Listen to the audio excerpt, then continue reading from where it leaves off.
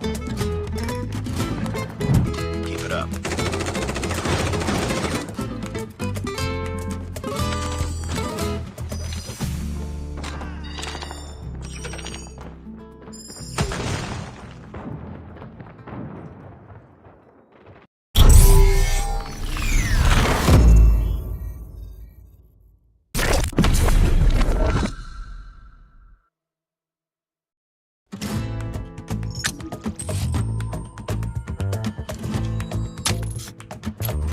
We've taken the lead. I got shot!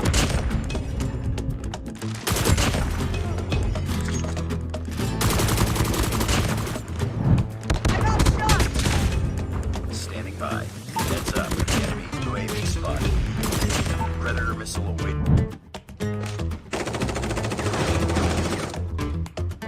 Heads up. Enemy UAV spotted.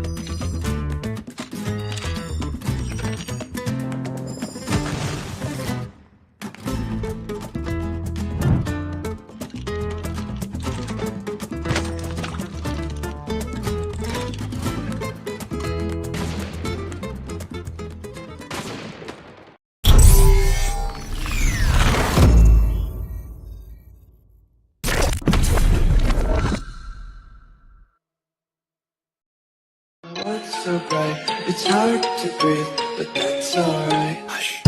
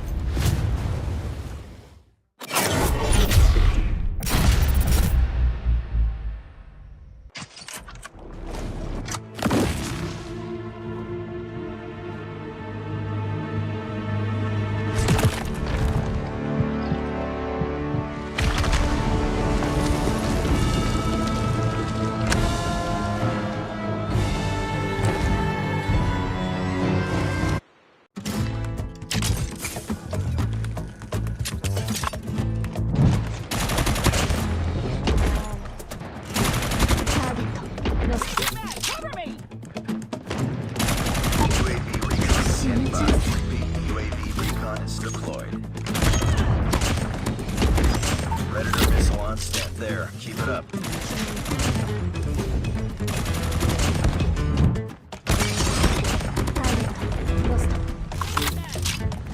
Hunter killer drone deployed.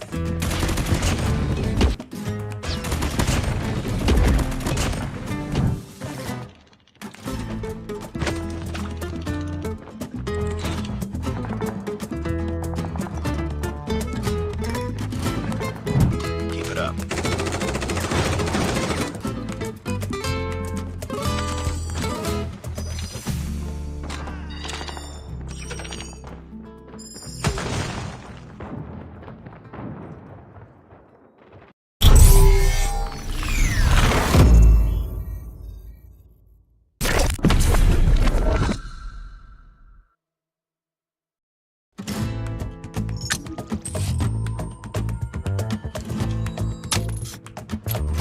We've taken the lead.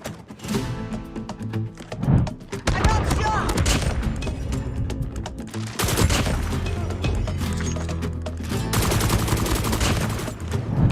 I got shot! Standing by. Heads up. Enemy UAV spotted. Predator missile awaiting. Heads up. Enemy UAV spotted.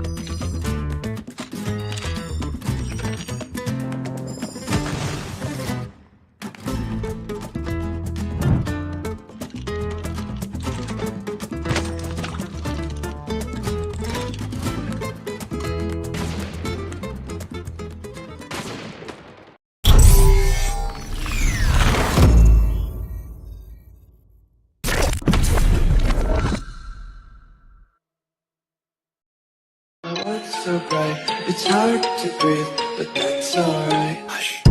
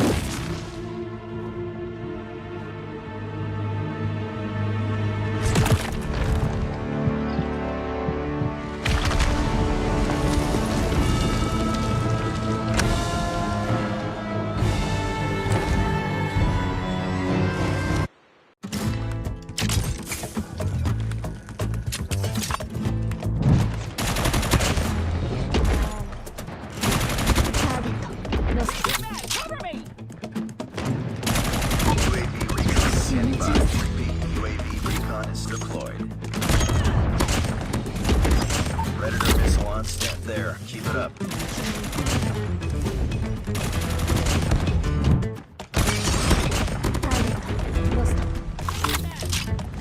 Hunter-killer drone deployed.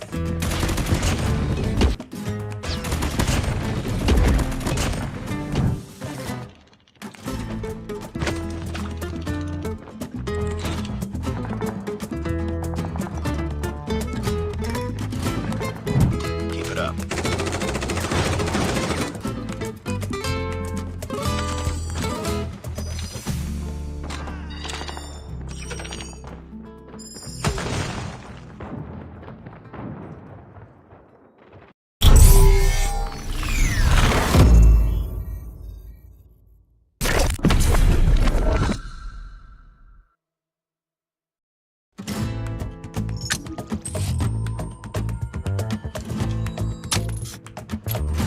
We've taken the lead. I got shot!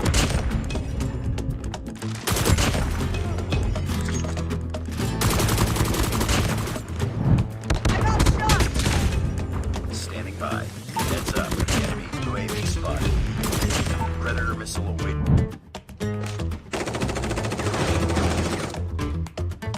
Heads up. Enemy UAV spotted.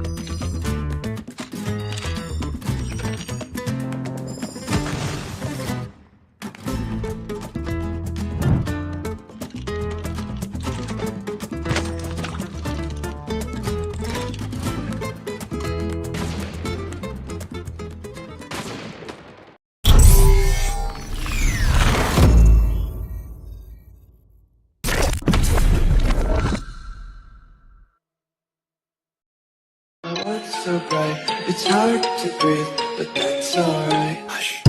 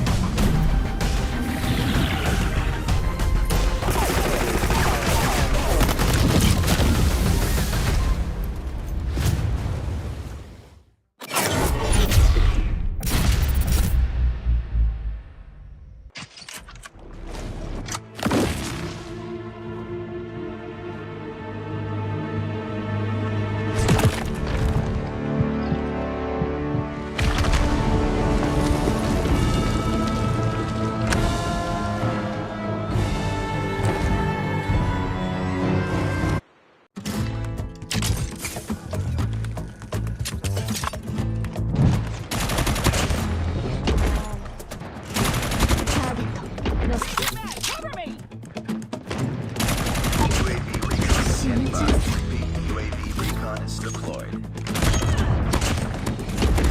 Predator missile on set there. Keep it up.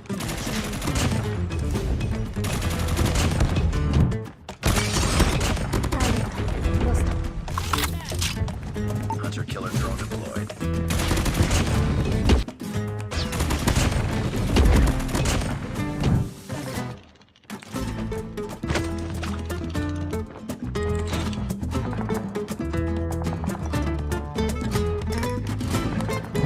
Keep it up.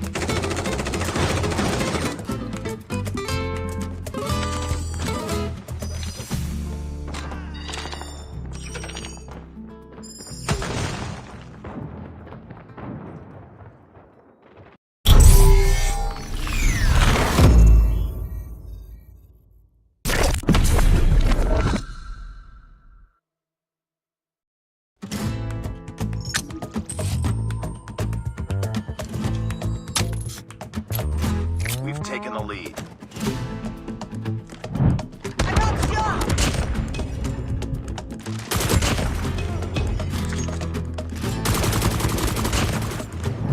I got shot! Standing by. Heads up. Enemy UAV spotted. Predator missile away.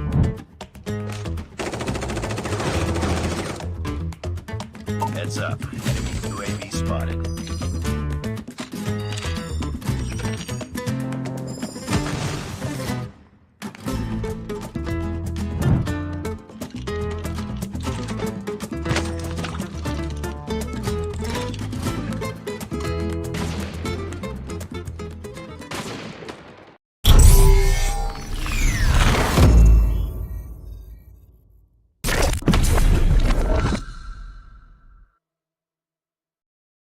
What's so bright? It's hard to breathe, but that's alright. Hush.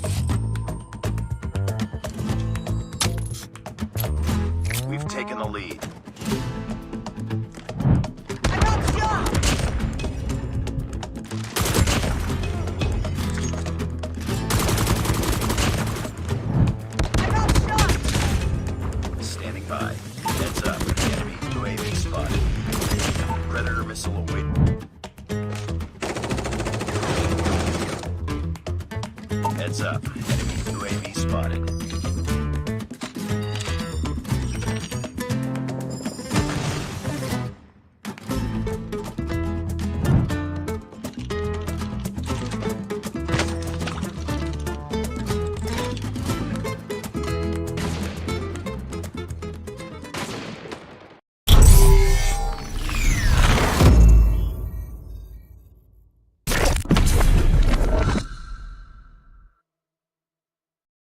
My world's so bright, it's hard to breathe, but that's alright. Hush.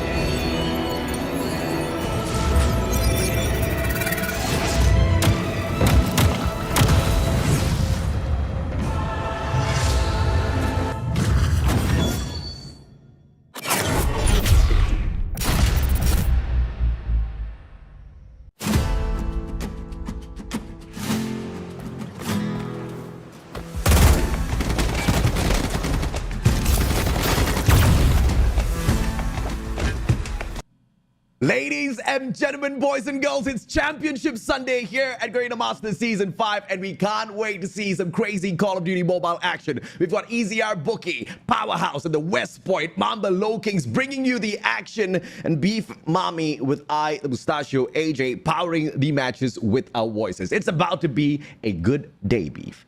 I mean, I feel like we're expecting overtimes, game number 5s, down to a best of 7. So if you guys forgot, we have the grand finals, round 7 goodness. And obviously, WPM LOWKINGS will have an advantage of getting one map. So definitely something that you can look forward to later on. But like what Mustachio already said, this is going to be an amazing day for our finals. Only 2 series for us, okay? Once again, best of 5 followed by a best of 7, which means a potential of many, many matches for us to enjoy. Down at the lower bracket final, we all know Powerhouse yesterday got whooped by West Point Mamba LOWKINGS. 3-0, no problem, bro. And now they have to deal with EZR Bookie. And this is going to be a challenge because EZR Bookie, the reigning defending 2-time Garena Masters champion, the Eastern champs as well. We've been waiting a long, long time for this version of the squad that has got Yato and Yobabs old enough to get into stage 5, and this is the best form that they have been in a long, long time. It's not going to be an easy one for the first match, Beef. And you already mentioned it. EZR Bookie was the PEG champions of last year. They've been so dominant in the years past as well. They had a very great start, and then somewhere in between here in this competition, they had a little bit of a harder time, especially back in CDSI. And now it seems like they're back in great form. I think the same could be said as well for Powerhouse as well. They've gone through many changes, plenty of name changes as well. And now it seems like the addition of these new members definitely is a really huge part as to why they're actually performing really well this time around. The team of Almighty losing Heaven is akin to Smart Omega dropping Whoopi from their lineup. You know, it was a huge blow. But in the new form of Powerhouse, they truly are living up to their names, right? Because FDX and Scared have been more than better replacements for both Heaven as well as Jeff Pro. I mean, we love those two guys, right? We love them to bits. Not so sure exactly why Jeff Pro is off of the roster, but whatever his reasons are, we unfortunately are not missing them all that too much. And FDX and Scared have personally made sure of that very fact, right? They've got fantastic gun skills. The mechanical skills are unbelievable out there. They also bring a lot of knowledge as well as experience to the table. And Powerhouse might just be on the run to win out their very first Garena Masters. And I see no better time to do that right here, right now, against this version of EZR Bookie. And later on, against West Point Mamba LOWKINGS, who I'm very sure everyone will agree are at their very best right now.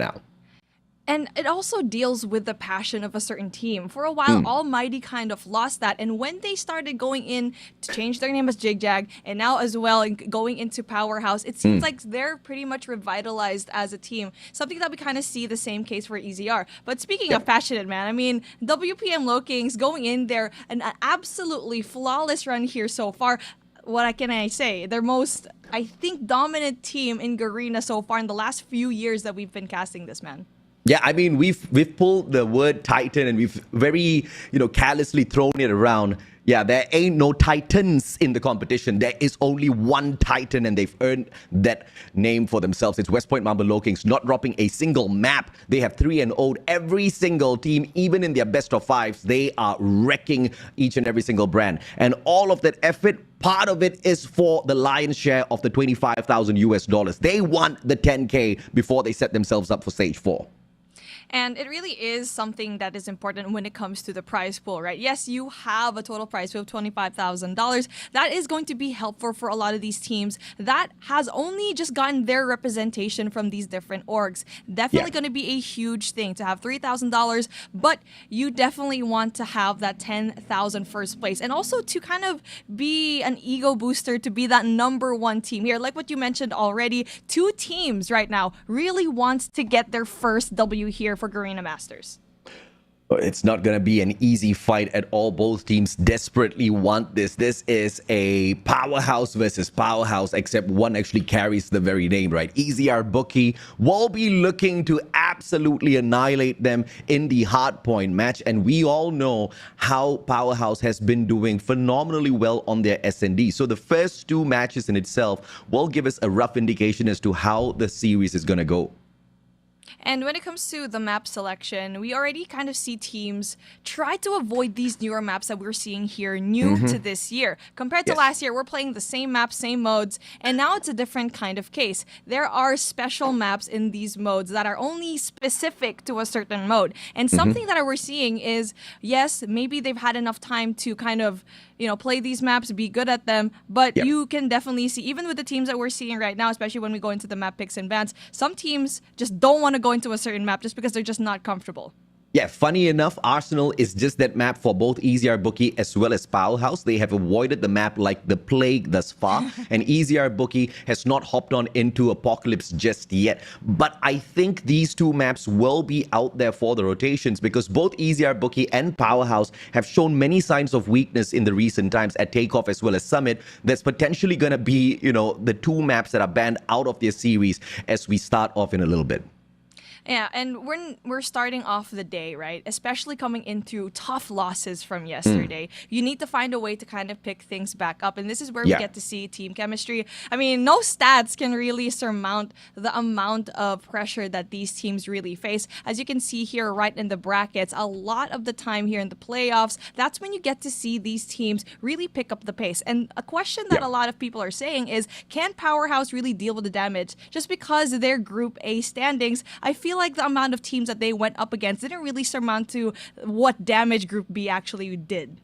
Let's just put it this way. Powerhouse, they were so bored in Group A that they were just trolling their matches, right? They weren't taking it seriously at all. But when it came to the moment to take things seriously, they started dropping maps. And I'm talking about the knockout stages. Even before that, Scatty actually put up a fantastic fight against them. They were the first ones to expose a little bit of weakness on the side of Powerhouse at that takeoff map. The main reason why we're not going to see that in rotation today, I'm pretty sure, because if Scatty could do that to them and then later on also punish them at Summit, I think Powerhouse is not going to allow the team of EZR Bookie to get anywhere close to that. But EZR Bookie in their own accord have not really performed good at those maps, but only one team has managed to punish them. It's West Point Mamba Lowkings. So for EZR Bookie, I can't say that it is a weak map. It's just that they took on a titan of West Point Mamba Lowkings who just refused to drop a single game.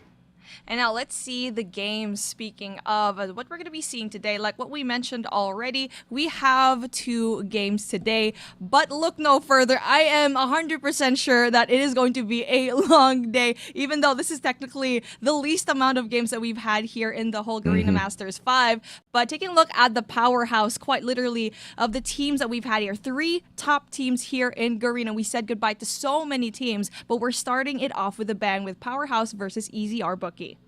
This is the first time these 2 giants will be going head-to-head in Garena Masters Season 5. The last time they met was back in the Summer Invitational hosted by COD China, where Black beat Almighty 4-1 in a best of 7. But this is not Blacklist Ultimate. This is not Almighty anymore. Many changes we most definitely can expect from them. But back then, at the exact same event, due to visa issues, the team wasn't able to fly out after beating Almighty. And guess who took their spot? It was Almighty that earned it. Of after, of course, overcoming Walt as they played for that very position. EZR Bookie obviously can't hold it against Powerhouse, but I'm pretty sure they were bitter watching the rest of the event fold out.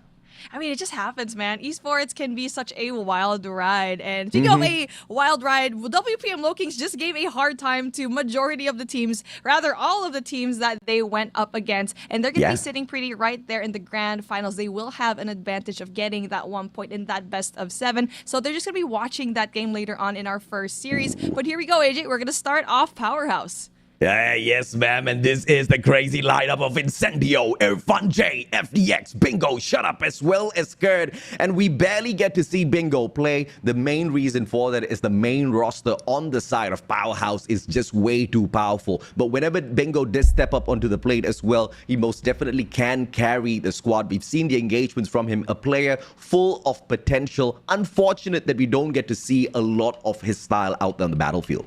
And it really was impressive, like the subs that we saw in CDSI. We saw Coach Ale and WPM LOWKINGS. It's the same case here for Bingo. And that's something that we don't really talk about as much is the importance of a sub. Just in case something happens into one of your players and you can't play, you need to find a way for that sub to be still a really good fit when it comes to that team. But on the other side of things, we definitely have a team that is not a sleeper. EZR Bookie, you have Jabin, Rage, AG, Yato, and Yobabs, the powerhouse of a team that is trying to look for another W here in Garena Masters.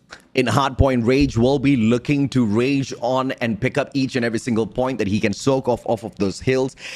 Regardless of wherever you go to, even if he do get dropped into the map of death, that just happens to be a pain point for both Powerhouse as well as EZR Bookie, be Takeoff or Summit. You know Rage is always the guy that the team looks for. AG, the backup objective player. The rest of EZR Bookie have always maintained very strict discipline when it comes to each player holding his own role out there on the battlefield. That has been one of the fundamental reasons why they have been so hard to break through, which just makes West Point Mamba LOWKINGS all the crazier for being able to beat them.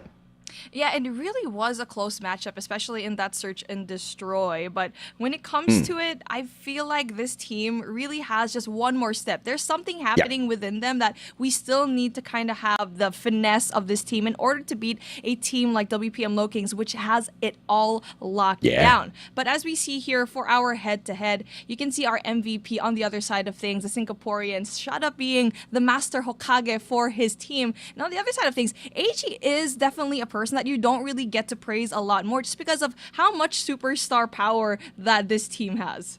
AG walking in with a 22 average kills on his side just makes him the most lethal player from the side of EZR Bookie. You definitely have to watch out for this guy. As Rage is soaking up all of the points on the hill, this is the person that's always close enough to the perimeter to drop by to help out Rage if in case he does get slain. And when Rage is still alive and kicking, he's the one clearing out the perimeter, making sure the rest of those players do not step onto the hill, making sure Rage gets a lot of those points and at the same time not a single scratch on him. That has also subdued the capability of Rage finding kills. It's not because of his underperformance, just because players don't find Rage on the map. All right, well, taking a look at what we have here, speaking of maps and modes are what we're seeing. I know, right? We're kind of confused with what's happening on the screen, so we're just going to assume that we have Express as our last map here. We're just gonna take a look at what will happen for our control game, but let's take a look at what we have for our first two. Hacienda definitely going to be a really huge map that some of these teams are actually having a really tough time with. EZR has won it 100% of the time. They played it 2 out of 2 perfectly, and for Powerhouse on the other side, they only have a 50% win rate here. So I feel like this might be an EZR. They might have a little bit more of an advantage, knowing very well that Powerhouse has been struggling with Hardpoint in the playoffs so far. No doubt. West Point Mamba LOWKINGS bullied the team of Powerhouse on Hacienda. The rotations were very weak. The spawn mastery, it's just something that I never expected to see Powerhouse struggle at, but that's exactly what there was on that map. Barely any bit of spawn management. Rotations were just untimely for the side of Powerhouse. Everything went the way of LOWKINGS. Clearly, EZR Bookie is looking to punish them there. But the fact of the matter of how we got here, I'm pretty confident Takeoff as well as Summit was taken off of this list. These two teams just do not want to step on in here. And I'm quite confused because Summit and Takeoff, two very basic maps that these two teams mastered and bullet all of the other teams on, but the rest have managed to catch up and the veterans have slacked off. This is going to be a key point that they have to focus on before stage 4.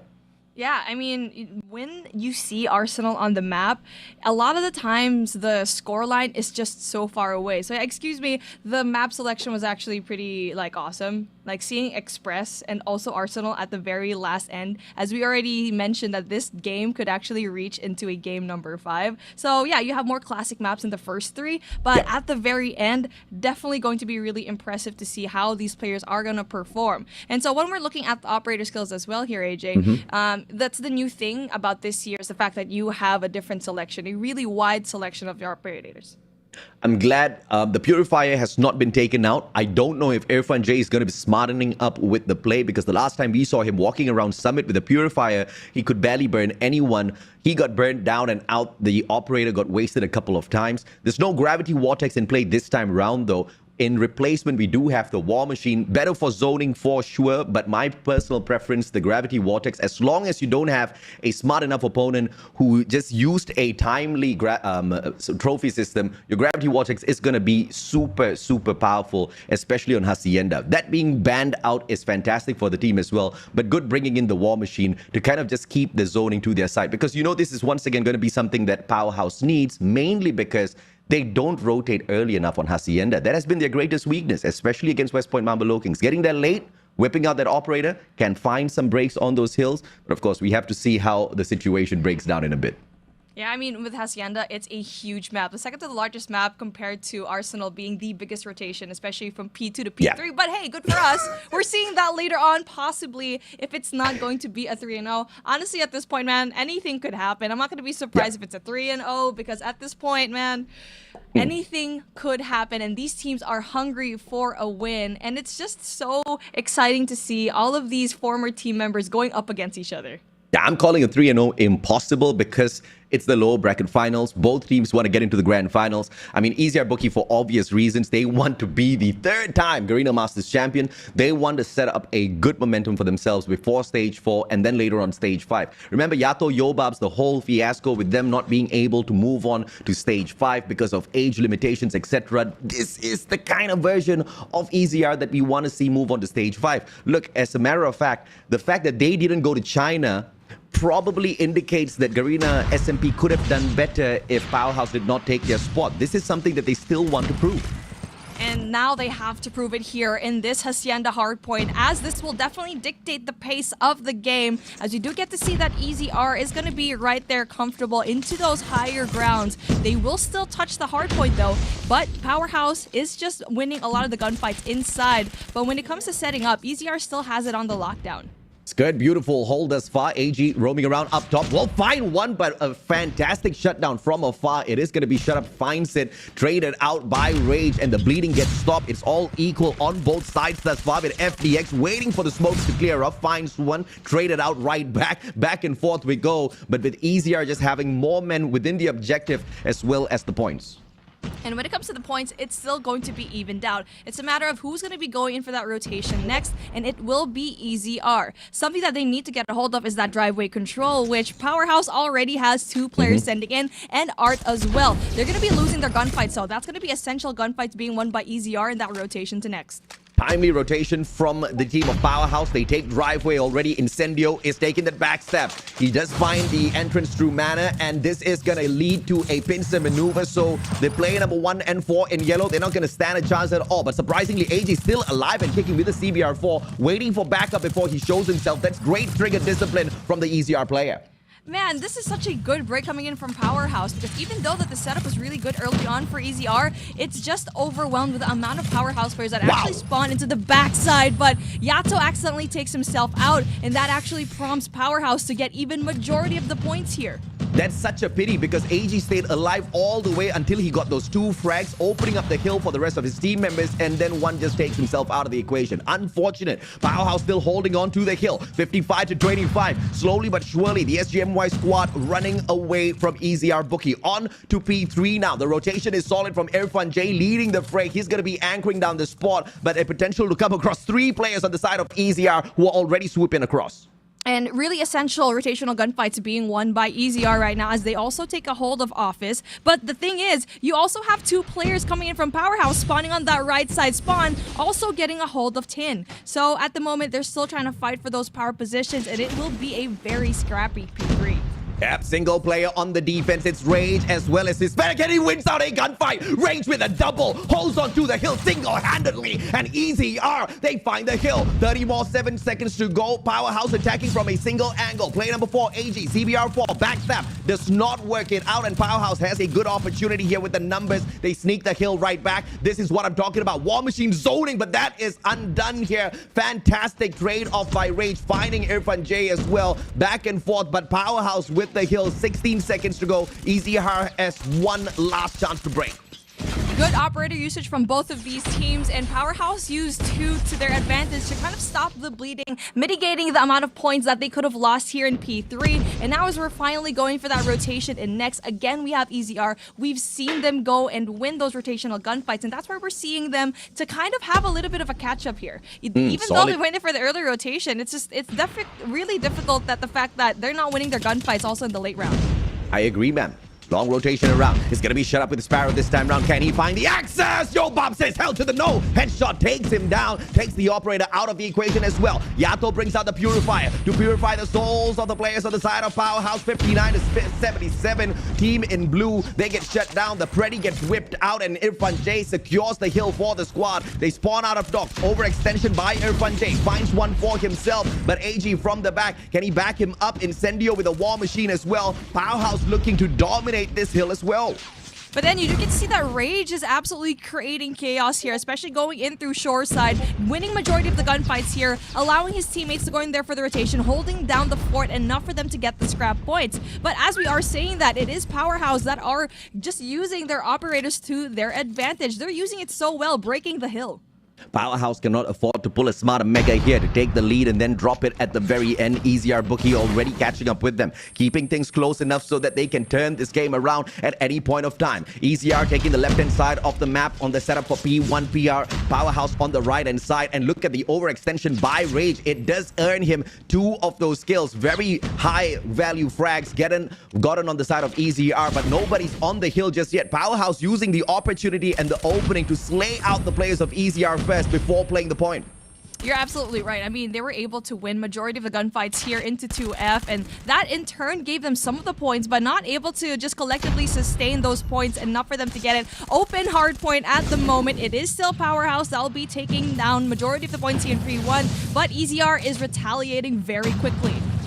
104 to 83 now. EZR, the bleeding has been stopped. They finally do sneak away the hill once again. They know Powerhouse want to go for a easy rotation into P2 yet again, setting up the driveway, but this has fired back. Powerhouse leaving 3 players, taking up all of the scraps here as well from the hands of EZR. Powerhouse not giving away any of those easy points to EZR anymore. They know that this match is now too close for comfort.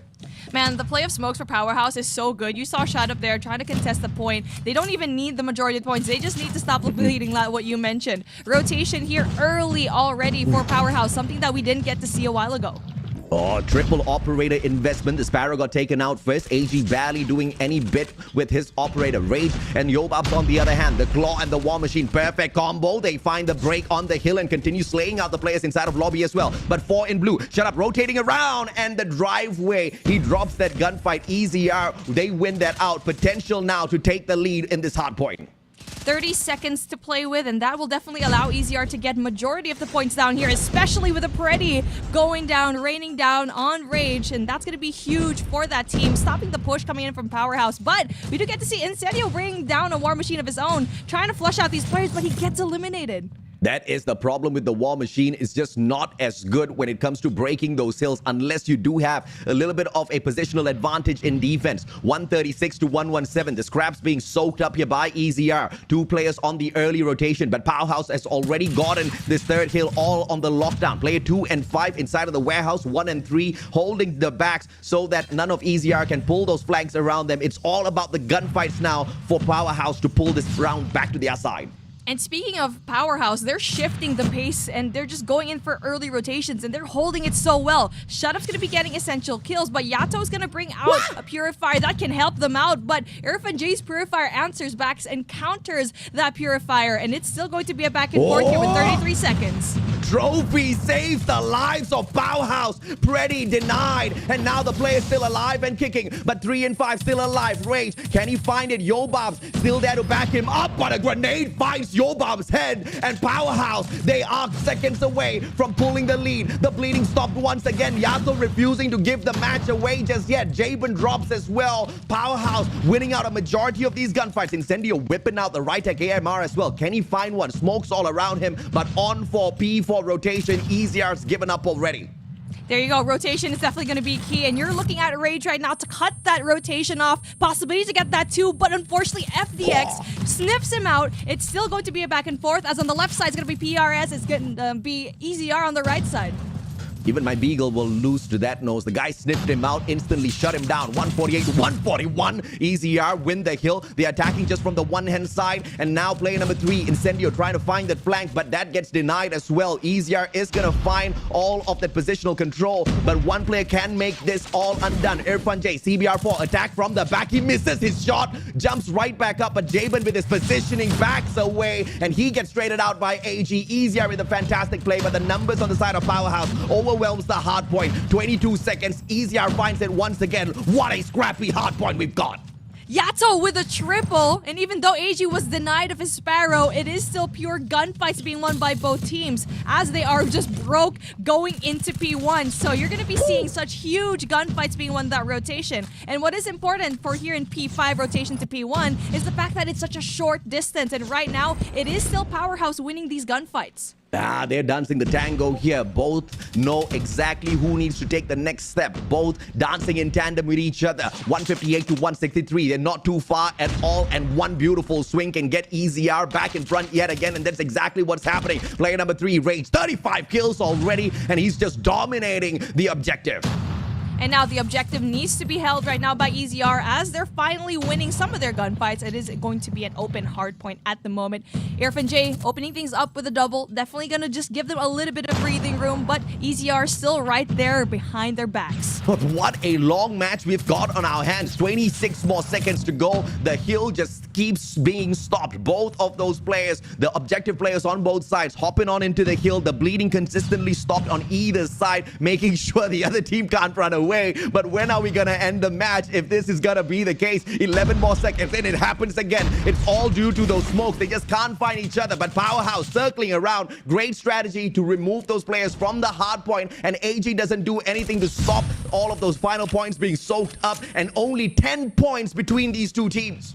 Shutup wins an essential gunfight to try and get that left side spawn, which actually allows player number 3, Incendio, to have a little bit more of cushion here. And as the Predator missile finally gets brought out, whatever setup that EZR had was finally broken down into Powerhouse's more effective side. But oh my goodness! What, did you see that? Yobab spawned on top of Incendio! I mean, you gotta thank Call of Duty Mobile for instances like that. You gotta have some comedy in life, baby. Irfan J gets the double slay, but Jabin's there with the Annihilator, drops him like it's hot. 189 to 171. Irfan J responds with a pretty, and Rage takes that all in whole. 189 to 172. EZR still have the hill just with one player, but the pretty finds him, and now Powerhouse drips the hill right back with 4 players hopping on in from the driveway, and that's gonna be the spawn the team of Powerhouse needs to focus on, because EZR has been making quick work off this hill using just that one place. Man, Incendio's using the smoke pretty well, but it will still be EZR getting these scrap points, which we already know will be so essential later on, knowing that the points are just so close. It's a back and forth pendulum swing. And now EZR trying to go in there for the catch-up. They are granted a closer spawn, as you can see over here. Player number 3 and 5 on your screen right there to try and go and defend.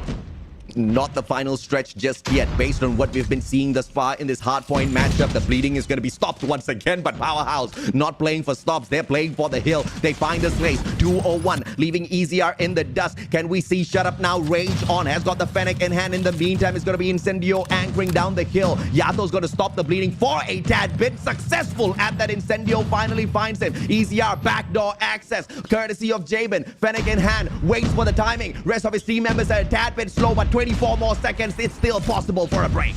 There you go, and now it's still going to be heavily contested. And the question is Yato going to bring out his operator with 42 kills, leading the pack right there? As they're finally establishing some sort of control here, we finally get to see just points right there. Oh my goodness, 195 to 211. Look at this powerhouse. They say hasta la vista to that hill. They move on towards P4 and they rotate long way around where the players of EZR are just not there at all. And that gives the opportunity for EZR to have equal numbers on rotation. Observation deck player number 4 versus 3. Incendio goes down and the hill potentially in the hands of EZR. 2 players still there, but Shut Up wins out a fantastic fight. Pulls out the Sparrow as well. Now's your time, Shut Up. 46 kills in hand. Can he secure this hill? It might just be the final run if EZR can be kept out.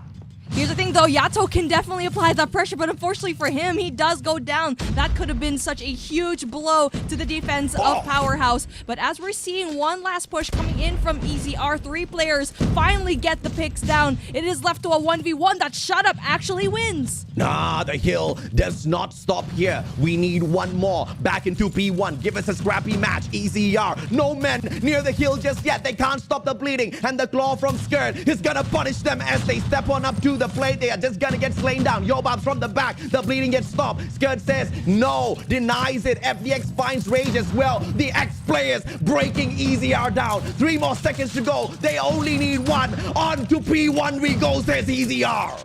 Oh my gosh. EZR needs to play perfect hardpoint, man. And now they're going to be set up for next, but they don't have high ground control, which will easily be infiltrated right now by Powerhouse. And what a back and forth hardpoint. Something that we expected here, AJ. But it is going to be the operator and score streak usage of Powerhouse that was king. I'm such a happy child. I am so happy with the games today. We get to pop off. The players are popping off. What a fantastic game. Both sides refusing to give up. The gunfights were fantastic. The operator investments initially, nothing to scream about. But as they continued to warm up in the matchup, hill after hill, it was such a dragged out game that so many of those operators continuously found their way back into the matchup, back into those connections. And EZR Bookie as well as Powerhouse managed to redeem some of their earlier plays. And look at the number of slays here from Rage as well as Yato. 46 on both of this side, but Shut Up hitting that 54. Phenomenal effort. Yobabs needed some more of impact in that matchup that he just could not seem to find much. Something that we saw early in the game, that even though EZR went in for early rotations, it was Powerhouse that was breaking the hill, pure gunfights, and they're just so good at that. And it was the time when they started rotating early is what gave them even more of an edge, especially knowing they could break a play just by using the Predator missiles. And we've seen it so many times here in this game. I mean, at the end of the day, Powerhouse as well as EZR Bookie, you can flip a coin whenever you want to decide who's going to win a match between the two, right? Both are equally matched out there on the battlefield when it comes to the strategies as well as the phenomenal gunplays. Look at this, 2 players, 1 on each side, exceeding 7,000 on the scorecard. This was a crazy hardpoint game. It's the kind of game where you're playing a ranked match and you cry when the game ends because you don't win, because you were so close, yet some fundamental gunfights lost out there on the battlefield just happened to make the difference, right? And we saw how many times EZR Bookie hopped onto the hill, stopped the bleeding. Yato was there. Yobabs was there. He kept stopping the bleeding, but he just wasn't winning out enough gunfights to win the hill over for the side of EZR Bookie. You throw in players like Irfan J, Incendio into the fray instead, throw in FDX. They were doing the exact same thing, stopping the bleeding, but always finding that flank around. And we also saw Jabin trying to do that, but just way too scared to go out and engage openly against the team of Powerhouse. Great decision making for sure, because you don't want to be throwing away lives, but it just wasn't that kind of game where those few seconds could have been kept away. He needed to engage. And now the back and forth definitely was present here in our hard point, but we're going into a game mode and map that both of these teams know how close everything could be. Firing range, search and destroy. Powerhouse knows very well the pain that they encountered yesterday up against WPM LOWKINGS. It was so close, man. It was a 6-8. We got an OT, the first S&D that Powerhouse actually dropped, but we're going to be seeing here again. The last time Almighty took the second place was back in Garena Masters Season 1. Ever since then, they had taken 3rd place twice, followed by the 4th place that was in Garena Masters Season 4. It has been a consistent drop of performance for the team of Powerhouse, right? Of course, in their new version with FDX and Skirt, I expect so much more from them. A very different approach towards the ending of Garena Masters Season 5. And they are proving that they've got the perfect quality to undo the phenomenal effort that EZR Bookie always throws into those matches. And unfortunately, in the final season where we get to see the best version of EZR Bookie, old enough to take it all the way, we seem to find some problems within the squad. I mean, underperformance at this stage will be forgiven. They've already earned their spot at stage 4, Beef, but you still want to be champions.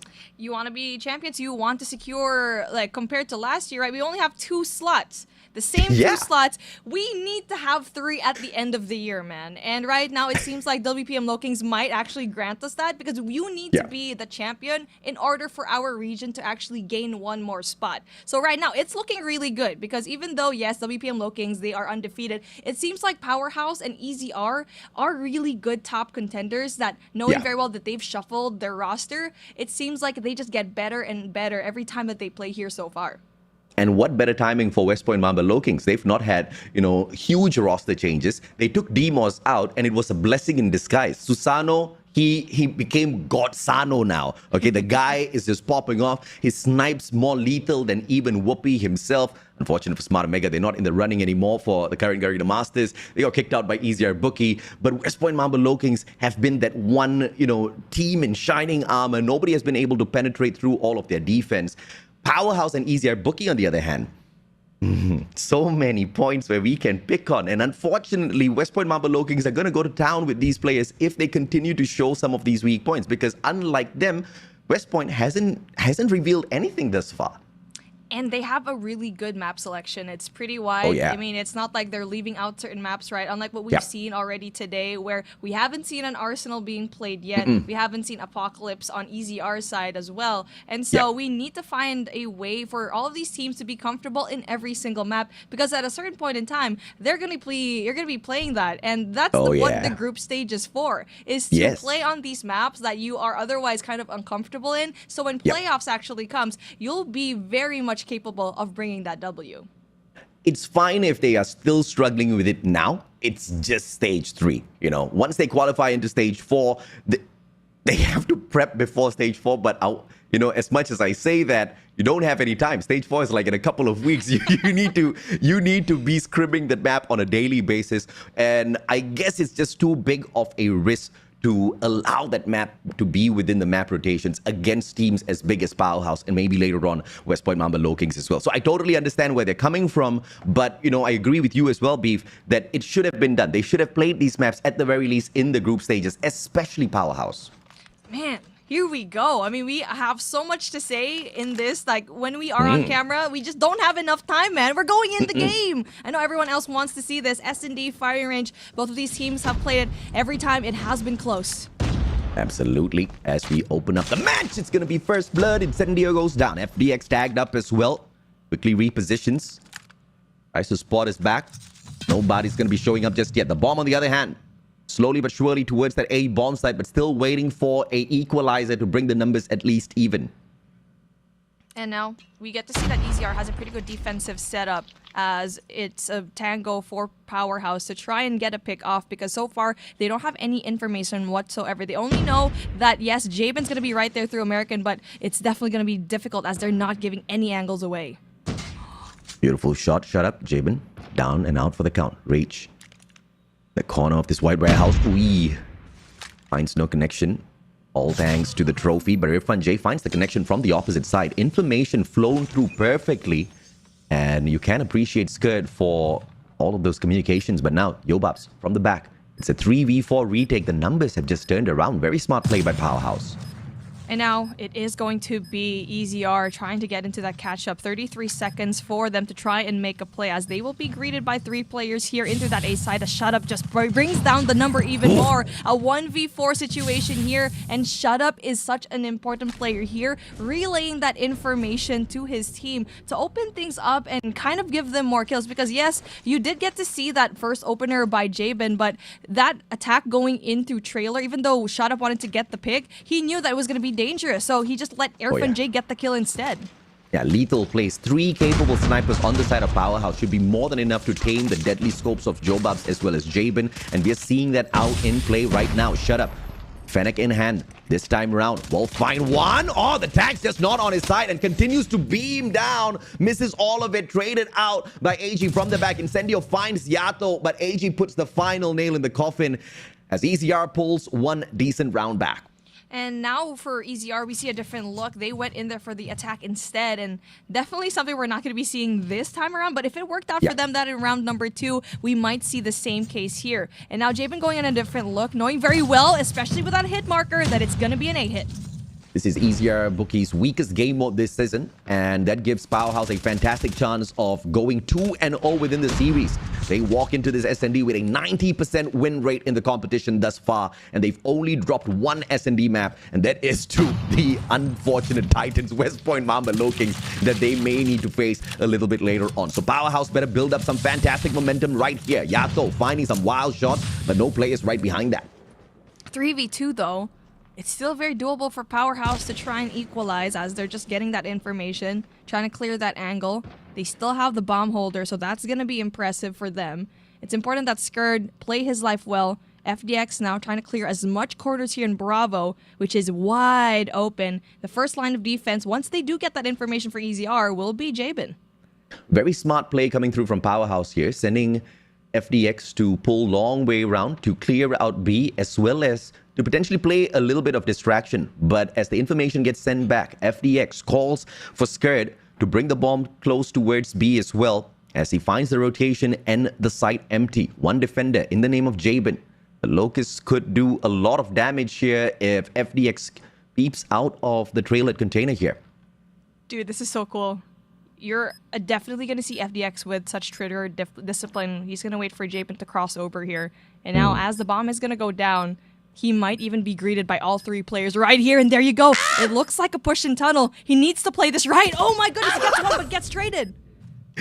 Gets the LCAR9 hit. AG does not find Skurd just yet. 24 seconds, a lot of time. Skurd needs to find a clutch. CBR4 in hand. Meets AG, double chow! But both of them hop on right into his ADS. And Powerhouse takes it 2-1.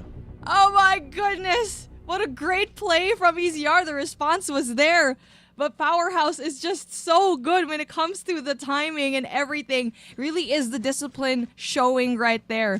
And as we see EZR trying to get a hold of that B information, they will send out just 1 player right there to go in for the defense. Shout out to the OG gang in the YouTube chat. Show yourselves, people. Drop a comment. Let us know exactly who you are, where you come from, and how long you've been tuning into all of the action from Garena. We've got some people here who've been 3 long years with us. You've heard our voices, we've seen your names. Hopefully we can meet one day as well on the LAN event. And I would definitely look forward to that event. And now FDX gets that pick off. It's still a pretty scrappy A hit. 23 seconds left on the clock. And finally, we do get to see Powerhouse maintaining that control here into that A side. And EZR looking like they're having such a difficult time. It was very messy once the bomb actually went down. And at the very end, it was still Powerhouse winning some gunfights right there. EZR went in for a more passive approach, bringing down those 3 players, playing back a tiny bit, but it didn't really give them even more of an advantage because the information was just not there. B-stack this time. 4 players pushing on in, defending AG with the Fennec. Has got a good angle to play around with. He might be able to pull a double slay off as long as he plays his timing right. Yato double stacking this for a crossfire. And the players send that information right back. A couple of shots out of Yato. Finds no connection. AG, very careless engagement as Skurd does get taken down. The trade does come on through. 1 for each side now, but the bomb side wide open. FDX try to put one down, but Jabin finds Incendio in the meantime. 3-1. Irfan J trades out the numbers through a double for himself. It's all up to Jabin and Yobabs to find this clutch. And now information to EZR that bomb's gonna go down. For sure, Yobabs heard that. And now, Shut Up slides away into the nick of time, and Yobabs could not see him. And also the long flank from FDX will prove so hard. And speaking of the man himself, gets one, spots another, and honestly, Powerhouse is just playing this to perfection, man. They're just playing their angles right. Once again, 90% win rate in the competition thus far. Only West Point Mamba LOWKINGS have made them bleed in this S&D. EZR, on the other hand, is barely tickling Powerhouse. At that one point, I believe it was in round number 4, I thought that we were having a technical issue. Someone hit the fast forward. That one came to a quick end. Powerhouse just speed ran through that. Now EZR seems to be like they want to create chaos here in through jungle side. They will try to overwhelm on the backside. It will be AG in the first line of contact, but he does not get what he wants. Shut Up goes in there for that first blood. Yobabs, it's all up to his shot, whether he makes a mistake or not. One sniper waiting right in front of him. It's going to be key in terms of timing. He keeps moving around. Wants to spot out both those angles, but not expose himself. What a flick! Scared! Dropped by Yobabs in an unrailed shot. And now, goes away. That's good. Equalize, and don't let them just go for your next move. And now that kind of makes Powerhouse a little bit scared as to go into that Bravo side. There will be 2 players stacked right there. They will be met by one more player in through mid that can create chaos. That will be Yato giving information that it will be that trailer hit. Yep, open bomb site here on A. Plant from the side of Powerhouse, and out of 6 attacking rounds, the potential to pull 5 away. As Shut Up finds Jabin as well, overextending, finding the Punisher onto the defenders, and now 3 more players left here for the retake. Great big effort by Shut Up is about to pay off. Yeah, that was a really aggressive hit by Shut Up, and we didn't really realize that we didn't get to see Jabin see him. So right now, it will be a heavily stacked trailer side. 3 players right there. As speaking of the 3 players of EZR are going to try to get that, but Irfan J yet again ends this with a triple. AJ, my goodness, a 1 in 5 as we're switching sides, and it's looking real good for Powerhouse. Typical Irfan J, why should I take 2 when I can take 3, sir? He says. And he takes the triple. Fantastic plays will lead Powerhouse to a phenomenal attack against EZR, pulling away 5 out of potential 6 rounds. And now EZR with the bomb. They want to stack barracks first. Finding a couple of information on the plays on the side of Powerhouse is going to prove to be tough, because Powerhouse and their positioning, they're quite well hidden, except for Shut Up overextending, playing cheeky now. And now we do get to see that Shut Up's going to be overextended a tiny bit, but Yato definitely knows that there will be that one player right there. And now as FDX opens up some space right here, Yobab's going to go down. And looking like EZR, the more time that they take here not moving, it just allows Powerhouse to inch forward. Somebody's got to buy Yobabs a new phone, man. The guy's lagging. Shut Up finds one as well. The 5v3 AG finds one trade. Beautiful as he drops FDX. The initial Punisher, though, as it took Yobabs out of the equation, should hurt the team of EZR quite a little bit here. But they do have one more sniper in the name of Jabin and the LCAR-9 in hand. He stacks himself towards that B bomb site. It is going to be an opportunity for Yato to rotate around, but that's only if they can sort out Incendio. Powerhouse is in a really good spot to cut rotation, either from Bravo, mid, or A. They got their lanes covered and also playing the numbers to their advantage, as they are trying to spot that one sniper left that will be Jabin. That can definitely open things up for EZR. And now they're just waiting for a sound cue. 26 seconds left, and now for EZR, they need to find a way to plant this bomb in A. Speed run. Irfan J says hello. Beautiful slide. Does manage to tag up Jabin. Gives Shut Up the opportunity for the finisher, but Jabin shuts down Incendio instead. Great strike as AG finds the plant. Grenades not going to be tossed in just yet. Shut Up already in position. Jabin don't stand up. Beautiful as he repositions himself. AG on the other hand trying to spot out exactly where the attack is going to come from. And in a 2v2, it's all about Skirt and his opener. Well timed with Shut Up spot. Skirt spots AG, and Jabin gets that shot off and gets that double to put a board finally for EZR. Slowly but surely, we did get to see this team, even though they were down to the lives in the beginning of this round, able to play it off just slowly, try to catch that information from Jabin, and now Powerhouse needs to find a way to answer back to this guy, because so far, Shut Up's kind of having a difficult time on the defensive side. Tough retake there on that round. No utilities to play around with. Gave Powerhouse not a lot of ingress towards the retake. that they had to pay high for as Jabin wakes up in the matchup a little bit. Locust in hand. Opportunity to shut down player number 2 in yellow. That's FDX. Holding the exact same gun on the opposite side. It's going to be about the war of snipers before EZR takes that bomb to either one of these bomb sites. Incendio spots out multiple players of EZR on the other side of the map, knowing very well that they haven't committed yet. As you can see, the defense of PRHS not moving quite a bit as Powerhouse, the first person that will try to get that information, shut up, doesn't know that AG's right there being a little tiny snake, man. AG wiggled all the way across. Hello, shut up. No, Execute no him. way. Execute him. He's gonna Execute him. execute him. Execute. Oh, no way. Execute. No Come way. on, AG. AG!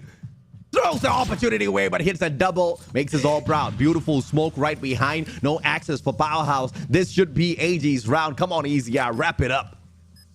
Man, that was great. I'm so glad the Observers. Like, shout out to you, Observer. I know we were talking to you a while ago, but my goodness, what a moment to actually have. And now, let's see what Powerhouse will have. They only have 2 lanes at the moment, and everyone else from EZ are going to be tucked away in a corner. I swear to God, the Observers, whoever the old ones were who got fired, I'm sorry, but whoever the new ones who got hired, I love you. 5-2.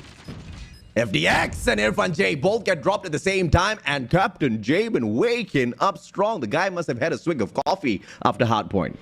Oh, yeah, man. The guy is awake. The guy is alive, knowing very well that they need to step on the gas here in Search and Destroy. Slowly but surely on the attacking side, they're definitely a little bit more comfortable, knowing very well their attack-sided team. But also, Powerhouse creating a different diversion this time around, stacking that B side, will be greeted by 3 players from EZR. Powerhouse trying to play those positions where they focus a lot on the retakes. It's just not working out just yet. Hope to see a little bit of a change coming through from the MYSG squad. Perhaps stack the bomb sites instead. The opportunity to flood into B was there, but the bomb swings towards A instead. Irfan J, very aggressive, finds one, traded out, but prevents the plant. Beautiful play, but is the sacrifice worth it? Oh, a back and forth from both of the snipers, and Jabin going to be the better sniper in this round. FDX goes down, but you can see that Powerhouse is trying to go in there for the pin chance. It's Incendio gets shut down, yes. It is going to be brought into a 1v3, and even though that EZR tried to go cheeky into that gameplay, could not sustain it, was so slow, had no one for the backup when it comes to that bomb plant, and Irfan J was able to get that first blood down. I mean, yes, EZR tried to go in for the diversion, but I feel like they still needed to stack A little bit more, just providing a little bit more defense when it comes to that bomb plant. The 2 captains having a personal grudge, the sniper battle between each other, trying to prove as to who's the better sniper. At the moment, Jabin definitely leading, but Yobab shutting down Incendio puts him out of this round from contesting. The opportunity to be the best sniper within this matchup is gonna show up later on, potentially, but Shut Up making quick work of them in a 2v2. Yato! FDX, beautiful shot, clips Yato on the shoulder, but the guy walks away with his life. Irfan J waiting from the back, and he takes one. AG turns on him instead. But then an opportunity for FDX to try and disrupt the play. He knows very well where everyone else is, and he is in a great position to catch them off guard, possibly stop the plant, question mark? Yes, he can. He's able to deliver. AG's going to try to apply that pressure using the heady to his advantage, and this is the second time that AG was able to bring his team back into the map. My, oh my. AG. Initially, guy's been doing a lot, by the way, in this game. Let's see if or not he can continue to pull EZR back into the matchup. There's 3 rounds in a row now. Yobab finding Incendio first blood. Perhaps the conversion is going to be there for EZR. Irfan J needs to be sorted out as well. It's all going to be dependent on Yato as FDX circles around for on the side of Powerhouse. Inside of that warehouse, you're going to have Yato waiting menacingly. On the other hand, it's going to be the bomb rotating towards B as A is just way too hot. They've down the numbers already. They know they have an advantage. And Powerhouse just runs straight into them. Yeah, I mean, when it comes to EZR going in for a rush play, I feel like they're just having a better time. We saw that a while ago. I think that was round number 2. They were finally able to put that 1 point on the board. And now it seems like they're doing the same here, winning majority of the gunfights very early on into the round. As you get to see Yato throwing in those essential utils to try and stop that sight line for PRHS. Such a long abbreviation, man. I know, right? I struggle so much. I'm just looking whatever's on the screen.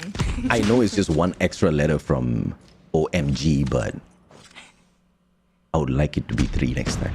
Thank It's you. easy R. So easy to say. BRHS. One extra syllable, man. Incendio, Yato, beautiful shot from across. 2 players taken out already. Powerhouse on match point. Have been on match point for a while. Trying their very best to end this as EZR needs to find a ingress here towards this B bomb site. Anchored down by Scared. The rest of the players on the side of Powerhouse not even bothering to rotate just yet. Still locking down mid and A. Yeah, they're very careful, trying to go in for more a default setup here because it could be an easy rotation for EZR, possibly going for that east side. It will be Skirt to give that information if the bomb is going to go down, but Rage checking his corners right, but he still goes down. The trade still comes through. A 4v2. Numbers just not on the side of EZR. Barely any utility to play with as well. Can't smoke themselves out. Can't concuss any of the players from the side of PRHS. I did it.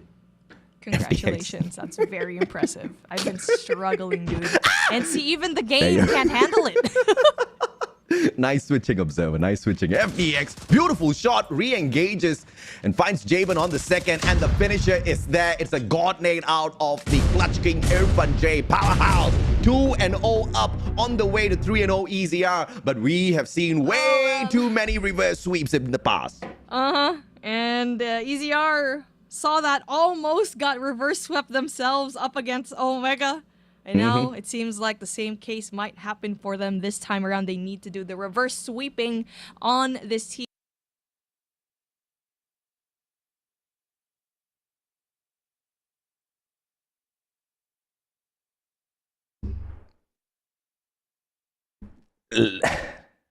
Let's see if or not the lineup of Incendio, Irfan J, FDX, Bingo, Shut Up, as well as Scared can pull it off once again. And ladies and gentlemen, boys and girls, let me just tell you, the potential of winning Control is high on the side of Powerhouse as well. EZR is fantastic at Crossroads Strike on both attack as well as defense, and that makes it their most favorite map, followed by Raid. But unfortunately for them, they met 3 juggernauts on that very map and were defeated. Powerhouse, on the other hand, has been on a run to reclaim the title of Control Kings. They start Control with a 90% win rate, outshining EZR, who only have 64% of their Control games won. That basically writes a story of a 3-0 here. But once again, we have seen many moments just when the team of EZR Bookie was counted out. They came back not once, not twice, but 3 times in fantastic reverse sweeps to down and out Titans of the past. But let's take a quick breakdown here of the numbers. 15 kills by AG. Hard carry for the side of EZR alongside Captain Jabin. Yato, Rage, and Yobab's Beef, they barely showed up. I know, man. You see AG with 15 kills for the L. He tried so hard trying to clutch up those 2 rounds, and that is one thing we don't like to see in a team, when you're just trying to barely make it off a round and just trying to go in there for those clutch moments with individual players involved. On the other side of things, everyone else from Powerhouse is doing a phenomenal job. You got FTX going head-to-head up against Jabin, Shut Up on the other side getting, triple kills. On the other hand, also Irfan J getting multi-kills and just providing so much more damage, especially on those flanks. And even if Incendio just has 6 frags there, his performance was better than 3 players on the side of EZR. So that is an instant disqualifier as to the effort EZR has been putting into the match thus far. But that being said, though, we always were under the impression that SND was going to be on the side of Powerhouse, but we expected EZR to rip away that hard point. That was a shocker of a fight for sure. Now, if EZR wants to kind of swing the momentum back their way, of course, Arsenal is going to be a key play here. But to survive, to get to Arsenal, they have to go through Control. And we all know Powerhouse used to dominate this mode for so long. They didn't just go through one tournament, but multiple tournaments untouched on Control. I mean, this is one thing that will definitely go into the favor of Powerhouse just because Control is one of their best game modes. That Search and Destroy and Control to be their best. It seems like they're on their best form today, winning that Hardpoint, winning this S&D, and now it seems like Control, this is their playground. And granted that they will definitely give EZR a very difficult time, knowing very well that EZR is having a difficult time here in Control, not having the best of stats, knowing very well that Raid is the only map that they've won Control points at. And Powerhouse at the moment, they are just allergic to Raid. For some reason, they just don't want to drop by in there. But as far as standoff is concerned, both of these teams are going to be well prepared. But how good they are in the map is the biggest question here, right? It is a favorite of Powerhouse to drag teams into standoff, and they've got a fantastic win rate here thus far. Out of the 6 games played at Control, they have managed to win 5 maps. And once again, the one that they did drop was against West Point Mamba LOWKINGS. West Point Mamba LOWKINGS has just been that one outlier that has been ruining everybody else's record. EZR Bookie, on the other hand, a 50% win rate. They've only dropped by standoff twice thus far. That shows you not how good or bad they are, but the fact that they just don't prefer playing on this map. They would have most definitely liked to drag this into Raid, but it got banned. It is just a mind game, this map picks and bans, man. Like, it definitely starts here. Like, a lot of people don't know that the mind games start even before they hop into the game. The map picks definitely going to be a huge thing. If this was Raid, this was definitely the playground of EZR, and it could have easily been a W for them, knowing very well that it wasn't played yet by Powerhouse, but now the cards are sort of in the favor of this team. But something that we've already known, especially with EZR up against Omega, is that if it's your worst map, you can still win it. We saw Omega do the same case up against EZR. Maybe it could be the case here for EZR as well. It did seem like Omega, I mean, I want to say hiding strats, but others may term it as inconsistent. I don't think they were inconsistent. I just think they were being very sneaky with what they wanted to show and what they didn't want to show, and overall lost the battle. I'm not saying the war just yet, because the war is happening later on at stage 4. That's where we get to see whether or not Smart Omega truly has it, or they're just washed out by this point of time and they need to re-roster to stand up against the bigger squads that have easily overtaken them. But as we start off Control, Jabin's going to be opening up with a First Blood, and it's all out EZR as a matter of fact. And now EZRB on the defensive side here in standoff will definitely give them an easier time, as the offense is just so difficult here compared to the other 2 maps that we have in Control. And right now it will be EZR having a little bit more of a life lead, as that first tick of progress in Alpha trying to take by Powerhouse, but unfortunately for them, not able to secure it quite yet. But Scared will be right there to provide it. Great defense thus far by EZR, but as quickly and as hot as they started, Powerhouse catches back up in terms of the numbers. Now a 2-life deficit, but already the second segment almost on the capture. One more player can prevent it. That's going to be Yato, but he doesn't find the access, and they let go of A. This is a surprising take by EZR, but at the same time, not so surprising, right? B is closer to the spawn of EZR. It's a little bit easier to defend. Let's see if they can bet on their gunfights. Oh, we do get to see EZR trying to stop that third tick of progress happening here in that A side, and Yato and Jabin able to provide that counter here into Alpha as they try to get rid of the progress that Powerhouse actually had and was so close to obtaining. And now 53 seconds left on the clock. Yes, it's doable, but we need to see Powerhouse trying to create a little bit more of a 3-dimensional play rather here going into Alpha. AG's just popping off at this point of time. Jabin Rage, can they find more for themselves and match up alongside AG? Keep up with him as well. A is going to be sneaked away for sure. 12 lives. EZR can play this down to the T. Down in terms of deficit. Powerhouse needs to manage their lives consistently.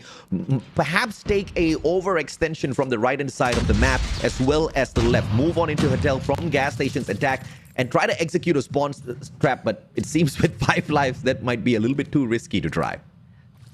And now 11 v5, a minute on the clock, a minute 24, and Skurd tries to equalize it, but definitely still going to be an advantage towards EZR. And now a 3v8 and Rage on the hunt. He can definitely try to catch that rotation, but again, with a minute on the clock, that's still a lot of time, but I mean, you can see the life count right there. Clutch time. Are you going to play this like the grand finals? I guess the answer is no. Skurd and Incendio waking up a tad bit, but they need to take 3 lives each. First one drops as AG finds Incendio. Now in a 1v5. Skurd, can you do something? against the boys you used to dance around with quite a bit. All 5 players in defense on the side of EZR stacked up in a perfect line. A welcoming committee for Powerhouse Skirt. Take a look at this though. He has the claw in hand. Not able to use it, but he will get that kill with the CBR. Information given. 33 seconds left on the clock, but take a look at what EZR has in store for the next round. 4 operators to play with. Skirt going to be the only person left for Powerhouse to try and counter all those operators when EZR tries to go in there for the attacking round. I think Skirt's been spotted out already by AG. AG gives that information off, but you see the discipline from the side of EZR, not moving away from their positions, and Yobabs gets punished as well. 7 more seconds. Hunter Killer Drone gets sent out. Rage does not get taken down. Good head he played, and he finds the trade as EZR picks up round 1. He could have actually won that round if that Hunter Killer Drone found 2 and he won that gunfight. My goodness. All right, this is the type of thing that we like to see from all these players. Skirt trying his best to try and mitigate the bleeding, but as time is going to not be on his side, things are finally going to be switched around. EZR starting off hot this time around, opening things up. AG with the Sparrow, but the Sparrow quickly gets undone here. Hunter Killer Drone getting sent out as well, and Irfan J gets slain by that.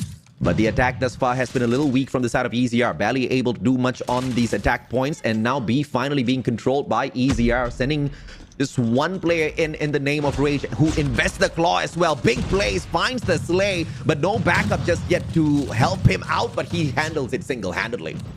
2 operators out for EZR to try and defend, but they actually won't be able to get as much kills as they wanted, as they are trying to work in for that B tick.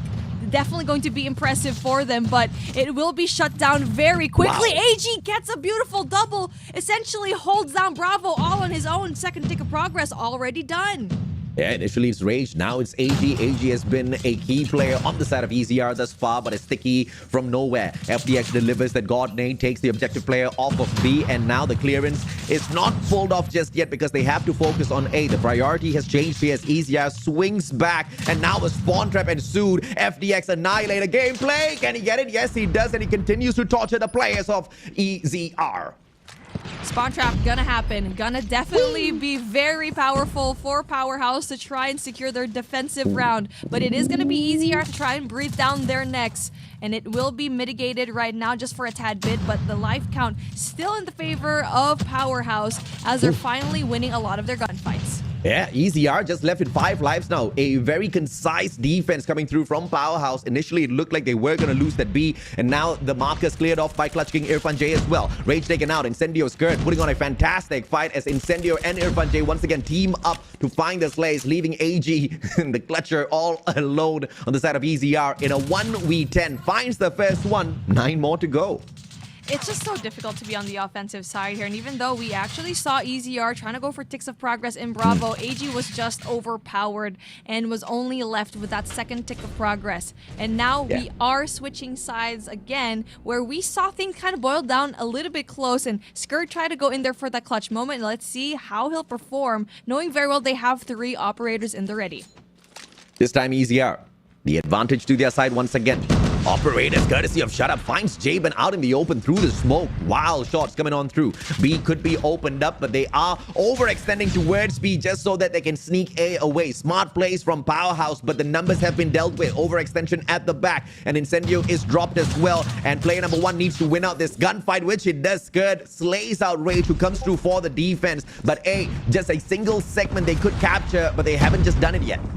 FDX goes big with a beautiful double with that Predator missile. Tries to go in there to stop that rotation going into Bravo.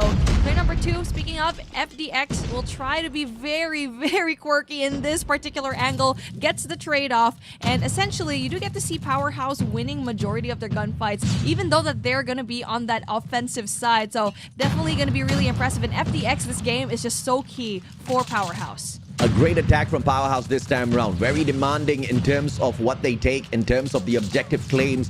They take the lives away from EZR. They claim the kill as well. A now about to be trapped. Backstab player 2 taken down. Yato couldn't really do much as Skirt goes in for the investment on the claw, but Yobabs and his God nade does find the connection. A has been taken away, and with Incendio single-handedly trying to sneak B away, but he gets undone. War Machine goes down. Defense is solid for EZR as Yobabs Yobabs brings out his own War Machine. Man, that could have been so huge for Incendio. He brought out his War Machine, tried to go in there for the solo defense, solo capture in Bravo. But now Powerhouse still has the life count, but EZR, all they have to do is just stay put, play their angles right. And right now, they're trying to cut off any kind of rotation that Powerhouse will try to get. This is a tense moment indeed because EZR down in lives. They have to play this defense very smartly. And Powerhouse, although they have the advantage, they're taking a very slow approach in terms of the attack. They want down the lives a little bit more. The EZR have got these angles played here. It's all going to be dependent on how Irfan J makes his way out of Hotel. That angle locked down by AG. 2 players on the stack from convenience store, moving slowly. FDX has got a little bit of backup. They meet Yato. FDX opener. AG finds the first one. Jabin drops shut up. But FDX wins the fight at the back. That opens up gas station straight for a spawn trap now for Powerhouse. EZR equalizes. Only 1 life in between them. A heavy stack headed towards that tractor side. And you do get to see that it was an invisible line that Powerhouse just drew on the sand that will try to mitigate that force up against Jabin. That will be the first point of contact here in through that tractor side. But 6v6, 32nd left on the clock. And it'll be very difficult for Powerhouse to try and instigate. Fine play. Incendio tags from afar. Rage gets dropped. 2 more lives. This has to be on the side of Powerhouse. Hey, don't execute, bro. Powerhouse 2-1. You were hyping it, bro. I was in it. I was so like, fully not invested now. in there. Not now. Oh man, this is very hard to see. I mean, EZR tried so much. Rage did a phenomenal job at trying to bring out the claw into Tractor side, trying to stop that rotation from Powerhouse, and now they're 1 round away into bringing this series into a 3-0, but you still have a life here for EZR. Back and forth we go with the lives. Powerhouse this time with a defensive advantage. EZR have already lost 2 rounds to them, which means Powerhouse just needs to nail this in this round. FDX brings out the Annihilator, tries to spot out a couple of players, but the smokes will obscure his vision. Finds absolutely nothing and shut down. Big play by AG. No annihilation for the guy just yet. And Powerhouse now, they struggle as A gets sneaked away, but 2 players sandwich him in and they take out the attacking player.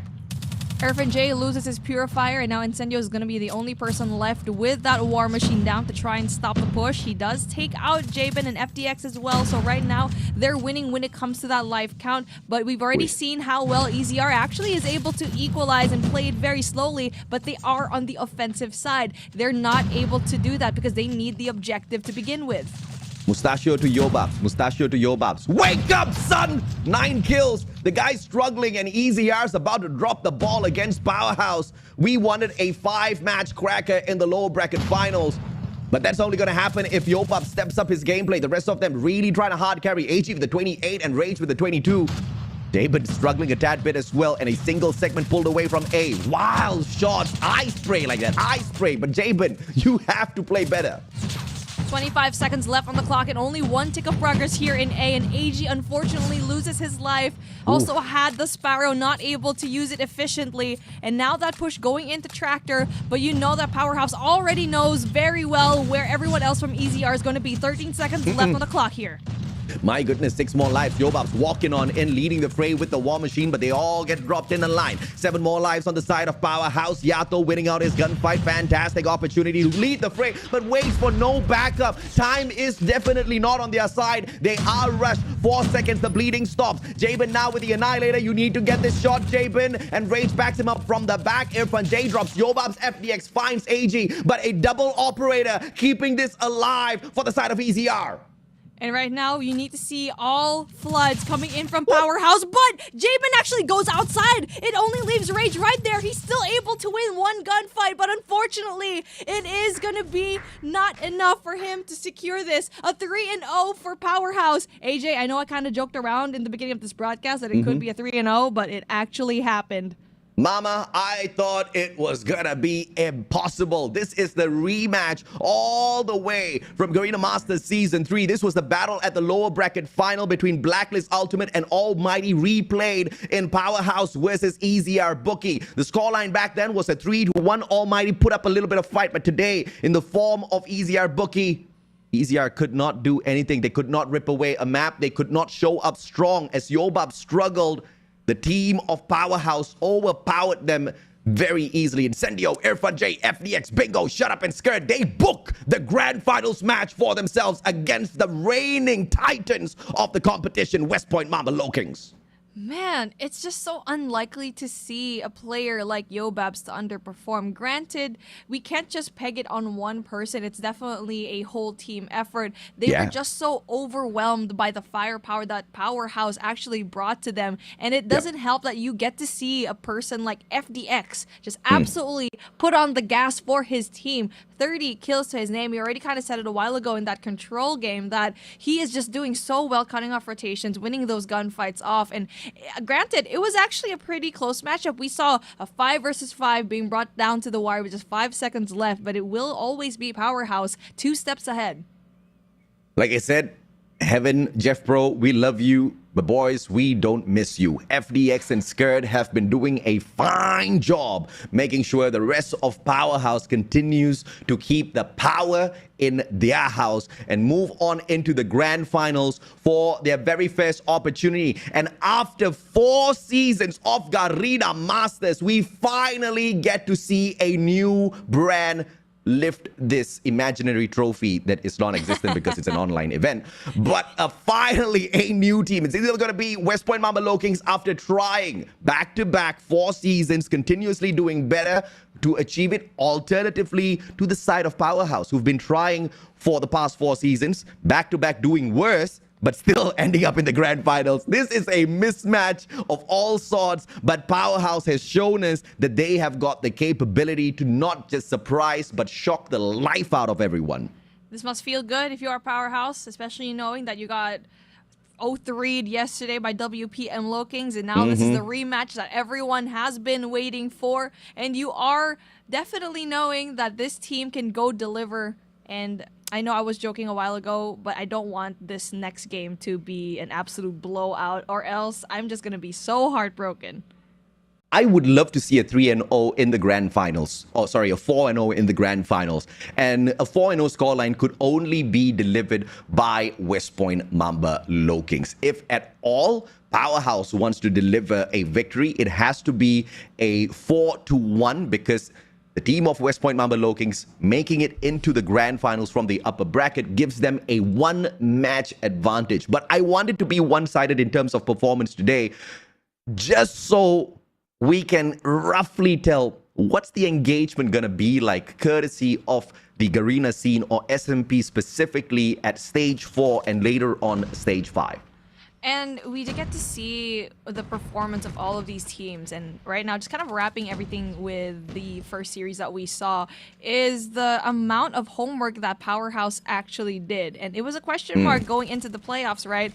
Can they deliver? Knowing very well that Group A wasn't the most competitive of groups. It was always just Group B, but it seemed like it doesn't really matter. And wow, we're seeing this again. AG going up against Shut Up. We were kind of hoping for that exit, but we didn't really get to see it. But again, going back to that point, they are definitely delivering. They first did it up against Omega. They got that W. They brought it up against Scotty, and now they're doing it up against EZR. It really just seems that their only kryptonite is WPM LOWKINGS, which is honestly going to be a really difficult task to do. In that position, AG was only running just one thought in his head. Should I execute or not? And then he decided against it, because what if I troll and then we still lose this S&D? The guy thought well, you know? you can literally hear his thoughts, man. It would have been painful, right? But once again, Skirt and FDX have been fundamentally, you know, a huge reason as to why Powerhouse could put the word power into the house. Even Captain Incendio hasn't been rising to the occasion, but he hasn't needed to, because the brand new players have been able to lift the heavyweight around the battlefield. FDX, we saw him pop off multiple times, but Skirt picks up the overall MVP of the game, 26.67 on the average kills, 26 average deaths for an overall 1.54 KD ratio picked up thus far, and they are now going to the grand finals. That's a fantastic stat to maintain as you get into this stage of the competition. And this is something that we've seen Almighty in the past kind of struggle to have, right? To be aggressive, to have those slayers. We saw Heaven definitely do that, but at the same time, he was the one doing the heavy lifting, and now you have multiple players able to do so. And now Powerhouse has a well-balanced team. You can't just have one person slaying out, because if that one person doesn't perform, then your whole play is definitely going to blow out. And now we do get to see a whole team that could step up individually. We are going to have an interview segment here, and it looks like it's going to be with FDX. FDX, welcome. Hello. Congratulations Hello, on your BeefMami. victory. How did you guys get whooped by LOWKINGS 3-0 and then find it in you to shut down EZR Bookie like that was no matchup at all? What was it? A flip of strategy? Was it luck? What was it out there today? I think we're just lucky, but to be honest, after that versus WPM, we're kind of mental about how we play and everything. So we had to reset, redo our strats again, and see how we can improve as a team. So now the results, as you can see in EZR, that's our results. Absolutely. Yeah, I mean, we clearly saw it, man. Fantastic back-to-back matches, and I think, you know, it was a blessing in disguise here, Beef, that they got defeated by West Point Mamba LOWKINGS, because that was the slap that woke them up. Yeah, I mean, definitely need to wake up. But one thing I wanted to ask, kind of in the micro sense with you as an individual, because it seems like that you are such a key player for this team, for Powerhouse, right? I wanted to ask you, as an individual, I've seen you in different teams, man. Like, I think we saw each other in person one time before, but what keeps you going? What is your motivation, especially knowing very well that you're representing Singapore this time around? Actually, my motivation is just my family and friends who's been there since day one supporting me. Yeah, that keeps me going forward. Love that, man. Yeah, That's so all. wholesome, and definitely something that is important for you that a lot of people don't really get to see in front of your screen is what's happening in the background, just really affecting your mental. Love that. I absolutely love that too. I mean, it's exactly what powers you up when your batteries are a little bit low. FDX, I think we've asked you, tough questions. You've handled those questions really well. Thank you so much for being candid with them. I've got one very easy one for you now. If you could only eat one dish for the rest of your life, what would you choose and why? One dish? Mm-hmm. I can't answer that because I'm a food person. Hey, it's an interview, man. You can't answer it with no answer. You do that on a test, you fail the test, FDX. It's okay. I'll fail. I'll fail. I eat man. everything. We'll talk to you once you guys win again. Sorry, was that an answer? Huh? Which was one? that an answer? Were you going to name a food? No. See, I was thinking we were going to have the chat go wild because they like the same thing as FDX, but never mind, FDX. You failed on that one, man. Let me answer for him. He wants to eat the snakes up. He's gonna have snakes for dinner. What time is it? It's 6 p.m. It's dinner time, baby. But anyway, thank you. I answered. Wait, can I have a shout out also? Of course. Yes, of course. Shout out to my mother and my family who've been supporting me throughout my game. That's it. Uncle and auntie, the ones that gave birth to this special child named FDX, thank you so much, because if you guys didn't raise him to be such a fantastic guy, we wouldn't have seen such amazing matches out there. So shout out to your parents as well, FDX. Thank you so much for your time. Congratulations on your victory. Good luck for the grand finals. Thank you. Thank you, BeefMami. Thank you, Mustachio. Thank you, FDX. So wholesome. Every time we do these interviews, man, I kind of missed it. I've been gone for a while, and I forgot that the interviews actually happen. But it's nice to kind of talk to them one-on-one, right? See the human in these players. Absolutely. And you see what powers them up. It's not just the money. It's not just the fight out there. It's the people who believe in them, and everybody out there wants to be the best version of themselves. I know I want to be. I know you guys want to be. Beef, I know you sure as hell want to be the best version of yourselves. But which one is going to rise up at the top by the end of Garena Masters Season 5? Is it going to be the slithering snakes, West Point Mamba LOWKINGS, who have been trying back and forth now, 4 seasons in the running? Or is it going to be the rise of Powerhouse, those that used to be known as Almighty, who have not picked up a single Masters for themselves? We'll have to wait and see. We're going to take a quick short break. When we come back, the grand finals awaits all of you.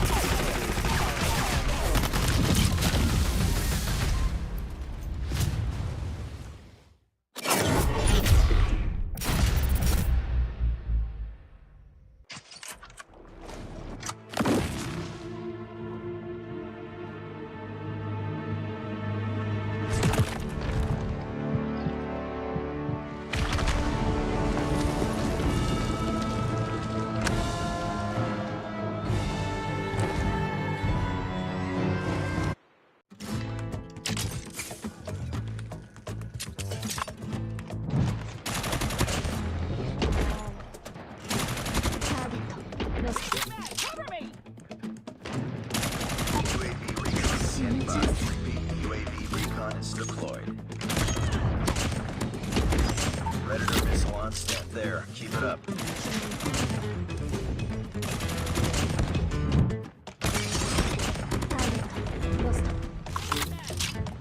Hunter-killer drone deployed.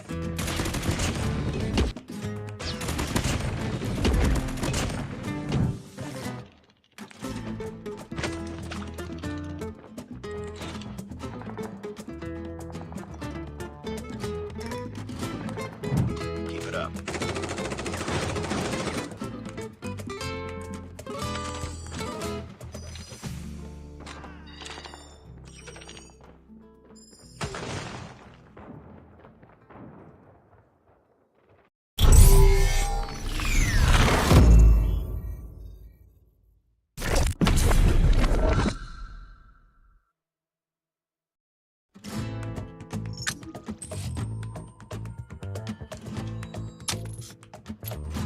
We've taken the lead.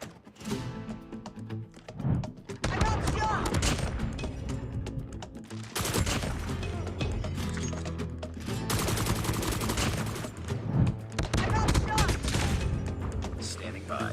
Heads up. Enemy UAV spotted. Predator missile away.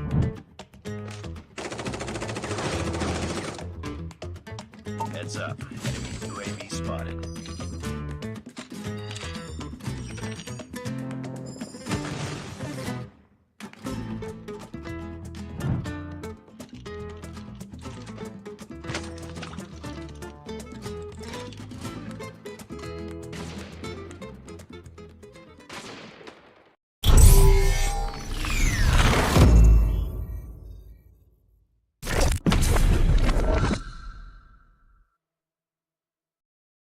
What's so bright? It's hard to breathe, but that's alright. Hush.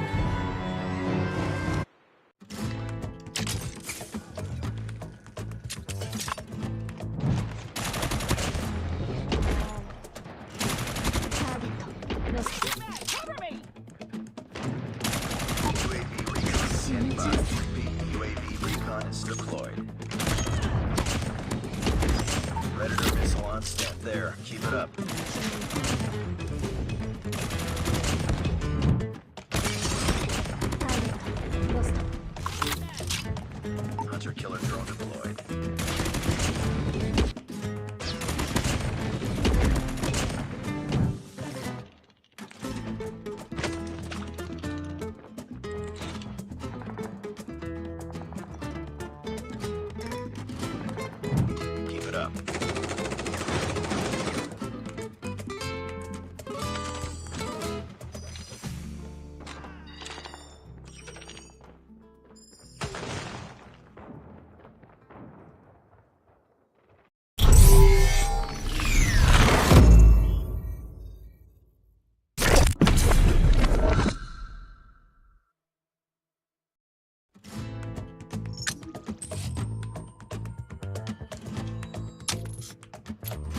We've taken the lead.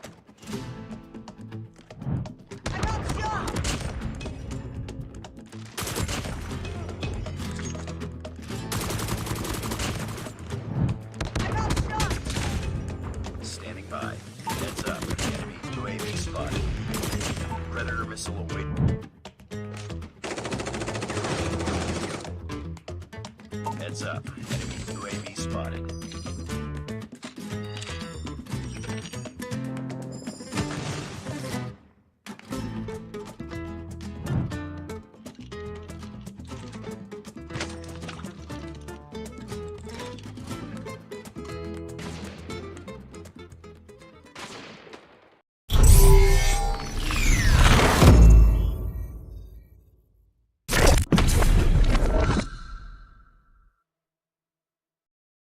What's so bright? It's hard to breathe, but that's alright. Hush.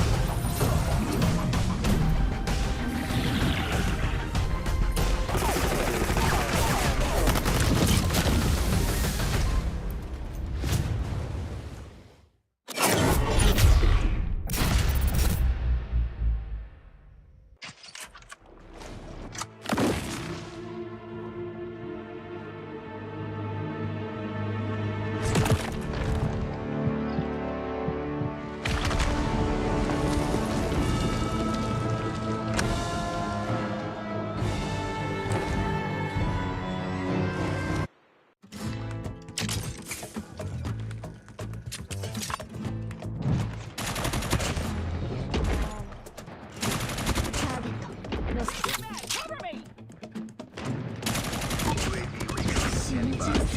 UAV recon is deployed. Predator missile on stand there. Keep it up.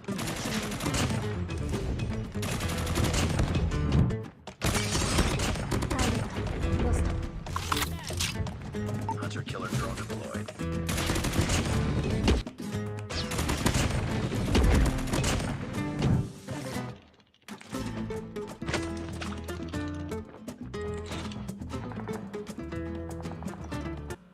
Welcome to the grand stage for the Garena Masters V, where two top teams will battle it out for their first crown here in Garena.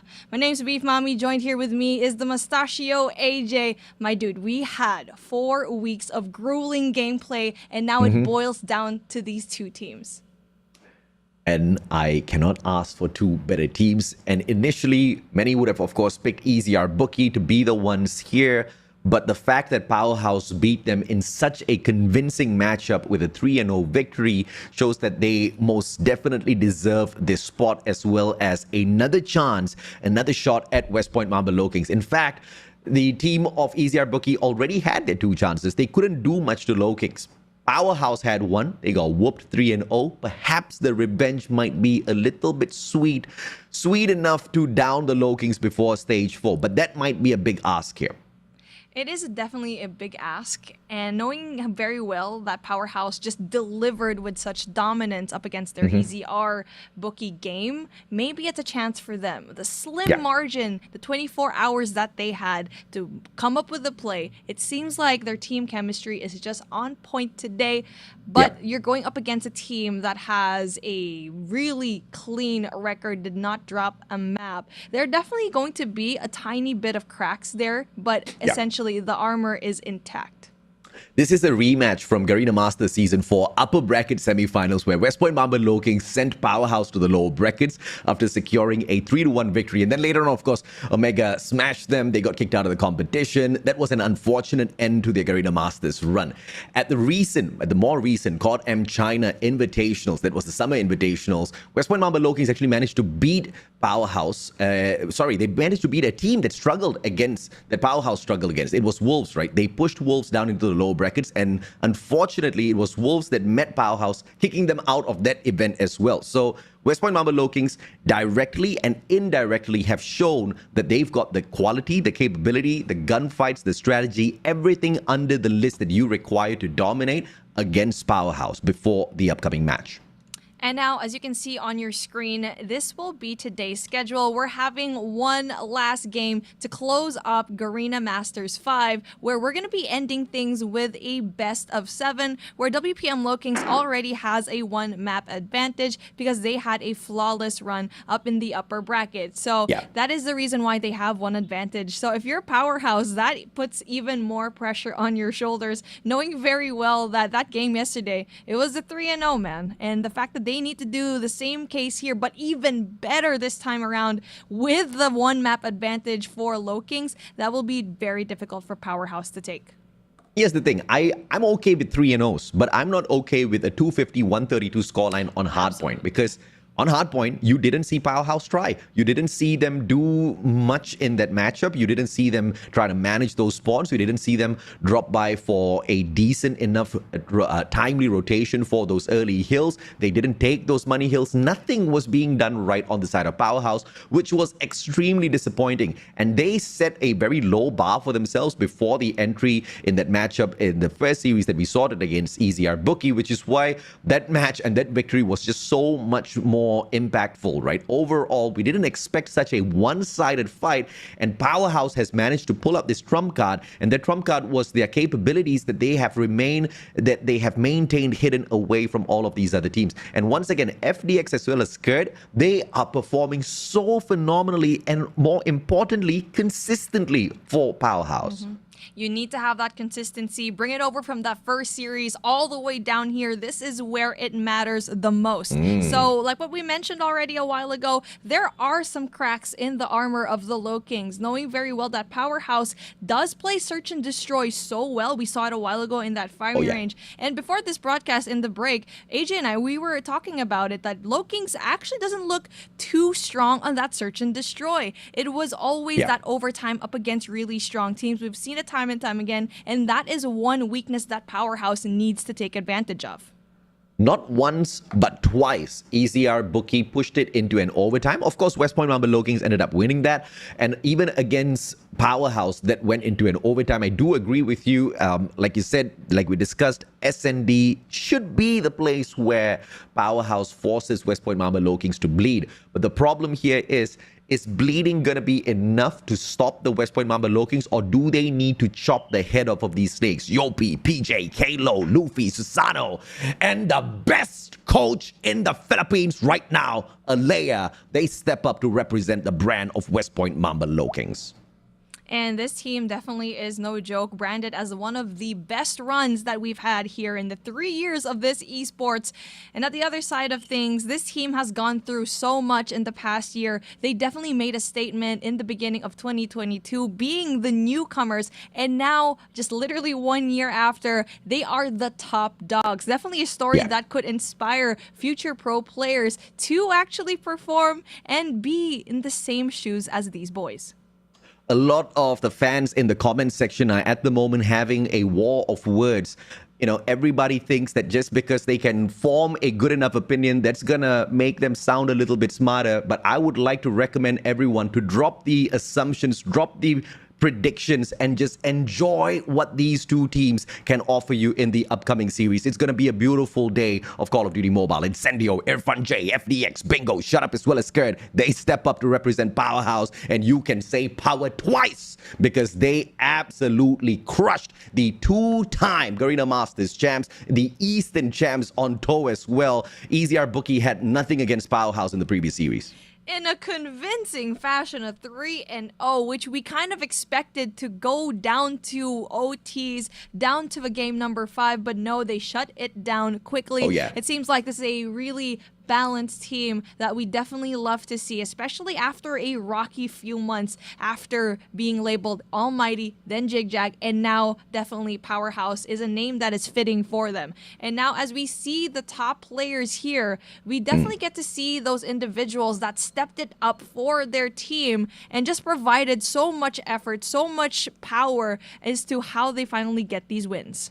I mean, FDX was a monster in that Hardpoint. Shut Up stepped it up with 11 kills on the firing range. And FDX once again ripped away the MVP title for the control matchup. But overall, it was Skirt and his consistency picking up the match MVP in the first series. But when it comes to the team of Powerhouse, everybody is a champ. Everybody is an MVP. Let's take a quick look at the head-to-head between Shut Up as well as PJ. PJ, the captain and the frontrunner, the Terminator of West Point Mamba LOWKINGS with a 1.57 KD, and this is a great representation of what he can do out there on the battlefield, right? PJ is feared not just within SMP, not just within Garena, but globally. Everybody's looking to face off against PJ to make a name for themselves. That says a lot, but Shut Up has managed to most definitely put those numbers out there, especially when it comes to getting the score on his side for the squad.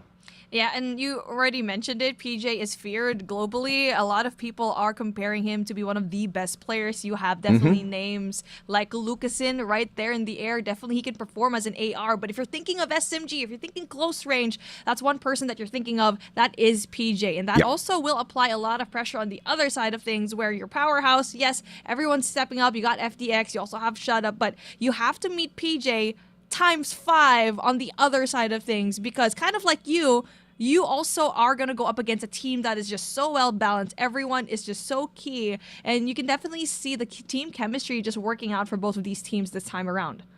Absolutely right. I mean, there's just so many things that we can break down in terms of their their history, in terms of what they have done within Garena Masters Season 5, what they could potentially do in a little bit. Of course, we have the time. The match hasn't started yet. Therefore, we're going to run our mouths. But trust me when I say, chat, no predictions, bro. Just no predictions whatsoever. Let's enjoy this one down to the very end. It is going to be a best of 5? Oh, I'm pretty sure now this is where we kind of have a question mark, but hopefully we do get to change it later. There you go. Yeah. Good. Nice try. Us, nice try, production. Trying to pull a quick one on us, huh? No, that was funny, man. A while ago, I was like freaking out. Like, what am I looking at? Right, it's a best of 5. It's not a best of 3 anymore. So yeah, like there you go. It's a best of 7. Just kidding. Yeah. We're starting things off yet again with Hacienda, something that we saw a while ago. We saw Powerhouse, how close it was up against ECR. But dude, taking a look at what we have here, it's definitely going to be a really difficult one because we saw it yesterday. It was a 132 and 205, and WPM LOWKINGS got the best of them yesterday. So the matches that we started off the series with Powerhouse versus West Point Mamba LOWKINGS will repeat in the first 2 maps. Hacienda, this was where we started the series off, and then we went into S&D as well, right? Hacienda, this is where Powerhouse dropped the ball. So no better place to start the comeback. If they can drop back into Hacienda, show us a very clear difference from how they can really play this game as opposed to how they played it yesterday against LOWKINGS, I think it would be a fantastic way to unnerve LOWKINGS just a tad bit, because I'm pretty sure Alea and squad, even if Alea is a very level-headed guy, he's the best coach within the Philippines right now, but even he definitely broke a sweat when they saw Powerhouse sweep EZR 3-0 so easily. I'm liking this map for Search and Destroy. It will go down again in firing range. It seems like the choice of it being brought back into the map will be definitely super important. But this is one thing I think that Powerhouse can definitely take advantage of. It seems like they started off with Team 2. Because what we've said already is important to, number 1, choose that Search and Destroy map. They brought it super close yesterday, so they're bringing it back now. And the most important part here is the swing mode, which is going to be that raid control, where you already know Powerhouse is going to be choosing that defensive side. So again, really important choices being made here for the picks and bans. Raid is going to be that one map that Powerhouse needs to be ready to lose, and therefore in order to manage a situation of a loss at Raid, they have to, by hook or by crook, pick up the Hardpoint and the S&D just before we head on into control, because thus far it has been a constant ban. Powerhouse does not like to play Raid control. They have not liked it ever since they had a re-roster. They don't feel very comfortable on this map. It is going to put them on the back end, but here's the thing, even if they are going into a map that they don't favor that much, we can't expect a loss here from Powerhouse, because those gun skills have really managed to float with the best in, even against EZR earlier on. We saw how commanding they were. The use of the operators were perfect. The timing of the executions were fantastic from Powerhouse. So this is I wouldn't say a 50-50. It's a 40-60. 40 in terms of the potential for Powerhouse to win this. So they need to be really careful as they approach control. Yeah, this is a map selection that is actually not looking too bad for Powerhouse. And if ever we do reach that game number 4, it's definitely going to be really impressive. I mean, we are, unless, LOWKINGS gets the first 3, I'm just hoping that at least they need to snatch at least that Search and Destroy. And once we do bring it into that takeoff Hardpoint, you already know that Powerhouse is just so good at takeoff. And taking a look at what we have here for the operator skills is definitely going to be key for those Hardpoints. So it looks like the Purifier gets banned out this time. We do see the appearance of the Gravity Vortex that's picked up here by Kalo as well as FDX. It's going to be crucial for breaking a couple of hills on Hacienda as well as Takeoff a little bit later on. Will come in very handy on Raid in those clutch moments, especially in the later rounds of control overall. I love the operators, and we did see Irfan J struggle a little bit with the Purifier. So perhaps with the Equalizer, I think I'm not expecting much from the Equalizer. I hate the Equalizer overall. Yeah, it's such a broken, man. It's so broken, but it's so good, especially when you're trying to break that hill, cut off that rotation. And like what we mentioned already, you kind of set it up. The Gravity Vortex being brought back into the mix definitely is an important one, especially since our hard points are so huge. You got starting it off in Hacienda, and then later on for Takeoff, where definitely you want to cut off those sight lines, get those long-range engagements, and it is also up into those ARs to try to find a way to get that verticality, get those gunfights from far away, and stop the push from up far. And also the equalizer annoying because you need to have fantastic spray transfer. I mean, your reflexes need to be great. That gun goes rat-a-tat and then damn, you're out of operators and you get slain out there, right? So we've seen many equalizer fails, but we've seen a few exceptional plays out of the equalizer. Once again, you need to have god level aim, your spray transfer from one player to another. If you hop on into a hill, be it on hardpoint or control, and if you can really perform with the equalizer, it's a fantastic highlight reel. But I've seen more bloopers than highlight reels, unfortunately. I'm so happy I wasn't casting those, because imagine I'm like the entire time I'm pretty sure I'd just be like this. And on my end, hey, my face became frozen because of how much like I love the equalizer. But yeah, take it away, AJ. Come on, man. I struck the same pose, okay? Just so that we can look safe. It's gonna be the start at Hacienda here. Opening here at P1. 5v5 as they hop on in. Let's see exactly what they can do here. Player number 5 in blue and yellow, Irfan J, is the first one to get dropped, which means the hill goes over to West Point Mamba LOWKINGS, and they soak up the initial points at Hardpoint. And like what we mentioned already before, when we saw Powerhouse here, it was a back and forth. The same case needs to be here. They need to make it tight. They need to get every single point and not let everyone else from WPM LOWKINGS soak up all of the points and the power positions as well. And so right now, they're fighting for the positioning. They're fighting for the scrap points. 31 seconds left on the clock. Still a lot of points for them to try and take and possibly extend the lead. I actually forgot something so crucial. The 3 maps that EZR Bookie just lost to Powerhouse, the 3-0, were the exact 3 maps that LOWKINGS beat Powerhouse on. So instead of executing just a revenge, they have already gone out on a limb here to make a statement versus LOWKINGS even before the start of this match. Once again, more reasons for why Alea and team should be breaking into crazy mad cold sweats here. But 18-12, it's still a fantastic start for the Mambas. They bring it up to 22, a 10-point lead that they have. But look at Powerhouse already on the rotation. They hold on to the garage, and this is going to keep a very equal angle here as they prioritize the fights towards the right of the map. And now the flood from the front from WPM LOWKINGS is going to provide them success into breaking in this hill. You also saw PJ trying to create a pinch as well right in through that zigzag area, but unfortunately for him, he went down early. But hey, that provided enough time for the Mambas to try and infiltrate on the right side. Yeah, gunfights are solid here out of the West Point Mamba LOWKINGS, but PJ's not even leading all that too much. Kalo and Susano leading the fray alongside the rest of their team members. They're going to be holding on to massive number of points on this hill. The bleeding finally stopped, and look at that flick from PJ. This monster does finally get slain out by Irfan J. The backup is here for Irfan as well, but Susano single-handedly sorts them out, and the kill still on the side of the West Point Mamba LOWKINGS. But out of the driveway spawn, it has been annoying thus far to deal with Powerhouse. The spawns have been flipped in the perfect timing so that Powerhouse can rotate over towards P3. And now as we see the rotation into P3, you do get to see player number 2 from the side of Powerhouse. That's FDX trying to maintain control in tin, but unfortunately will be greeted by 3 players of the LOWKINGS, and it will be provided a split spawn situation for Powerhouse where they need to find a way to push as a team, but right now they're actually pushing as individuals. Yeah, a dominating run here by West Point Mamba LOWKINGS. Powerhouse struggling with just 17 points on their side. They've stopped the bleeding here. This is the kind of hill that you can play scrappy. They hop on in. Gravity Vortex opens the hill up courtesy of FDX. But look at the backstab. Yopi, CBR4 alongside Susano as well. This is going to be a great strike, and it most definitely eliminates the players from the side of Powerhouse. Hill goes back to West Point Mamba LOWKINGS, and they've been able to manage the spawn very, very well thus far.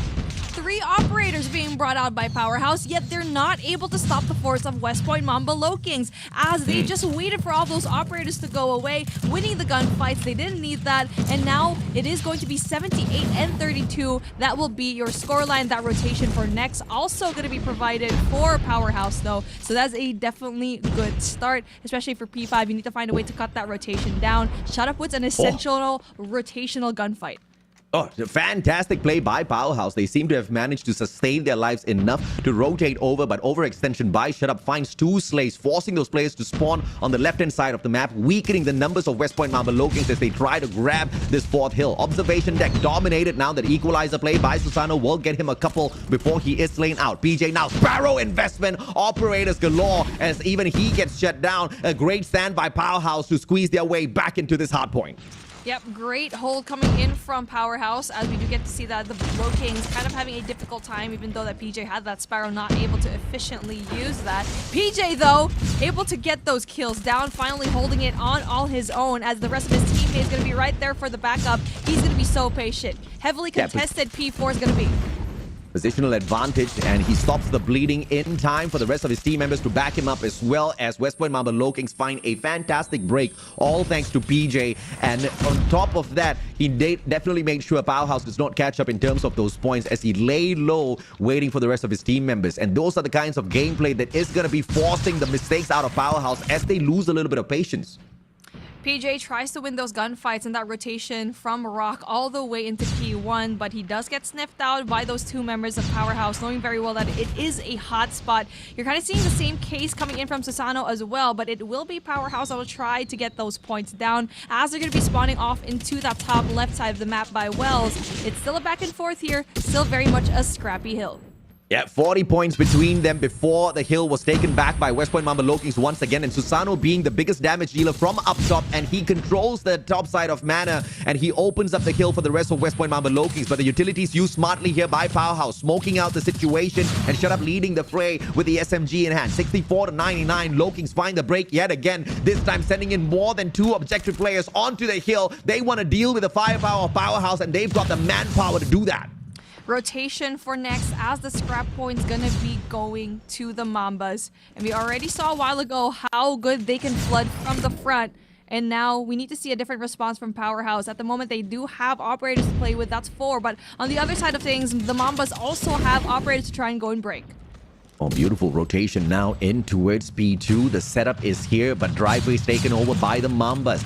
Powerhouse needs to be really careful, and Incendio is going to be betting on his operator. Nobody's through his back, only the rest of his team members, and he gets a lucky shot once again through the War Machine. But Luffy brings out his own. A double operator investment. Skirt on the claw as well. Can they maintain? Yes, they can. Kalo stays hidden, goes out for a couple of gunfights, finds FDX. Great big fight, finally dropped. Shut up holds the fort as Powerhouse squeezes their way back into the matchup from the corner. PJ wins out a beautiful angle, and that advantage swings back to the West Point Mamba LOWKINGS. PJ has got the Sparrow to punish the players of Powerhouse, and the driveway gives access, and they drive into the hill to drive out Powerhouse. Powerhouse is just having a difficult time into just holding the hill to get majority of the points. And even though it was so good for them to get rid of that pinch from PJ, he's just so good because he goes into the exact same area, providing them even more points in between them. 140 and 91 is going to be your scoreline. So many of points in between them already. PJ tries to lay down that Preddy, but he will be provided that information that Powerhouse is already right there in the hill. Yeah, great information picked up by Irfan J. Avoids the Preddy by running into the warehouse, and now jumps right back out to find the slays onto West Point Mamba LOWKINGS. The hill still absorbed by LOWKINGS though, as Yopi runs straight on into the hill. PJ whipping out the Sparrow, gets slain by Susano. On the flip side of things, it's going to be Susano and the Equalizer as well. Great stuff out of West Point Mamba LOWKINGS as usual, but Powerhouse stopping the bleeding, all courtesy of Skirt here. Hopping on onto the hill. Luffy sorts him out. Backstab. It's going to be great plays by Incendio expected, but he drops the ball, and the hill strong in the hands of LOWKINGS. Split spawn coming in from Powerhouse, and they were shut down as they tried to infiltrate on both sides. And unfortunately for them, it's just the LOWKINGS going in there with such aggression. They're doing everything right when it comes to the gunfights. 10 seconds left on the clock will be given to Powerhouse, but it looks like the Mambas do want to fight for scrapped here this time around, knowing very well that every point is important. And we do get to see that early rotation coming in from Incendio, Growl in hand, and we saw an important gameplay from him, shutting down a possible pinch in that P2. He needs to do the same. Interesting setup here. West Point Mamba LOWKINGS initially attacking from the right. They lose their gunfights, being forced to spawn from the left. That was a blessing in disguise. It's now a pincer push into the hill. Single-handed Irfan J brings out the Equalizer. Can he win it? Beautifully slain. Luffy dropped. Kalo finds one, but no shut up. Finds the trade onto him instantly, as well as Powerhouse just inches away from managing to catch up against the West Point Mamba LOWKINGS, but it's going to be as scrappy as ever. Those smokes are going to be played out once again as Susano drops the bomb into the site. Luffy finding the slay as well. War Machine in hand, but Incendio responds with the exact same operator. Kalo on the opposite side. Susano finds the trade. 129. The break still not there. West Point Mamba LOWKINGS have got 2 players. One more big fight. Shut up wins that out. Surviving. LOWKINGS overwhelm him with the numbers, and now they've got the hill for the final 10 seconds. Operator usage from both teams going to be absolutely key, but it is going to be West Point Mamba LOWKINGS still getting the scrap points here, especially in that rotation for next. That's going to be the most important. You got 3 players right there for the LOWKINGS going up against these players from Powerhouse, and right now they will have the more favorable power position as the push finally comes in here for P1. 2 objective players, not really getting very aggressive. Shut up, just holding on to the corner door. But he gets slain out as 3 objective players, once again invested by the West Point Mamba LOWKINGS. Not playing this in a very calm manner. West Point Mamba LOWKINGS are going in for heavy investments, and the gunfight seem to be ending up on the other side. A 60-point lead now is going to be crushing if Powerhouse does not find a way back in here. PJ brings out the boxing glove, gets dropped finally by FDX as Powerhouse holds onto the hill. 30 seconds of points to soak up in here, but P1 usually goes back and forth, and this is where West Point will use to score up all of your streaks once again for the operators. That's an essential point coming in from Powerhouse. They needed to soak up the points here in P1, which is, granted, very difficult to actually pursue, knowing very well how open it actually is. WPM LOWKINGS, though, they snatch it back up as they're trying to get those scrap points down. Is denied by Powerhouse, and also that rotation for next, as we do get to see a full flood coming in from Art, but Susano actually stops it. Yeah, Susano's been a madman all throughout this game. Equalizer in hand, 39 slays already, going for his 40, leading the whole lobby when it comes to the eliminations. And this is the kind of equalizer play that even the actors out there in Hollywood would most definitely fear. Susano whipping it around. Equalizer 3 out in Simmers, by the way. A quick promo for you. Equalizer does not find it this time around as Shut Up brings out the Sparrow. 152 to 217. Let's see if they can find this break as they finally start playing Scrappy, being forced to spawn from 2 different sides. And now we do get to see Shut Up just trying to mitigate that pressure, trying to get that spawn that is so important, but it will be the Mambas that'll try to get it. One pinch coming in from the Mambas. There's a lot of gunfire that will greet them inside, and it still will be Powerhouse to win these gunfights, and they're finally getting some points down. Signs of life for them. Yeah, tactical smokes laid out, and that obscures the vision of West Point Mamba LOWKINGS as they scurry in towards this hill. They all get slain out by Powerhouse initially as the smokes were down. LOWKINGS managed to get the vision right back, and Powerhouse, they fail in their mission to protect the hill. 230 already with no more seconds left on this hill. They rotate over only to be found by Luffy, who pops off against them. That LK-24 dropping everyone as he shocks them. They do not have any map control. Powerhouse is just struggling. They tried to fight for so many scrap points there in P2, and that just allowed the LOWKINGS to go in for that early rotation and also provide pressure in winning those 1v1s. This is the most important hill that you need to protect, as 236 and 166 is your scoreline, but you also don't have any operators to play with.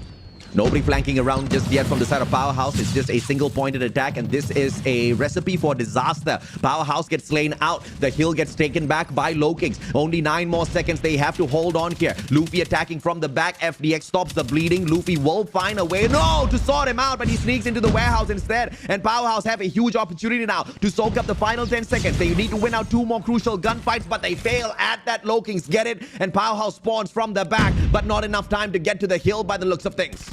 It's just not enough, as the LOWKINGS just provided so much gunfire. They were on the driver's seat majority of the time, and it was Powerhouse trying to play catch up. LOWKINGS, they're going to be really cool, calm, and collected in this Hardpoint Hacienda, where they showed so much dominance when it comes to the, I think, 3-dimensional place. Because if you notice back in P2, you'd always expect a pinch, and PJ's always going to be positioning himself in really good angles. But it is Susano providing so much gunfire for his team. The advantage is still with Powerhouse. S&D and Control. This will be played not once but twice overall in the series if it goes all the way into a map number 6. Hardpoint was always going to be on the side of West Point Mamba LOWKINGS. They've been so convincing. But to your point earlier on in the day, Beef, S&D is where they have struggled a tad bit. They have allowed teams to push them into that overtime. BOOKY's done that twice. Powerhouse has done that once. But in all of those overtimes, at the same time, though, LOWKINGS did manage to walk away with the victory. Here's the thing when it comes to LOWKINGS, they're just so good at adjusting mid-game that even though they're down a lot, not only in Hardpoint, I'm pretty sure they're pretty much dominant, but since you brought up the conversation of search and destroy, they're so good at both sides, attack and defense. But on the other side of things, when you see Powerhouse, they're a defensive team, and when things goes into an attacking side, that's where they struggle a lot. But yeah, I mean, that's going to be up next when we're seeing firing range again from both of these teams. Revenge definitely in the paper for Powerhouse, but we're taking a look at the individual players that kind of made it possible for this team to possibly get this. But unfortunately for him, Skur just did as much as he could with 42 kills in a minute on the time. And you see the mentality here based on the time played on the hills from both sides. You've got the objective players, but you've got a very scrappy team of West Point Mamba LOWKINGS. Almost all of their players clocking in at the very least of 59 seconds, close to a minute on the hill because of how many players they were dedicating in towards the objective, anticipating heavy firepower out of Powerhouse. That is the kind of positional and strategic gameplay that Alea is able to bring into games like this. Those kind of crucial decisions made makes the difference between winning and losing a hill. When you've got 3 objective players, was just the 2 from the side of Powerhouse, winning out the gunfights becomes, of course, on your side. And on top of that, with Susano, that one guy who doesn't play the objective, roaming around in the peripheral, just constantly focusing on slaying, was the perfect setup for LOWKINGS to dominate that game against Powerhouse. But things are, of course, going to be changing the pace a little bit. Guerrilla Squad picked up here by LOWKINGS. Powerhouse proved that they play a phenomenal defense earlier on, winning 5 out of 6 rounds against EZR BOOKY. This could start off hot against the LOWKINGS on the side of Powerhouse, but they need to find that finisher because remember, they were 5-1 up, and then the match still went to the side of EZR for a little bit as they got the bomb. This is something that they cannot allow LOWKINGS to do. And this is where we need to see a different play from Powerhouse because a while ago, we saw that things could actually be a little bit close up against that EZR game. It's just they were just a notch higher, right? But this time around, you need to be the one on the driver's seat, not the other way around. Because what we saw here in this Hardpoint, it was always WPM LOWKINGS. Their ARs went absolutely insane. I mean, they're the MVPs, right? And now the same case is going to be right here. It is the snipers that will definitely dominate in a map like Firing Range. We saw it a while ago, and we need to see it again here. The only firing range S&D that the team of Powerhouse has lost has been against West Point Mamba LOWKINGS. And West Point Mamba LOWKINGS has already proven that Powerhouse can make any so statements against the other teams, play the exact same maps, show that they're capable of winning things out. But against them, it's always going to be a different story, right? Because once again, it was not a one-sided match, but it was a very convincing version of West Point Mamba LOWKINGS against Powerhouse in that Hacienda. The rotations were sharp. Everything was going right for both the teams. I think the timing was done well as well, you know. And I don't know whether it was strategy or it was just plain luck by West Point Mamba LOWKINGS. Every single time they got slain, they got thrown in terms of respawn to the opposite side of the map, which kept giving them the advantage in terms of a pincer attack towards the hill. Because every time West Powerhouse is already there on the early protection of the hill, that still kind of plays against them. So even the gods of RNG want LOWKINGS to become the champions. And you're also thinking, it's like, are they that familiar with the spawns of a map that they know where they're going to be ending up with? Okay, I'm going to die here. We're going to be going right there. I mean, it really just takes big brains to actually dictate where you're going to be at. But here we go. Let's see if Powerhouse can finally be on the driver's seat. They will be on the defensive side. West Point Mamba LOWKINGS will be playing this attacking round a little bit slowly, playing off their utility when it comes to the information. Imagine the shot call, right? Hey guys, 2 players, go die there so that we can spawn on the left-hand side of the map and win the next hill. It's just big brain plays when you can't eliminate yourself with a grenade or something and get disqualified. So I think, you know, once again, it could either be crazy good luck or really good strategic plays courtesy of Alea and squad. And with the frequency of how many times that happened, I have to lean towards strategy. And now the strategy is for West Point Mamba LOWKINGS is to stay put. But also that allows Shadup to be right there in their face. But the timing not going to be in his side. The moment that he actually looks away, 2 players already rotated. FDX opens things up. Shadup spots 1 more player. And gets punished by Luffy for overextending. It's just a little bit too early for Shadup to be pushing into the confinements of West Point Mamba LOWKINGS. That Punisher is going to equalize the numbers here. as it is going to be a solid defense from Skirt over at B. He has got backup in Incendio as well, holding the sniper. But Sniper is getting very cheeky now, overextending. Incendio in a lot of trouble. Backs up Skirt instead towards the right-hand side of the map. Beautiful scope. Luffy shut down. Yopi straights out Skirt. And now Incendio is going to be in a lot of trouble. Oh my goodness, he was so up close and personal.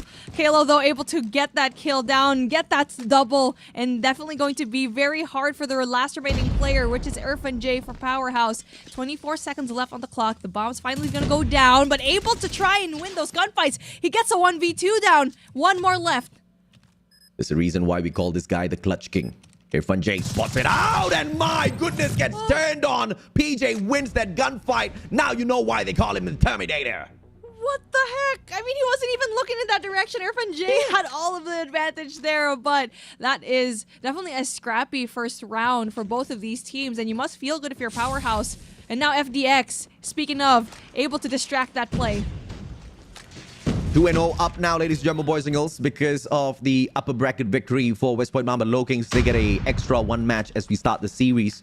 Winning that Hardpoint puts them in a very threatening position. Powerhouse need to win out 4 back-to-back maps in this situation as Susano finds Incendio. Great position and anticipation as to where to find his sniping opponent. Slowly trails towards B, finds no information over there, but the bomb's already at A, and Susano needs to travel to back up the rest of his team members. And now for West Point Mamba LOWKINGS, they were kind of giving away individual gunfights being down. 3v2. Still very doable for WPM LOWKINGS to try and clutch up. Klo, though, gets that kill! Brings it down into a 2v2. Very low on HP, Susano, and Skirt punished by Kalo. And now the attacking team with the advantage. Shut up. In a clutch situation, Kalo approaching.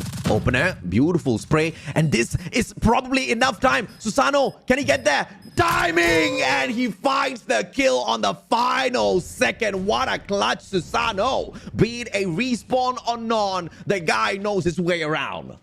This is the second time around, back-to-back. It was brought into a 1v1, and it was the Mambas that came out on top. And if you are going to be Powerhouse, that must feel a little bit frustrating, knowing very well how winnable both of those rounds would be. And now their defensive setup going to be a little bit default here. Susano spots that one player in through tin. Shut up finds one traded out by PJ, the Terminator himself. But the progress towards B will not stay as they immediately rotate towards A. But Powerhouse already has this move guessed out. 2 defenders still sticking towards their A hold. Susano finding one, but FDX a little quicker on the click. Scopes him out, and Susano down and out of the equation for a numbers advantage on the side of Powerhouse. Good adjustment coming in from Powerhouse, even though that shutup went down here in that B side, providing it to be really open. Incendio is able to switch out and sub out in that area. And now we do get to see Luffy getting that information that there will be that one player. And this is a really good gameplay from Powerhouse because they're not giving any information at all. And the first engagement you're going to be seeing here again is going to be PJ up against Incendio. PJ, Incendio's just right behind him. But the timing's just not on Incendio's side. He totally misses him, and FDX sorts him out instantly. Fantastic as the bomb makes its way towards B. 2 more players still alive and kicking. Yopi and Luffy. As Luffy loses his life, it's all up to Yopi. Finds the first one onto Incendio, but Skirt finds the equalizer. 2-1. Powerhouse pulls a good round back. This is really good adjustments coming in from Powerhouse. They're playing it super safe. They're not giving away angles too much. And now WPM LOWKINGS looks like when it comes to the passive gameplay that time around, they weren't able to sustain. And now it seems like that fast push in A possibly for them to actually be greeted by that one player of Skirt. It's all about the timing here. As the defenders back away, the attacking team pushing ever so slowly towards A, and FDX Punisher. Irfan J finds the slay onto Yopi as well, traded out by the Terminator PJ, and Luffy finds FDX, equalizing the numbers. The bomb now can continue moving towards that A console. The plant will be executed as Shut Up finds the long rotation around towards that warehouse. Bomb gonna be planted. PJ will be ADS'd in, and the timing not going to be on his side. Skirt's going to be right there, and Shut Up going to be able to get that kill down, and Skirt as well. A 1v3 situation for Susano to try and clutch up. That nade perfectly cooked, but is going to be countered by Incendio and gets that kill. Finally, we're going to be equalized on the board here. You gotta love the map awareness by Susano. Barely needs a second to aim. He knew exactly where to place his crosshair. Great engagement the moment he spotted that corner, turned the corner, found that frag, but unfortunately traded out by a veteran player, Incendio, as well. 2-2, all equalized. As the stun is dropped towards the warehouse, a push towards this A bomb side is very strong for the side of West Point. Now, both of the snipers right now trying to get those picks off. And the information finally given. Shadow tries to cook the nade, but the bomb goes down. Oh my goodness, he doesn't let it go. Holds it on for 3 years. But shut up! He still gets Yopi. My goodness. It was unplanned, hilarious, in fact. But we'll take it. FDX skirt. Beautiful shot. Doesn't find the clip. Kalo, on the other hand, can find the trade. LTAR 9 in his hand, but he cannot become any bit more lethal than that. Kalo finds the switchblade shut down. It's all up to Skirt, but he barely has time to play. Man, Shut Up just held on to that nade for the longest time. I was like, is he going to let it go? Anytime now, anytime now. He heard that there was going to be a bomb plant, and he was pushed so aggressively into that trailer side. And now it looks like it was successful for the Mambas to go in there very aggressively into that A side. And it seems like it'll be slowing down the pace this time around. Kind of playing and toying with Powerhouse, knowing very well that, okay, it worked out. Now this time around, it is Luffy getting that first blood. Captain Incendio out of the equation already, but they still need to fear FDX, who has got 8! And PJ dropped Terminator out of the equation. You find one, I can find one too. 3-2. Powerhouse still looking for a way back into this matchup for that equalizer, and they desperately need this defending round. It's going to be crucial before they dictate the pace as they take the bomb in the next one. 4v4 situation. And now for West Point LOWKINGS, they're going to be staying put, playing the clock, 1 minute and 15. And for this moment, Powerhouse doesn't know where everyone else is. And now it's really just down to that one person. Speaking of, I was going to mention Susano to open things up, open that space, and you'll definitely see a possible A push. A triple snipe setup from the side of Powerhouse could not stand against Luffy and Susano. Susano has been in shape. Luffy hitting his shots as well. But two defenders, Irfan J and Skirt. SMGs in hand. Irfan J, sneaky play. First one finds it, flicks it to the right, finds it as well. Skirt on the double, and it's all up to Yopi for the clutch. It's always that corner, dude, but Yopi's in a really good spot. Why? Spot one, spots another, but Irfan J right there to provide. And like what we mentioned already, it's always that cheeky corner in that A side that always gets people so uncomfortably close and able to provide. Irfan J was able to clutch that round up, and that was really impressive. And now, again, we are tied. It is a pendulum swing. 3-3. And the bomb this time around in the hands of Powerhouse. A quick push towards A. And this is a retake setup here by West Point LOWKINGS. No smokes, though, for Powerhouse. A very aggressive push towards the outside.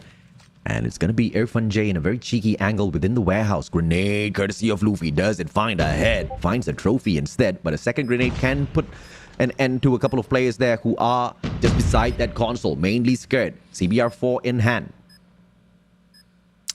Interesting defense coming in from the West Point LOWKINGS because they did not get any information whatsoever, and that provided so much space for Powerhouse to try and go and defend it so well. Not a fan of that defense right now, man. I mean, that defense from West Point LOWKINGS was so weak. They just provided so much space for Powerhouse to collect. I mean, that was a fantastic round by Powerhouse. And FDX continues to pop off this guy. I mean, once again, Heaven, Jeff Pro, you know how much I used to hype those duo up, but they have got nothing on the two that has been added onto the roster. They've been fantastic. Shot picking up a double for himself. Wants a little bit of limelight as well. Don't worry, brother. We will talk about you in a little bit as the rest of the team of Powerhouse looks for the fifth one. Shut up. Tagged by Grenade. Walks away with his life, though. Kalo right down below. FDX Quickscope does not find the connection. Finds the reposition. Susano puts down Skirt with a sticky out of nowhere in a 3v3 now. West Point needs to find the retake. 31 seconds left for them to play with, and now for the West Point LOWKINGS need to find a way to clear out one more player, but Kalo thought that was going to be a person that's going to be prone. He still gets that kill, though, as the defuse is going to happen. Incendio finds the slay onto the wrong guy, and I think he shoots a body as well. Somebody remove the dead body. Call the ambulance. Call the morgue, please. Somebody's not doing their job. A decoy body. That's it. That's the newest item added into Call of Duty Mobile. Decoy body, not a bomb. Oh Oh my gosh, what a misplay, man. And that is able to sneak away with one more point into West Point Mamba Lokings, even though the defense solid for Powerhouse. They were just so confused at the moment. Ninja Defuse going to be happening. And now for Powerhouse, they're going to be greeted with a completely wide open ace side, but they're just going to be a little bit reluctant into pushing, knowing very well that corners will be tucked and have not been cleared. Imagine throwing a decoy and then falling for your own decoy. Damn. Feels bad. Incendio. Good flick onto Luffy. Manages that connection, and Skirt finds the plan as well. Retake setup here. Overextension will not be super successful just yet, as the players of West Point can't find Powerhouse. They rotate back. Player 2 and 3 backing away as FDX finds a trailer of a shot towards Yopi. Traded out by PJ. Moving a little bit closer. Irfan J versus K-Low. Really low on that HP. Finds a double as the clutch wing puts now PJ in a 1v3.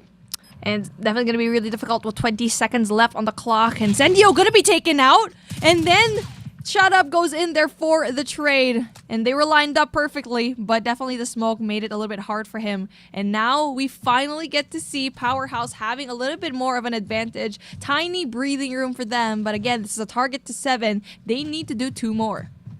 Powerhouse. Dun, dun, dun, dun, dun, dun. Fighting snakes, trying to win the game. Here they come, Powerhouse. The Powerhouse boys. Fighting snakes, trying to get these dubs. Come on. It's so good. We can keep going, man. Yeah, we can keep going on for days, especially when they play this slow. I know, right? It's just so passive. They're trying to get that information down. Luffy is going to be in a really good spot here by Tin. He will be very careful, knowing very well this is a hot spot when it comes to those snipers. You know, Global have great casters, but the only reason why I want to shoutcast Stage 5 with you is so that we can do clownish stuff like this on broadcast. Here they come just in time. The Powerhouse boys.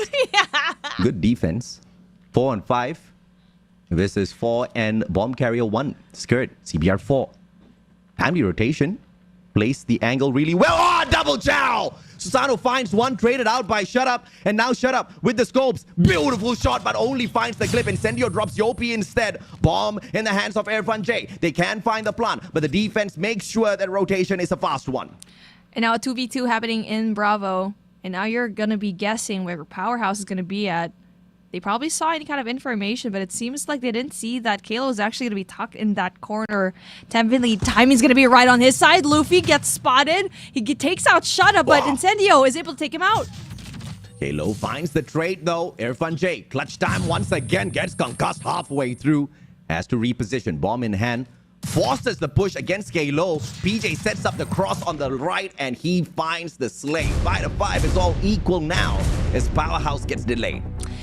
Wow, my goodness. I mean, that was a very slow push coming in from Powerhouse, and they just did not clear out their corners. They didn't know that Kalo and also Luffy was going to be right there. That's going to be unfortunate for them, where it could have been a very doable positioning here as mid going to be smoked out. Luffy tries to go in there for the check with the nade. The bomb making a beeline straight for B here. Open bomb site and play number 3 and 5. Luffy Kalo slowly trailing back. And what a shot by Luffy. Finds an entry frag with the Locust, instantly pausing the push of Powerhouse and prevents the bomb plant as well. And now you get to see that Powerhouse is going to be just backed up in a corner, as you do get to see that WPM LOWKINGS going to be taking care of business all 3 lanes, as Powerhouse going to be trapped. They have nowhere else to go unless they make a play going into jungle, but it will be 2 players. I mean, this is just perfection right now from WPM LOWKINGS and their defense. That's the kind of shot you don't expect Susano to miss. Even the emulator wants to give up. Incendio checking his back in a 3v5. This is not supposed to be a winnable round for Powerhouse. If they work their way out of this, it will be impressive. Incendio, what a shot! Yopi finding the initial tags, but the flick by Incendio. The Punisher drops that 1 number. And now at 3v4. Still stacked against Powerhouse, but a little bit doable. 44 more seconds to go. And that kill prompted play number 5, Kalo, to try and provide backup on the left side. But guess what? They're not going to rotate. And that leaves mid very weak and allows Powerhouse to go in there for the plant, AJ.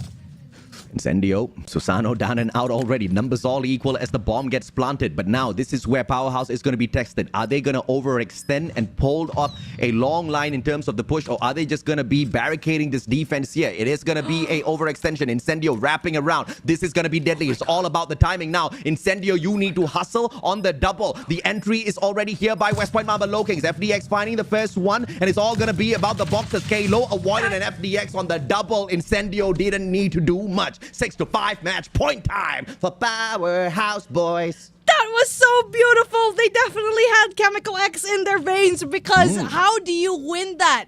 They brought it down into a 3v3. Everyone else from the LOWKINGS were alive. They were in a really good position. That opener from Incendio just took out everything. That created doubt in the minds of the LOWKINGS, made Kalo rotate, and that left mid completely open, allowing the plant, and now a fast push into Alpha. Powerhouse, shut up. Oi, what a crazy shot. Irfan backs him up as well as they drop the Terminator PJ. This was the mode that Powerhouse desperately needed to win. And shut up, what a spot from afar. Susano deleted instantly. The CBR4 is not needed as the Fennec continues to pop off in the competition. A C6-5, 2 more players left here on the defense. Luffy and Kalo, clutch time, baby. And all the timing not going to be on the side of FDX this time around, as they're going to be going just on top of one another, just playing around in a dance. He's going to be spotting one player, a 1v4 situation, and FDX can't really go in there for one more kill.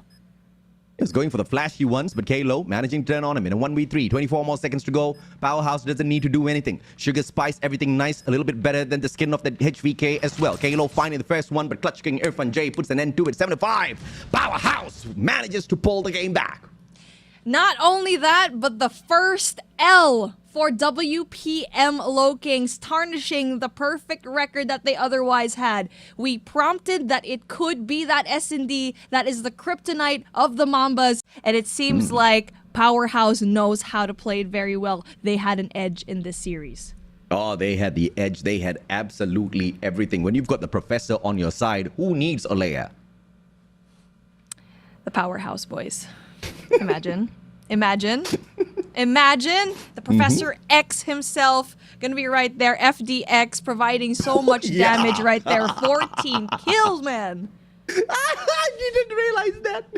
I love you. I got you, I love man. you too. I love you too. 14 kills. This is why you need this combo on stage 5, all right? You guys, you can prepare. I think I'll start writing jokes right now from stage 3 in itself. Kalo, 12 kills. PJ with the 10. Not enough to undo what FDX brought. I mean, once again, the replacements have been running the show. FDX and Skurd, 2 fantastic players to have on your side to undo what others would struggle against. West Point Mamba LOWKINGS losing their first ever map in Garena Masters right here at the Grand Finals. And who else but Powerhouse to provide that L? It was a back and forth at some point, and it was that mid-round engagements, the adjustments made by Powerhouse definitely became the biggest deal. And the X factor being FDX, so good when it comes to the scopes, always providing the first bloods, and it really is a treat to see the Search and Destroy, man. I can't wait to watch it again because both of these teams played it so well. I can't stop thinking about that round where it was Powerhouse's round to lose, but they were still able to win it. Back to back now, Powerhouse has managed to win out firing range S&D on a 7-5 scoreline. Earlier in the day, it was against EZR Bookie. Phenomenal as Shut Up picked up the MVP for himself. This time, FDX picking up that #1 spot alongside his brother Skurd. I mean, this is the kind of fight we all deserve for the Grand Finals. This is why I said, chat, don't fight. Who's better? I mean, we don't even want to know what LATAM or NA can do at this point in time. It's stage 3, Pusangala. It's not even stage 4 yet.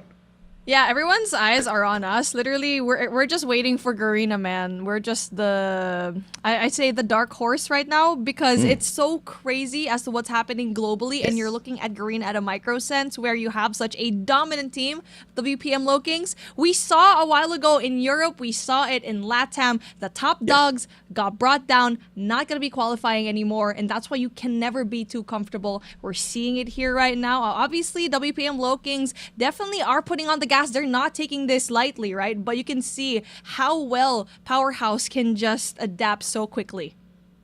as Zeus stretches and repositions, we're going to take this moment to give you guys the redeem codes, all right? You guys have been asking for it long enough, and now you can take the screenshot so that you can pick up the item, but continue being active in the comment section. We love all of y'all.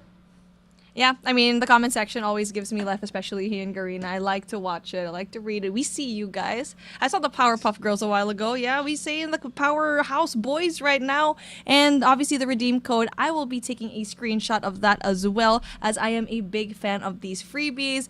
They're done, ready. I got it already. You guys, don't forget to actually see it right now because it's going to be gone in 3 seconds. And there you go. It's gone. Say goodbye to it, but say hello to our next matchup here, Raid Control. We already saw it a while ago. We said it. Powerhouse has not played Raid yet, so this is a huge question mark. It's a huge question mark. The advantage definitely on the side of West Point Mamba Low-Kings, but the blessing in disguise here is Powerhouse is a team that is very well acquainted with Control. They love the mode. They love finding dominating runs on Control, but signs of weakness have appeared within the squad. Last time we used to see their Super Slayer, their Super Sniper Heaven running around with the SMG, outslaying everybody else. But here's the beautiful part. Now you've got that exact same thing in FDX, and he's super strong out there. So it is not going to be as easy as, of course, what the data shows us. West Point Mamba Low-Kings might still struggle against Powerhouse here.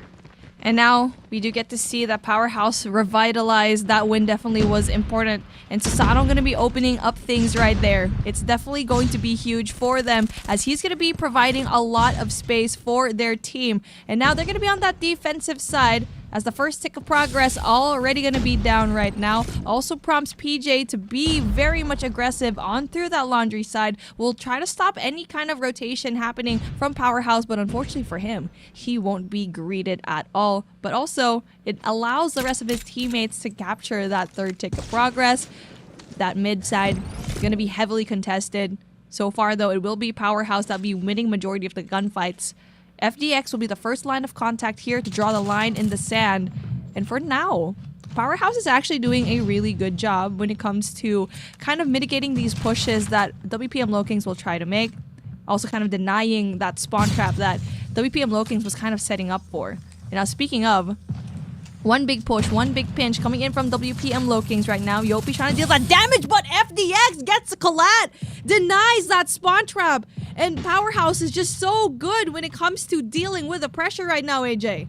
A concise attack, beautifully played, and this is the challenge now that's set for Powerhouse. Yes, they've managed to maintain their lives, but they've lost that one hill. Can they fully stack this A site without allowing themselves to be spawn trapped? Because that's exactly what the Low-Kings are looking for. Irfan J, in a very scrappy play, Luffy does find the trade onto him as Irfan finds 18 to 15 lives. Powerhouse slowly losing grip here, and their own spawn has been overwhelmed. Thankfully, Raid has got an adjustment spawn now. If you do take over Garden, you spawn off at the basketball court, which could just be a positional advantage for Powerhouse. Yeah, absolutely agree. That spawn trap, we saw it a while ago. It was so nasty in the past few months, and now that adjustment definitely going to be huge for the defensive side. And now WPM Low-Kings need to find a way to make a unified effort into pushing, and that is triggered discipline from Susano right there, not taking the shot immediately. Irfan not checking his right, and he will be punished before he can even find Luffy. The frags all going only one way as Powerhouse loses multiple bodies and now spawning all the way out from the back laundry, and that gives them the perfect position to backstab. Attack coming on for the hill this time round. Skirt will find the entry from the locker, finds that frag as well. 3 lives now in deficit as A finally gets that one segment almost captured, down to 5 lives as Luffy is forced to bring out the war machine. Operator advantage now for Low-Kings. Oh, wow. I mean, that's a really early operator usage. You don't really get to see it that often here in round number 1. A 3v7, 30 seconds left on the clock. Only one player going to be right close right there, but it's just not going to be enough for Powerhouse to try and wind down the clock as the Low-Kings going to be right there. They're going to be getting that first tick. And now it's going to be so important because they won that attacking round. Now they're going to be on the defensive side. Now Powerhouse needs to find a way to be as dominant in that attacking round. This time it's going to be on defense for the LOWKINGS, and they stack B. They're anticipating a heavy push coming over here, and the Sparrow is going to be invested. This gives the opportunity to play number 1 and 4 to quickly rotate around to find the spawn trap. I was expecting a capture onto A instead. Skirt needs to make this decision right here, right now. Gravity Vortex is going to be brought out as well. In the meantime, Freddy's going to find the defense on the opposite side. Very smart play by LOWKINGS, using that to gain the information off of the map as well. And slowly they rotate around. Luffy's going to be anchoring down with the LK-24, anticipating the backup from the rest of his team members, who slowly clear out the perimeter, accessing this from the back. Overextension by LOWKINGS gives them a positional advantage to play perfect defense. I mean, even though that LOWKINGS was able to get so much space, they were denied with a lot of gunfights in mid and also here and through spawn. And right now, Incendio bringing out the War Machine will definitely push back the LOWKINGS a tiny bit, as you do get to view that the rest of the Powerhouse boys are winning their gunfights. As FDX also bring out the Gravity Vortex, it's definitely going to be impressive how they're bringing things down here, especially with A being locked down. Now they have to worry about Bravo. We usually conventionally say that Bravo is a little bit easier to get, but with the defensive setup right now by WPM LOWKINGS, it's definitely going to be difficult. What we need to see from Powerhouse right now is to play their operators right. Let's see if Powerhouse brings out the investments now, or are they going to wait for those final few seconds, just like what Susano forced earlier on as well. It's going to be the crucial tide turner. 3 operators now on standby for activation as Susano whips out the snipes. Incendio finding Kalo. Susano alive and kicking as Incendio finds Susano as well. Advantage in lives to Powerhouse. And now B's getting captured slowly as well. Skirt. Timely investment off the claw. And that gives him an advantage over at the hill. But the backstab, though, is just going to give Powerhouse a little bit more of an advantage now. And then Incendio spots out Yopi, able to get rid of that one person also here. And Shada bringing out that essential Sparrow. And exactly, they're going to be capturing it real quick. Everyone else from the LOWKINGS are so far away. And we did mention that Bravo is going to be difficult, yes, if you don't have any kind of operators. But we did get to see that Powerhouse able to control it, playing their operators to their advantage. The timing was just perfect. And in a situation like that is where you regret using your Predator missile, your Hunter-Killer drone a little bit too early in the matchup just to get a couple of kills, because that was what was going to help you find the slay, as well as a little bit of an added time to find that rotation around with the rest of your team members as well. LOWKINGS dropping the ball a little bit here, but I don't anticipate the same mistake out of them twice. A very precise attack onto B now. The first segment instantly captured. Incendio can't do much as the defense is a tad bit slow from the rest of the players wrapping around. You get to see that rotation from Shadab, though. That's going to be essential. He wins that gunfight, and you do get to see one by one. It is Powerhouse winning majority of the gunfights, getting rid of some tickles of progress. The third tick down. It is still going to be that second tick. FDX gets a huge double, trying to cut that rotation in through poolside, and right now Powerhouse is looking alive. This is unfortunate for Callie, who's being thought of as a fake account in YouTube. That's what happens, Callie, when you keep showing up during a match asking what's the score when you can see the score. 24-19. West Point Mamba LOWKINGS struggling a tad bit here, but 2 segments already captured. 49 more seconds to go. They can add on another minute, but the defense seems to be super solid here. A double operator investment, FDX as well as Incendio. FDX loses the Gravity Vortex, but that does enough damage. And as Incendio gets dropped as well by PJ, the damage has already been done. Perfect defense over at B. Great default setup right now by Powerhouse, knowing very well that they shouldn't leave B unmanned, and they're able to provide a lot of damage here. And they're bringing out that one player, yes, he's able to win it. Skurd wins an essential gunfight. That also provokes FDX as well to go and rotate into Bravo, and now it is an absolute chaotic war zone going in through that Bravo side, where majority of the LOWKINGS are trying to get that last tick of progress here in Bravo. FDX, what a flick, but Yopi brings out the Sparrow just to give themselves a great advantage here. This operator investment is going to be huge. 12 more seconds on the clock, and LOWKINGS need this hill. If they do not, and if Powerhouse just manages one beautiful break, that should give them enough time. If LOWKINGS captures this, there is still a comeback here. Just 4 life in terms of deficit. They add on a minute to the clock. LOWKINGS stay alive in control. Great usage of that Sparrow, and Yopi definitely gave them a lifeline here. The 4 seconds definitely not going to be comfortable for them. That essentially gives them a little bit of breathing time to try and rotate into that A side. And it looks like they want to go in through jungle, deeming that it is going to be wide open, and Powerhouse needs to find a way to dictate and also find out where everyone else from the LOWKINGS are, because they don't know that they're actually going to be right there in spawn. 9 lives left here for LOWKINGS. PJ and Kalo doing great work though. They do manage their lives really well as Incendio finds that one trade. The numbers are being down on the side of Powerhouse. LOWKINGS now have managed to bring the deficit up to 3. Let's see if they can wrap around in a timely manner. Overextension by Shutup is going to be crucial here in terms of a punisher. If in any case the players of LOWKINGS do wrap around, he can find that backstep. Now he goes on for the overextension, looking for Yopi. In the meantime, Luffy with the War Machine on the push, and the FDX avoids him like the plague, missing all of those shots, Luffy, and he just baits out that War Machine as Irfan J finds the Slay, leaving 4 lives on the side of LOWKINGS. Man, and you also have player number 4, that Shutup, going in there for the flank, providing so much damage, bringing it down into a 2v8 with no amount of time for them to create any kind of chaos. And now we do get to see Powerhouse getting into this map point. We're so close into possibly getting that reverse, but it is going to be slowly but surely going in for that attacking round, which both of these teams kind of had an easier time in the beginning. Let's see if or not Powerhouse can close this out. We did talk about the potential here of them winning this out and only struggling at those hardpoint matches.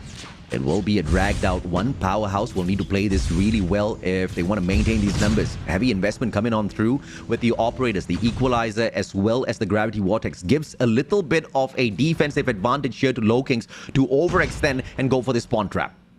Incendio having the War Machine in hand will be greeted by one player. Shutup able to get rid of that flank as well. So right now you do get to see that the big guns are going to be brought out by Powerhouse. They're able to win some of the gunfights, and they're finally able to provide a little bit of progress here into that A side. Getting into that second tick of progress will be greeted by these 2 players from West Point Mamba LOWKINGS, and the full flood finally going to happen here through basketball.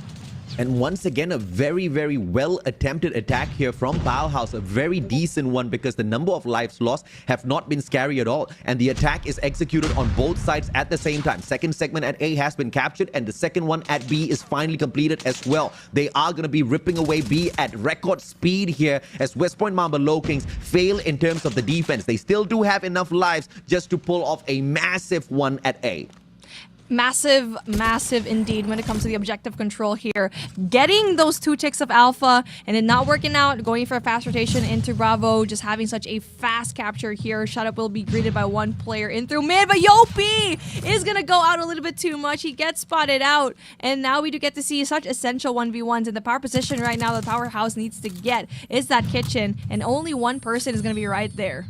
A fantastic tactical play by both teams here. And it's very rare that you get to see control slow down to a pace like this here at Garena. These 2 teams really know what they're doing out there, and the strategy seems to have met its match for a layup. Powerhouse, they just need one more segment sneaked away, and they are trying to wrap around player number 3 in blue. Incendio, big fight against Kalo that opens up the hill, forcing the players on the side of the West Point Mamba LOWKINGS to spawn out from the back, and Incendio single-handedly sorting them out, pulling away all of the distraction, but Powerhouse finds no ingress to the hill, and that's a wasted play from Captain Incendio. A minute on the clock, and there are no big guns for both of these teams, so you'll expect to be either a late operator or just pure gunfights. Right now, they're going to be smoked out. One last push coming in there. One last tick of progress here for Powerhouse. They do not have any kind of power to play with, but they only have one player to actually go up against here. Yeah, everybody inside the hill already. 3 objective players, but now they just need to slay out 2 more. And Skirt does find Yopi, but before that, Incendio did get dropped. So well taken gunfight by Yopi there. 5 more lives left. No more respawns for West Point Mamba LOWKINGS. 1 operator on standby, but PJ gets dropped. How unfortunate. No operator advantage to secure this round and to stay alive and control. FDX will use the snipes. Luffy strikes him from afar. Yopi backs him up. 1 more life, but it's all over. Powerhouse gets it. Unfortunate for West Point Mamba LOWKINGS. That 1 operator could have been the world of difference in that round. Slowly but surely, you do get to see that Powerhouse is creeping up, and yet another blemish in the perfect record being brought by the Powerhouse boys. Man, that is such good gameplay. You saw both of these teams try to slow it down, make it a different look once one objective point was captured, but it will be Powerhouse to provide that every single time here in this matchup in Control Raid. And now, slowly but surely, the game number 7 is going to be right there. They're evened it up. I mean, the Mambas had a 1-map advantage, but they basically dropped it here. How unfortunate. And now, if the Mambas want the series, they need to play back-to-back 3 victories later on at Takeoff Hardpoint S&D Express, as well as Control at Crossroads Strike. A 3 back-to-back victory is what they most definitely need. If they drop the ball, that's going to be a GGWP. Let's see if or not. Actually, no, they only need 2 because they already had one at Hacienda earlier. So that's even more torturous if you are Powerhouse.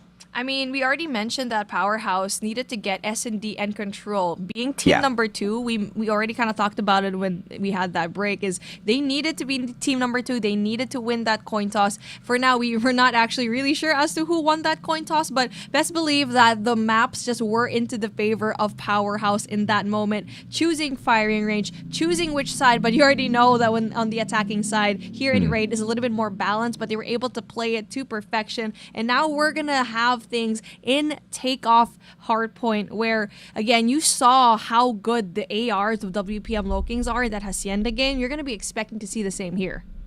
And for all of the comment section analysts that we have in each and every single broadcast, this is exactly what we mean when we talk about hiding strats. Powerhouse has not played Raid at all throughout the whole of Garena Masters Season 5. In fact, it has been a constant ban from Powerhouse. They did not want to show what what they could do on that map to all of these other teams. And West Point Mamba LOWKINGS expected a punisher here to be executed against Powerhouse. Instead, they got punished. Once again, this is how you unnerve a team as confident and capable as West Point Mamba LOWKINGS. And now we're going to be taking things into Takeoff again, where both of these teams are actually pretty okay when it comes to this map. And we already mentioned that WPM LOWKINGS really good when it comes to those long-range engagements. Takeoff has been really good for them. Hardpoint is a game mode that they have still remained unscathed. But looking like slowly Powerhouse is catching up to them. And right now in Takeoff, let's see what kind of gameplay that Powerhouse can actually get. I just discovered a pimple on my face. It's a bad day. Been avoiding pimples for a long time now. Could be maybe because West Point Mamba LOWKINGS has got a couple of blemishes on their record finally. I'm finding a blemish on my face as well. The day is not going well. Beef, the day is not going well at all. I mean, at this point, it's just you got to show it, or else it never happened, or else it's not in your face. It's right there. We need a picture. Just post it on your page later on, because I don't. I know I got to zoom it. I'm very vain about pimples, man. I mean, this is tiny one. It's really hurting my face. Do you wear makeup? I mean, you can just slap it on. That's why, that's what I do when I get stressed. Sometimes you don't need makeup. I hate that you're right. I really do, man. You get away with so many things just because of that mustache. It's beautiful. You know, I got caught speeding the other day. Don't take my advice, kids. This is not a community service announcement, all right? I got caught speeding the other day. Then this police fella, he rolls up and then he stops right beside me. He asks for my license and registration. I show it to him and he calls me sir. Because at the end of the conversation, I find out that he thought I was a high-ranking police officer because most of the high-ranking police officers have this. What? You are just escaping I don't the even know how Matrix he right assumed now. that. I mean, at this point, if anyone goes up against Mustachio on the street, man, you just gotta give it to you. And also the question mark is, why were you stopped by a police officer? I accidentally beat the red light. I was distracted and I just went. But the bike went and I didn't know he was beating the red light. I just moved. See, that's why always pay attention when you're on the road, kids. Don't get distracted, okay? Don't. But of course, you can escape it if you've got a mustache like me. Yeah. As we set this up, we're going to be moving into Takeoff. This is once again where the team of Powerhouse is going to be tortured once again. Hardpoint has been their weak point, and they have lost that first match. As anticipated, and very weirdly so, they've managed to dominate that S&D and Control. Is this once again going to be where they falter, or are they going to now turn the table and shock us by taking a weak mode? Let's see, though, because if it is a hardpoint game mode, yes, they're weak, but when it comes to a map that they're good at, it is Takeoff. So I'm excited to see what will happen here for both of these teams, because it's going to be a decider, slowly but surely. If Powerhouse wins this, it means they will have an advantage, and it'll back up West Point Mamba LOWKINGS in a corner. As we're going to start things off here, it will be the LOWKINGS that will try to get these early points down, and also try to get the advantage of that high ground. Scaddy was the team that surprised the world when they defeated Powerhouse on takeoff Hardpoint. And it was so miserable to sit down there and watch that game if you were a Powerhouse fan, because the team only picked up 123 points after all of those hill rotations, which was of course torturous. But let's see if they have managed to shape up on this map as they set things up against the West Point Mamba LOWKINGS. Things open up really decent as Powerhouse soaks up a majority of these points, but the power positions get taken over by West Point Mamba LOWKINGS. They're getting scrappy, but the gunfight on the side of Powerhouse, Beef. Yeah, they're still winning a lot of the gunfights, and also has to deal with Incendio right now, dealing with a lot of firepower from far away, Grau in hand. And now, as we're going to be turning things around in that rotation for next, we need to see that spawn control from Powerhouse. But you do get to see that West Point Mamba LOWKINGS actually slithering away into the more favorable side of the map, and also providing that objective control as well. Yep, this is a very smart play coming through from West Point Mamba LOWKINGS, choosing to play the advantage over at P2 instead. But nobody's anchoring down the spawns. They're just spawning out of the left-hand side of the map. So Powerhouse is moving in towards cranes, can quickly undo the advantage that West Point Mamba LOWKINGS holds here. Alternatively, they can just stop the bleeding on the right-hand side of the stairs like what Incendio was trying to do. But LOWKINGS are anticipating this. Overextension by PJ and squad is going to be keeping Powerhouse off of the hill. A dominant run thus far at P2. I mean, they have Luffy to anchor down the site, and right now it will be Powerhouse that doesn't know how to deal with that damage because they're just flooding from the front. And WPM LOWKINGS know very well where everyone else is going because Luffy is giving them that information. Take a look at that. He's getting like free information. He's basically acting as a UAV. Luffy the UAV. Yeah. Fantastic play as he took that higher ground advantage, and nobody expected to spot him at that position, right? He just found those slays as well. 25 to 52. LOWKINGS with the lead here with 5 more seconds to go. The bleeding did get stopped for a little bit, but early rotation by Powerhouse as they anchor down this hill, but nobody's holding on to generators except Shut Up. So this one slay could immediately put the hill in the house of the LOWKINGS depending on how they rotate, and they rotate from the right angle. Powerhouse in trouble. And now they need to find a way to win these gunfights. Incendio, though, will provide some damage with a War Machine in hand, able to stop that push coming in from the LOWKINGS, and he's going to be in a really good position to try to cut off rotation here into Generator side. And they're going to be winning majority of the gunfights as they bring out the operators, and they definitely needed to do so. 57 to 37, 20-point lead that the West Point Mamba LOWKINGS have. They really want to rack up on this, and Powerhouse just sending in one player to anchor down the spawn just doesn't make much sense to me at all. And now the overextension needs to be here from Captain Incendio, but he does not. He doesn't take away the advantage of spawn, and West Point Mamba LOWKINGS continue to torture them at this hill. P3 has just been giving the money all to one team, and that is the team in blue. Powerhouse has struggled, and they need to find a better play later on at P4, but guess who's there? It's the LOWKINGS, baby. And now the LOWKINGS are going to provide a lot of effort here in through mid, trying to win those gunfights, but unfortunately that one player does go down. Another player going to be right there for that objective control and will be met by Irfan J. The 1v1 definitely going to be very essential. Kalo goes down, and for a moment right now, it will be Powerhouse that will have a really good time as Irfan J still winning gunfights. Irfan J may be winning out gunfights, but LOWKINGS soaking up a majority of these points. 97 to 37 now, a 60-point lead. Massive from LOWKINGS in against Powerhouse. This is a statement being made, but a 60-point lead is nothing in Hardpoint. A comeback can be made here, but when Powerhouse is not even grabbing those money hills, I'm just wondering, what is the plan? We all know they have struggled at Hardpoint with Summit and Takeoff being their weakest maps, and now that is once again being proven. They need to smarten up. They need to show us those adjustments. Hunter Killer Drone going to be hunting down player number 1, but in the meantime, Irfan J finds the slay as the LOWKINGS once again find the hill. And now the hill going to be a back and forth situation, but majority of the points here in this hill definitely going to be going for the favor of the LOWKINGS, as we do get to see them just winning their gunfights. They don't even have to bring out their operators as well. They have to in order to try and defend that P1 later on, or if they want to save it for P2, because the margin right now is just getting wider and wider. It's going to be 131 and 46. That'll be your scoreline as we're waiting for P1 to open up. 131 to 46. LOWKINGS running away with this matchup as Powerhouse just refuses to smarten up. They are trying. Those gunfights are clicking, but FDX is just not finding any connection. Have we found a flip of dirty fades here earlier on? We did see a couple of weak plays coming through from the players of EZR BOOKY, and I guess the curse has just hopped on over to FDX. I mean, we do get to see that the LOWKINGS are just winning their gunfights, the individual gunfights. If you're looking at the minimap, they're going to be involved in 1v1s, rotational gunfights that West Point Mamba LOWKINGS are just going to be winning. FDX, though, will try to provide a little bit more leeway as he gets that double. Will try to flush out the players down. And that rotation for next going to be looming in the horizon already with 20 seconds left on the clock. And these are the points that you do get to see that Powerhouse needs. But as you can see, the spawn going to be into the favor of the LOWKINGS for that next set of rotations.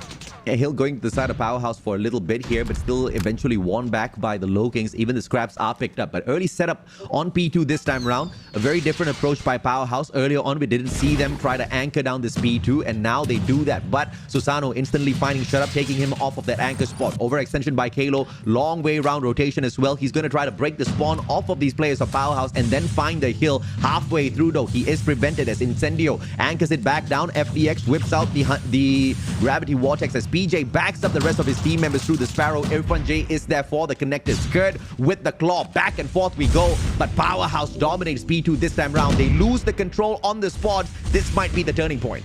And a turning point, let's see if it's going to be a huge one for them because PJ is going to be right there trying to go in and infiltrate. But it's a good thing that Incendio, quick presence of mind as he knows that the spawns may have flipped because no one else in his team is going to be right there on the left side of the map. 18 seconds left on the clock, and for Powerhouse, they were able to get really good points here. They were able to kind of solidly hold that spawn area, but they should have gotten a majority of the points here if they just went in there for more of that spawn control. But they are on the rotation for next. No mistake by Powerhouse. It was all the genius out of West Point Mamba LOWKINGS, making sure the prioritization was the spawn control before attacking P2. Just gifted them massive number of points in that hill as well, as it just looked like Powerhouse was about to dominate that. But early rotation once again coming through from LOWKINGS as they slay out Powerhouse on the way to P3. Nobody's on that spawn. Powerhouse needs to take control of this. The gods of RNG give it away to Captain Incendio as he anchors this down. He's got to wait for the rest of the players to spawn out, and this is now the opportunity for Powerhouse to dominate a bit. Absolutely. You can need to take advantage of the fact that West Point Mamba LOWKINGS does not have any kind of map control whatsoever. And it's a good thing that Incendio also has a War Machine to provide so much damage and to stop the push coming in from the LOWKINGS. The claw coming in from Yopi, trying to go in there and deal some damage, but he's not able to get that kill. And finally, they're able to infiltrate. But how many bullets has he wasted in that mag? And now the lead has come down to 50. Powerhouse slowly but surely working their way back in here. Now this Money Hill on P3 is gonna be a super slay coming through from Skirt and Squad. A 2 on the spree. Finds another, but PJ's not taken out. He finds the slay. Irfan J backs him up, and Powerhouse soak up the rest of the points. 134 to 179. Still very winnable. This time early rotation all throughout those hills on one side. Powerhouse in P4 as well. Luffy, though, wins an essential gunfight, but everyone else from Powerhouse is actually still going to be spawning off into the left side. Luffy with a War Machine in hand flushes out everyone of the side of Powerhouse all by himself. And he also knows that Jenny's side is also going to be infiltrated by those players, and he single-handedly helped his team to regain control in P4. 194 to 139, and here comes the Pretty to torture the souls. He manages to take a double even after Shut Up managed to sneak on into the compound already. The Pretty still tags him from the back. How unfortunate, but Powerhouse still find a slay. All thanks to that claw that was invested, and as they hop on in, it's just gonna be one-sided in terms of defense. What a strike from afar. Luffy shutting down Skirt from a unconventional position up inside of Launch Center. That gives them the advantage for tad bit, but Powerhouse wins out a massive number of gunfights. Final 10 seconds. They soak up all of the points. One contender, Yopi, just trying to stop the bleeding, but he gets prevented as well. Powerhouse really putting on a show now. Can they catch up? Definitely. And if they play it right, they're always getting the scrap points then. They know that every single second matters. And at the moment, they're going to try to get those power positions. They are winning majority of those rotational gunfights as well. Knowing P1, it is a very scrappy hill, but knowing very well that they do have all of the operators to play. They brought it out. They brought out the Hunter Killer Drone. But on the other side of things, West Point Mamba LOWKINGS also have operators and score streaks to play with. Back on 2P1 we go. Powerhouse needs to play scrappy now. Hunter Killer Drone goes out and slays out Luffy from a power position. That's a huge advantage for Powerhouse. And now the hill open. But player 5, Kalo, still holding on to it. Nobody's there to slay him out just yet. Irfan J was behind him. Now forced to spawn out from all the way at the back. Drops by Red Area Fest. Surrounding the perimeter, finding those slays. Irfan J with the slide. Luffy trades him out instead. And the bleeding does get stopped. Luffy on the hill. And LOWKINGS winning out crucial gunfights just to keep that momentum ahead of Powerhouse. Susano is still alive. He's contesting, even though the rest of his teammates were so far away. That's definitely going to be impressive to kind of shut down any kind of points that Powerhouse was trying to take from them. And now the rotation for next is going to be key. We already saw that Powerhouse kind of struggles when it comes to maintaining that left side spawn. And West Point Mamba LOWKINGS will definitely try to get that. As you can see on your screen, that's player number 3 in Luffy. This is where we turn it up a notch. 185 to 221. Nobody's anchoring down the spawns. Now the spawns go over to West Point Mamba LOWKINGS. Advantage now to the Filipinos. Powerhouse holding on to the hill. They win now their gunfight.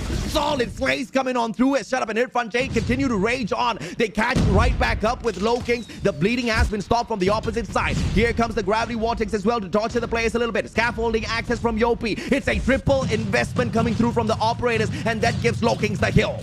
Oh my goodness, you have so much time to try and gain, and you also have your operators, late operator usage, trying to go in there for the counter from the operators of Powerhouse as well. And at the moment, they're going to be winning majority of the gunfights here, but it's still a pretty good hill for Powerhouse, trying to collect as much points as possible to try and catch up to it. Not just that though, they're also primed and positioned into that next set of hills. What a fight, and now we've just got 20 points between them. Powerhouse early rotation, but killer Kalo from the back in a position to shut down Skirt as well, but he's got a little bit of backup from the top floor. Powerhouse hops right back into the kill, and now the advantage is spawned to the side of West Point Mamba LOWKINGS. PJ not winning out that gunfight as Skirt whips out the claw, slaying out those players. 280 to 235, scrappy plays. Yopi hops on in alongside Kalo. The spawn goes back for a single moment to Powerhouse, but they lose it once again as player number 3 spawns from the back. 40 seconds to go. Powerhouse winning back the slays, but Susano alive and kicking and torches them. And West Point Mamba LOWKINGS right now soaking up the points. Just a few left, and it is going to be that one last unified effort, but it's just not enough. West Point Mamba LOWKINGS wins this hard point, but the thing is, it was so close. You did get to see Powerhouse just bring it down to the table, but it was just that last minute effort, that last spawn in that Jenny side that provided them that W here. I am surprised that Powerhouse lost this match because they made the exact same mistakes that we have been so frustrated about all throughout, right? This is just so not Powerhouse worthy in terms of performance, but yet they bring out the exact same, expecting a victory against LOWKINGS. Not gonna work. Luffy was frying the players on the side of Powerhouse. Irfan J, of course, stepping up, but when you're not gonna take the advantage of spawn, when you're not gonna be controlling this, the position as well as momentum of your players to attack from the right side, mainly being at P2 and P3, Powerhouse dropped the ball on those initial rotations. Second time rotation, unfortunately, we saw them, kind of fail in the gunfights a little bit, but they recovered. Third round of rotation, super scrappy. They forgot to control the spawns again. Yeah, it really is an essential thing at a such high level of gameplay like this to control that spawn. I was always looking at that P2 spawn. They would rotate early, but they would not leave anyone there. And that also prompted WPM LOWKINGS to spawn right behind them. And even though, yes, they were able to go in there with the defense of their operators, they could have gotten even way more points if they just took a look at those P2 spawns on the left side of the map. Yeah. And now we're going into that Search and Destroy Express where, yes, the advantages are going to be in the favor of Powerhouse just because S&D is like their gameplay, but WPM LOWKINGS is also very much good and well-versed in Express as well. The last time they were here, they brought down Omega 7-2. As we set up Express, this is the final requirement for West Point Mamba LOWKINGS to pull a victory. If they do, game over. Powerhouse needs to win out 2 back-to-back fights. There's no if, buts, or maybes about it. LOWKINGS only need a decent S&D. But based on your assessment as well as mine, Beef, they have struggled a little bit in S&D against the higher-ranked squads, always being pushed into an overtime. And even previously, we did see them getting punished at firing range by the team of Powerhouse once again. Before I throw it back to you, I also have to mention that yes, there were mistakes from the side of Powerhouse, but that final triple investment of operators from LOWKINGS, I think that was super deadly, especially on the P2. Powerhouse was winning out a lot of gunfights, and that was just through sheer, desperation. Operators, the solution.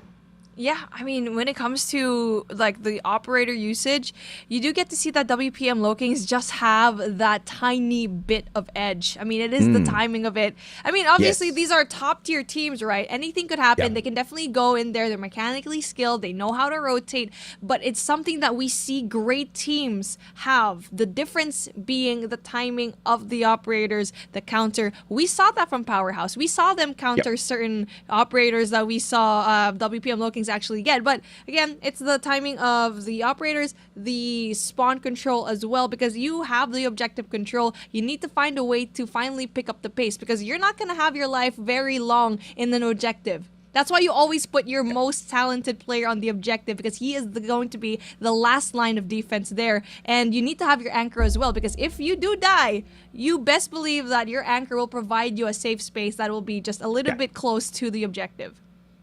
And unfortunately, I mean, I understand why Powerhouse kept taking their anchor off of the position, but then he's not really playing the role of an anchor anymore because he's just hopping on into the objective, playing for Slays against West Point Mamba LOWKINGS. But you saw the strict discipline coming from them, and I think it's been exemplary from the side of West Point Mamba LOWKINGS. All their hardpoint matches, they play their individual roles and positions down to the T. Just nothing goes past them. It has been one of their cleanest, most threatening modes against some of these other teams. And they've managed to make sure the data's there to back up that statement as well, right? 100% win rate thus far at Hardpoint is crazy because this is Garena Masters against all of the best from whatever our server can give. Here's the craziest part, right? I mean, we did mention that WPM LOWKINGS is so good at Hardpoint, but guess what? It's done. You have to play Search and Destroy. You have to play Control, which we already saw. Powerhouse is just so good in this series. And now we're going to be opening things up here at 3-3 up against this two titans of a team. And now it's definitely going to be very quick when it comes to the progression here in Bravo. What is going to be the fate of Powerhouse? We will find out at the end of this match. They can walk away with a S&D victory here, push it into game number 6, the final one of the series. Then there's a potential the Singaporean squad walks away the champions. Yopi, quick plant. Susano, found by FDX. And FDX, the single player, trying to clutch this out versus 4 on the side of the attacking team. I think this one can be called already. That was a good aggressive push going in through Bravo. I mean, when it comes to being aggressive, we already know that WPM LOWKINGS is so good at that aggression. But we also know that for Powerhouse, they're good at adjusting, knowing very well that, okay, since WPM LOWKINGS is going to be super aggressive here, we can definitely adjust in that round as well. And now it seems like that push going into that A side, they're going to be slowing things down just a tad bit. Now Powerhouse on the defensive side, they're going to be bringing down those 3 players in Bravo. Looking at the attack here, West Point Mamba LOWKINGS know the threat against Powerhouse. Therefore, they are sending out their Slayers first. EG and Yopi moving towards ticketing ever so slowly, scouting out exactly what B has to offer them. We'll find a lot of noise being made here by Powerhouse, and the bomb might just rotate over towards A.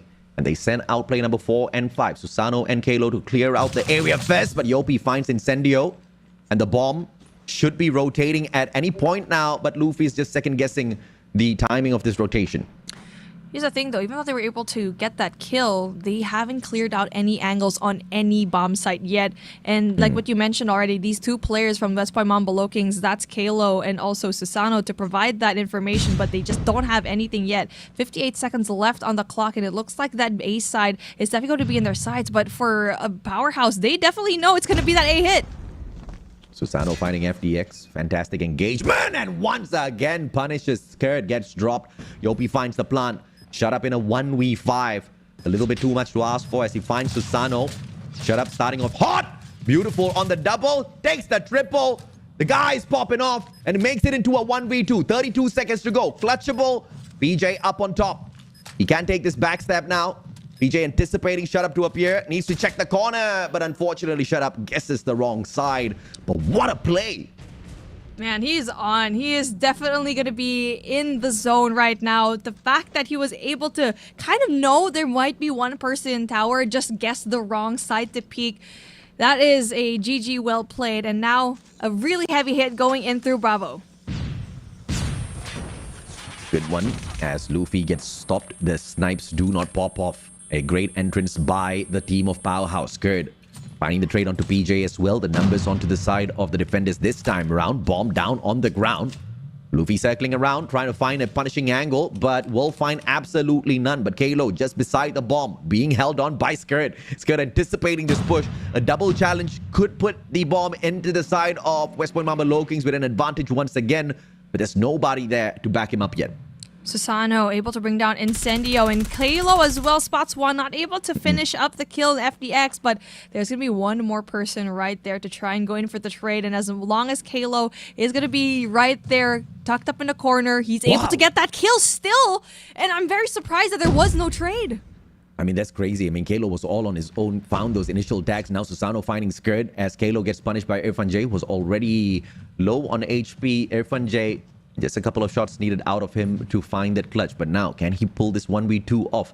As the bomb rotates over towards A, Irfan J going to be trailing behind them ever so slowly. He is trying to clear out the last information that was provided to him by his teammates, that it was going to be that B side where these two remaining players were at. But now it seems like that doubt is created in his mind, knowing very well that it could be an A hit. Did he see Luffy? I think he did.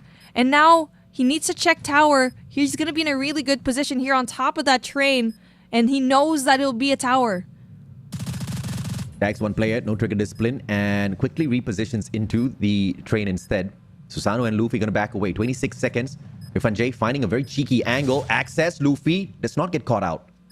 It's Irfan J now. Runs the clock down. He's not supposed to be the guy running the clock down. Finds the first one. Susano, 15 seconds now. Can he pull this off, Luffy? Timing. Doesn't find it. Irfan J lets it go. Tags him up. No grenade to pull this off. He does have the grenade though. Luffy will find the slay. Irfan J, the clutch king, fails to clutch it out even though he had the necessary items. Oh man, I mean, there's only so much you can do in that 1v1. I think both players played it really well, where Luffy just kept his eyes on there, and for a moment Irfan J just let go of the bomb and Luffy just played it a little bit better. And now a different approach coming in from WPM LOWKINGS, where they were slowing things down with the bomb carrier, having a heavier hit here in through mid. Very rare drop there by Irfan J. He usually uses everything in his disposal before just sticking the defusal. Could have played the defusal all the way through and played that disadvantage, but it's not something that's going to be making a big difference now. Numbers advantage for Powerhouse, looking for the first round on defense. As the bomb rotates over towards ticketing, B is going to be found as Yopi attempts the bomb plant. Now they're trying to gather as much information as they can before they go in for the bomb plant. Looks like they're going in through a rival, trying to check that corner first, but looking like it still might be that B hit. And now, if you're going to be that bomb carrier, you need to find a way to let your teammate know that will be Luffy. He needs to be the one to clear corners. And there you go. He's going to be trying to clear out ticketing, knowing very well that there's no one there to hold those tight angles and trying to go in there for that information. Again, they're playing this very slowly. But Powerhouse already rotated over to A, expecting them to pull off the long rotation once again, and a double will not be found by Incendio. Traded out by Yopi, who picks up the Locust in a 1v2 now. Yopi with the bomb. 38 seconds to go. Shut up and Irfan J. Both capable of clutching out rounds against massive number of opponents. So this one's going to be a tough one for Yopi, but he does have the timing advantage to find the plant. As he rotated into B, that also allows the bomb to go down, and A is going to be wide open. They're going to be sticking together. Seems like they want to go in for that defensive overpass instead. That rotation going to be long. Yopi knows very well that where everyone else is actually going to be, and he will be met by those two players, but unfortunately he doesn't actually spot them. He gets spotted out. Shutup's going to stick the defusal here as Yopi's really low on HP. Irfan J traded out, and Irfan will be able to find that final slay, and 16 more seconds means a absolutely easy defusal as Powerhouse finds the first round in this S&D match. Yeah, that was great. I mean, for Powerhouse, all they had to do was just stay put. They used the number to their advantage. That was clinical defensive setup. You make sure that you don't overextend. And now the first A hit coming in from WPM LOWKINGS might be really quick, but not read by Powerhouse as they're going to be stacking that B side. But a quick rotation by player number 2, that's FDX, that will provide some damage or information to his team. Brilliant play by LOWKINGS, this time focusing the attack directly towards A without skipping a single beat.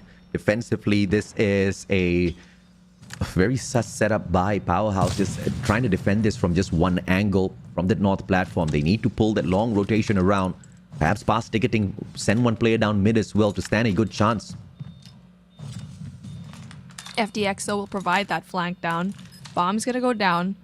Now, Powerhouse needs to find a way to go and rotate fast, and so far they don't have any kind of control on the backside. They will be greeted by Luffy though, just in case there will be a flank.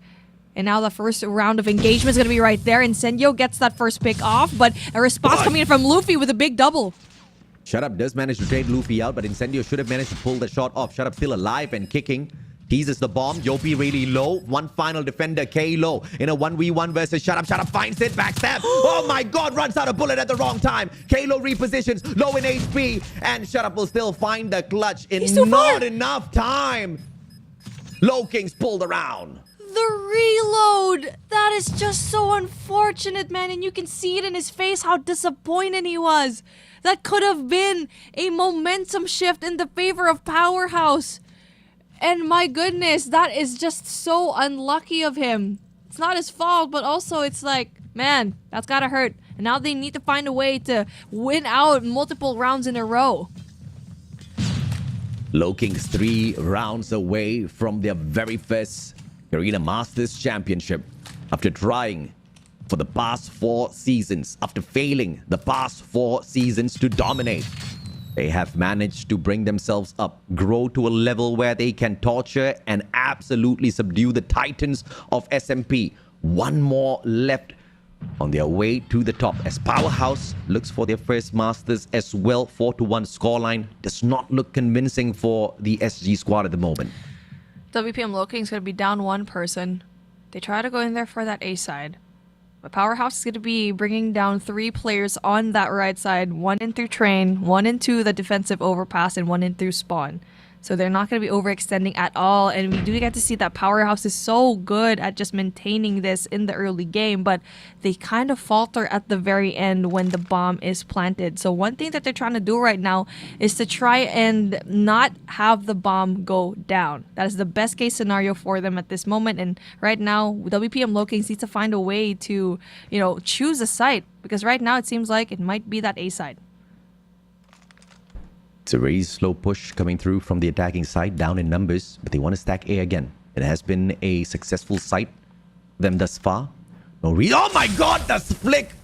Susano just pointing his focus away. Incendio taking advantage of that 1 split second. Shut Up versus K-Low. Beautiful beams. PJ all tagged up. Manages to find the trade, but the damage has been done. Bomb on the ground. PJ goes in to complete this. FDX finds the timing and the slay. Yopi with the refrag from the top, and he will find the clutch against Skirt as well. In a 1v2, Irfan J. God nades him to the next round. That was a beautiful response coming in from Powerhouse. They stopped the plan. That's the most important part. And, I mean, that is the only thing that they needed. They were supposed to win that round before this, and now they still have the sauce here. And now we're going to be switching things around. Powerhouse on the attacking side this time around will be greeted by a very forward Susano. This time bomb straight towards A. Defending team slowly rotating around, finding the north platform, and this gives them the height advantage. A snipe from here could be lethal. Powerhouse backing away, not showing up just yet. Scared on the other hand, failing to climb stairs properly. The ladder might have been a problem in his past life. Stumbles on it once again, finding the positions, but just so scared to bring the bomb out. And it's only going to be FDX holding the back lines here. Look at where K-Low is at. He's just creating a lot of space for his team, and he knows very well where everyone else is. And Incendio also gets a pick, but K-Low able to equalize, and now we do get to see that Powerhouse is actually going to be surrounded by so much WPM low-key players. Taking control of the map, but no positions to really pull a strike against Powerhouse. They were waiting for that bomb plant. And West Point Marble LOWKINGS now looking for that retake on setup. It's going to be pushed in by K-Low from that back flank. And Irfan J's trying to find him halfway. PJ does get spotted out. Plays the trophy first very smartly. No god nades for Irfan J this time. At least from that previous position. But Shut Up finds him. Luffy trades Scared out. Shut Up. Opportunity but fails. 18 seconds left on the clock though, and Incendio able to find that kill down in 1v2 situations, and right now all they need to do is find one. Incendio gets that kill, brings it down to a 1v1, but Kalo is able to go in there for the defuse. There's no time for Incendio, and now WPM LOWKINGS again is playing it so smart in these crucial times. My, oh my, the train misses all the players. So it looks like the sugar and spice is not enough to deal with the chicken adobo that the West Point Mamba LOWKINGS are cooking. In fact, you don't use a lot of sugar in chicken adobo, do you? No, not really. It's a lot of soy sauce, and right now the sauce is all into the favor of West Point Mamba LOWKINGS. But Kalo goes down, so that's still pretty good. But they need to worry about those two players going into the flank there on the attacking overpass. 3v5 numbers on the side, and Incendio with a beautiful collateral makes those numbers be a little bit more threatening. Susano in a 1v5, low on HP already. Incendio misses the opportunity to slay him and take yet another frag on his side. Susano puts Skirt out of the equation, misses one player, doesn't get the 180, and Shut Up finds him as Powerhouse pulls back one decent round.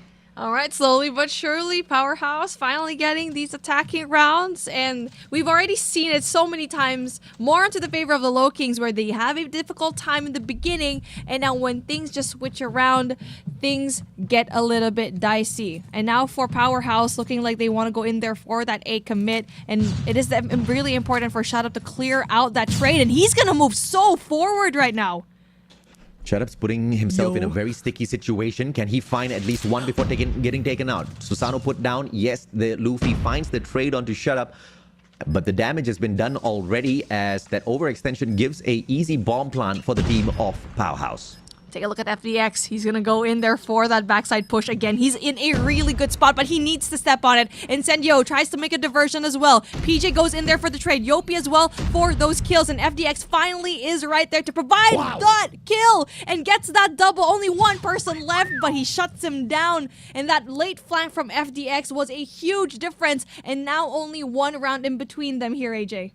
Collateral followed by another quick scope. FDX was on fire that round from 3. He's immediately bumped himself up to 6. Skirt still struggling in this game to find the eliminations against West Point Mamba LOWKINGS. The boys need to step it up a couple of notches, but now the attack once again focuses towards A, does not back away towards B at all, as 4 players from the side of LOWKINGS drop in for the defense. And now FDX holding the back lines. He's going to be in a sticky situation facing off against 2 players, but if he gets the timing right here, it will be punishing. 3-2 split right now. Look at the LOWKINGS. It's a different look at what they actually had when it comes to that defensive setup, knowing very well that that A hit was successful, but then FDX just denies that. And now still one person though that can make a big difference. That'll be Yopi. Quick strike, backs away. Yopi on the other hand, overextending, trying to find the backstab. We'll have to deal with FDX's scopes and worst case scenario, Shut Up and the Fennec. Susano's going to find absolutely no frags for the side of LOWKINGS. The bomb still hanging back. 1 minute to down. And this is very well played by Powerhouse, using maximum of whatever time that's available to them. And now it's a good thing that Yopi just readjusted himself. But now FDX is very much capable of trying to go in there, winning that gunfight. Bomb finally going down, and now it's up to WPM LOWKINGS to try and go and push. PJ, though, gets that opener, even things out. Great toss of that nade, but only finds a trophy to take out. Luffy plays his own trophy very safely first, anticipating a god nade of Irfan J. Irfan J, but in the corner. Doesn't depend on a nade. Beautiful slay, reposition, and gets out of that sticky situation as well. Can he recover? Finds that reload, and now in a 1v3, Susano, can he find the clutch? Skirt right in front of him. Incendio gets shut down first. He repositions, but Irfan J, Clutch King, manages to back away and bait it out. Skirt finds the back. 5-5, the equalizers here. This is something we saw a while ago in that firing range S&D, where the gas was in the beginning for WPM LOWKINGS, but right now Powerhouse is providing a consistent flow. And now it seems like the attacking side is something that they're very much comfortable with. And even though the WPM LOWKINGS tried to throw different looks, different plays on the defensive side, it's just not working out for them.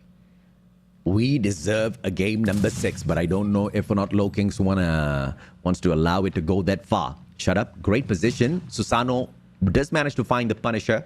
A 1-for-1 trade. Once again, a very aggressive Shut Up to give that bomb plant to his side. Essential gunfight at the back end. Again, we're seeing both of these members. That's PJ. It's a different look this time around, and he will provide so much damage. If we do get to see the rotation, they're going to be right there for the timing. Fast push coming in from LOWKINGS, and finally he gets it right. The timing going to be on PJ's side.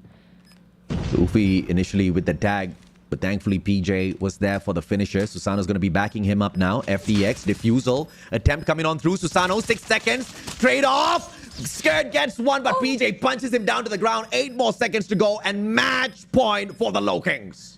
Match point for the LOWKINGS, but also series point. 1 round away to getting the crown. But definitely Powerhouse will make it very difficult. We almost saw the same case for Shut Up happen to PJ, where he had to reload, but he had a quick presence of mind to go in there for the punching gloves instead. And now a fast push going in from Powerhouse right now, again on the A side. Shut Up clearly overextending multiple rounds has given him the boon of frags. 15, leading the whole lobby at this point of time. Followed by Incendio on the side of Powerhouse, who is being outdone by PJ at this time with 11 kills. It's all equal in terms of firepower on both sides, and the stack for the defense on A is a sublime one for West Point Mamba LOWKINGS. 2 players holding each other's backs, and Susanoo waiting for the trades if at all Kalo does drop the ball. The bomb just has got no ingress towards the site just yet. Needs to see if or not the area of ticketing is clear. Here's the thing though, with WPM LOWKINGS, they're just providing a lot of space. Susanoo is going to get that first blood. And even though that they were just trying to get that information, you do get to see that Luffy is just gaining a lot of those angles, that space, knowing very well that B is going to be cleared out. And especially knowing that Susanoo also that kill, it might very well be an A hit in their minds. Down in numbers, the attacking team cannot drop the ball. Slowly but surely, circling around towards B. Shut Up with the opener. As usual, pushing up fourth first. Luffy, Shut Up. Oh my god! What a scope! Shut Up drops the ball as Luffy finds the quick scope off of him. And instantly, that rotation comes on through from the defending team. 2 more left here. And it looks like this is going to be the winning play. FDX. Can he survive in a 1v4? The answer is no. And West Point Mamba LOWKINGS are your champions. Garena Masters Season 5. Finally, they conquered this event.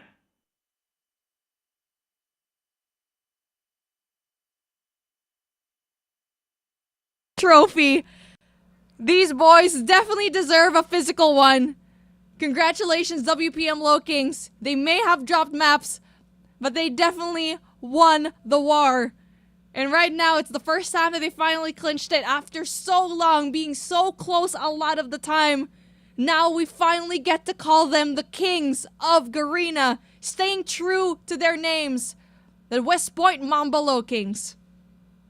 The Kings are finally here to show the world what they're capable of. Back in Garena Masters Season 1, I dubbed them the most craziest team on debut.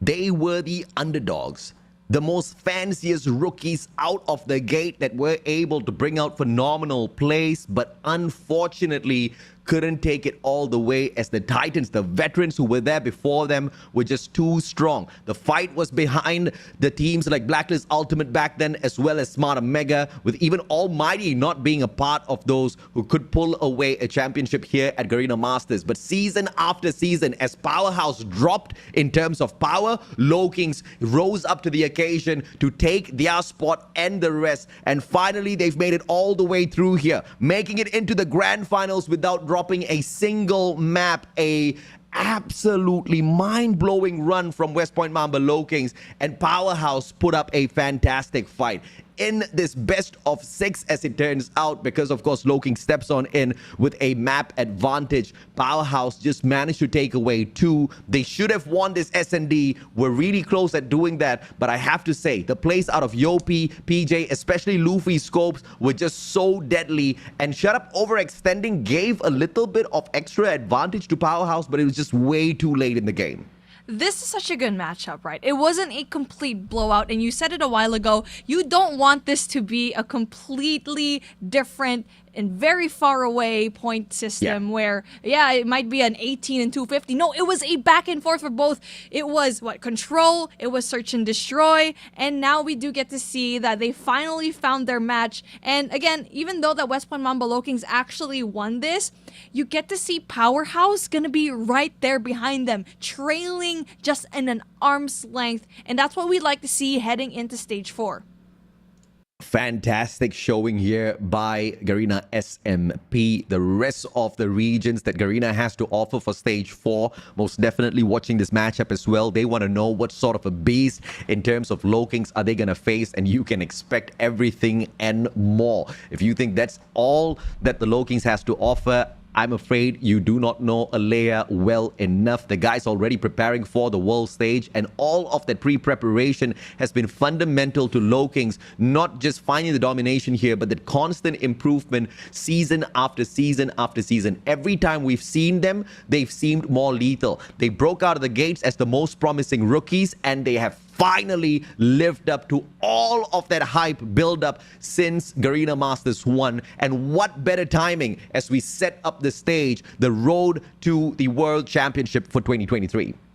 Oh man, that just gives me a lot of goosebumps. Stage 3 is finally done. We are the last region to provide the 2 slots for the World Championship. And seeing what we had here in our final day, the answer's slowly being clear here. WPM LOWKINGS is setting the bar. A lot of the teams underneath them need to catch up. They need to find a way. Watch this VOD, watch this tournament, because something is right in the gameplay of WPM LOWKINGS. We saw Powerhouse try to bring the fire here, and definitely they created some smudges in the record of WPM LOWKINGS, but it was still far away when it comes to Hardpoint, and even here in S&D Express. But I mean, it's just really important to note that this is the bar that WPM LOWKINGS just set. Yeah, I mean, harsh statements are hard to receive, but unfortunately for Powerhouse, it was a weak showing at Express. They have to acknowledge that, and they have to find a way around all of the gameplays, not of, just LOWKINGS alone, but they have to review all of the WODs from the rest of the regions, because if they were punished by LOWKINGS themselves, what what more can we say about those other regions that are just waiting to eat Garena up alive, right? So that's exactly what teams like Powerhouse, as well as the rest of the Garena regions, needs to prep up for. It was unfortunately not enough. Powerhouse just did not give enough positional advantage nor map control to really convince us that they were capable of running away with this matchup. They had to play catch up many a times, and Susano just not being the main man in terms of the frags, but the quality of his kills were phenomenal, Beef. I mean, this is something that we love to see here in 2023. And since we're talking about kind of the macro sense of this tournament, we saw it in different regions that the gameplay right now is just intense. It's tight. It's so different compared to last year where, all of these teams, yes, this is only our 2nd year of esports. And technically yesterday was the first World Championship. Now in the 3rd year, it seems like we're seeing great Call of Duty gameplay in general. And it seems like all of these teams, especially West Point Mamba LOWKINGS, they are on point. And the format that we have right now, we're finally going to see a lot more gameplay, seeing a lot of these teams grow. And that's something that makes me proud here in Garena, as we already had this format a long time ago. And unfortunately, we didn't really get to showcase our strengths and skills last year. But this time around, it seems like the 2 teams that'll represent us will definitely give a hard time later on in Stage 5.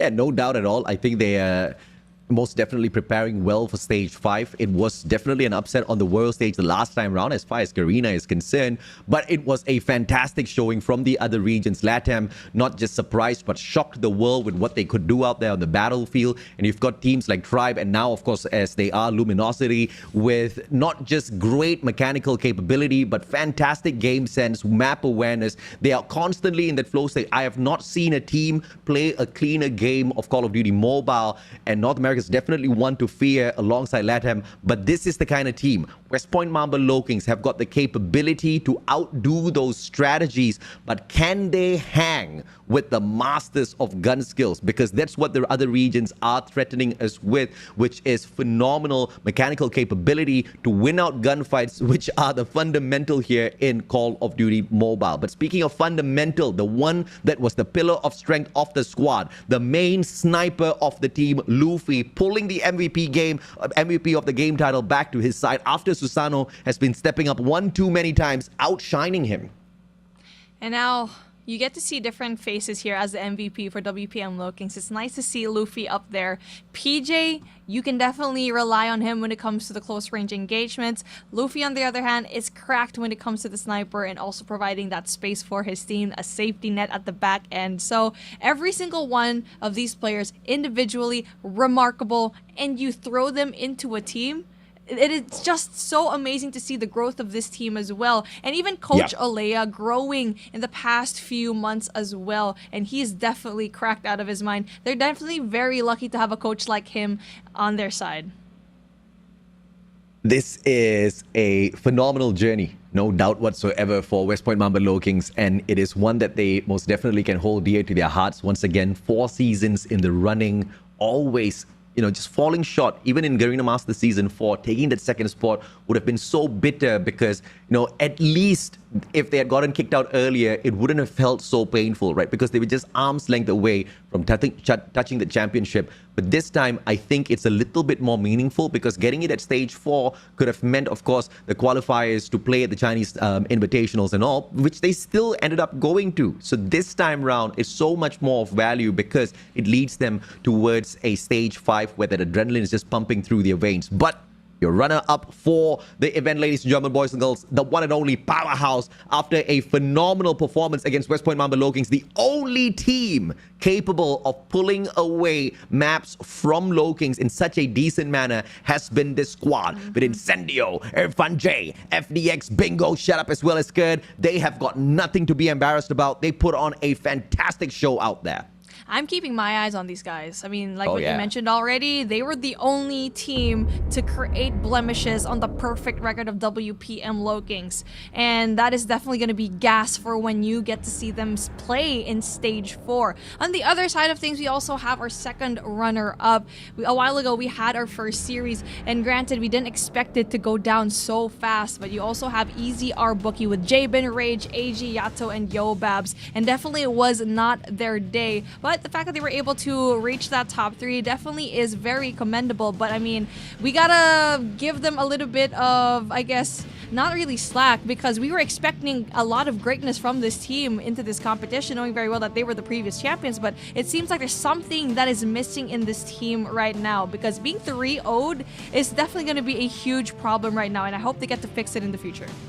I do agree, and unfortunately at stage 4, it's not going to be straight away playoffs mode. It's going to be group stage once again. So there's no such thing as hiding strats, being looked at as, not so much of a threat, and then to pop off later on at stage 4, because they'll have to bring out their efforts there as well. Easy Bookie clearly didn't have any of that in terms of planning. They put out a fantastic show earlier on.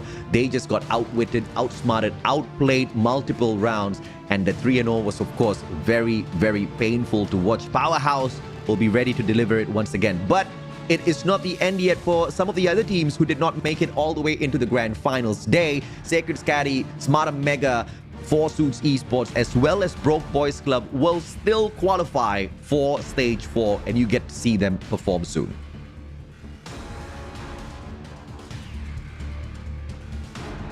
Boys Club and Sacred Scatty, previously names that we've seen before, but not really quite get that momentum that they had. And we've seen teams like Scatty take maps off of really strong teams like Powerhouse. Broke Boy Clubs also is going to be really good if they finally play it right. Smart Omega, on the other hand, it is definitely going to be impressive if they are willing to kind of get their act together, because whatever performance that they had here in the group stages and also in the playoffs, definitely going to be really hard to see the amount of points. And I think the fact that they lost up against Easy R was a huge blow, but I'm pretty sure that they're going to be going back into the drawing board.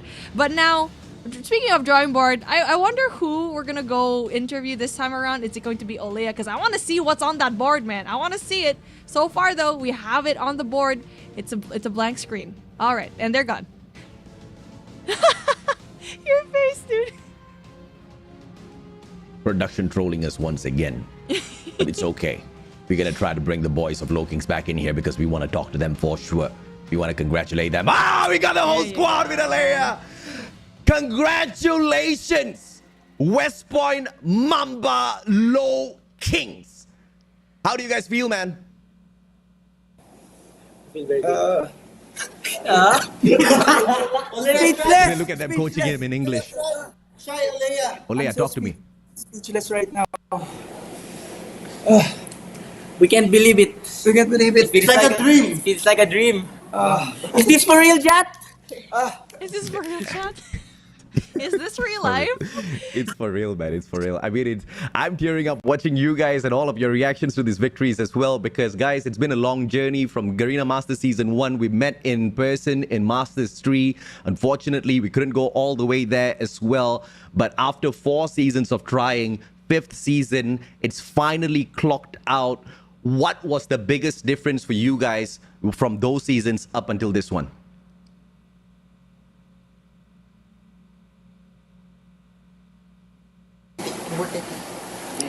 Work ethic. And, because we were not that experienced from season 1, and right now I think we gained a lot of experience throughout the seasons. We just gained the experience. Even Olea has got experience playing against pro teams now, man. It was a character development for us, those Garena Masters Season 1, 2, 3, and 4. Amen. I mean, we see. It feels great. For sure. Luffy daw. Luffy, come here. Luffy. Oh, he's going away. Luffy is our MVP. Luffy is the real MVP. I'm so speechless. You can see how happy the boys are. But I guess my question for you guys is, how are you gonna prepare for Stage 4? I know you just won Garena Masters 5, but knowing you guys, you are 2 steps ahead of the competition. You've been absolutely flawless in this entire group stage. The only blemishes you had was today. But how are you preparing for Stage 4? Have you been watching other regions as well? Especially for you, Coach Alea, that's a question for you.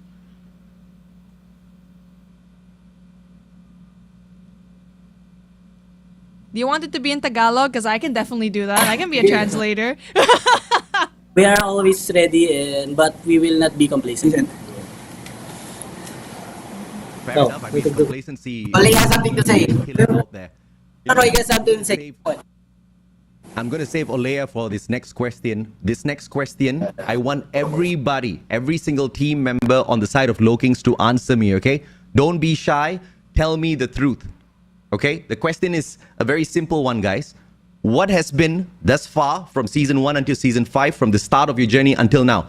Each one of you, I want the answer. What has been the best advice that Olea has given you guys? Okay lang daw yun, sabi. Sige. For me, he always say to me is, just be consistent.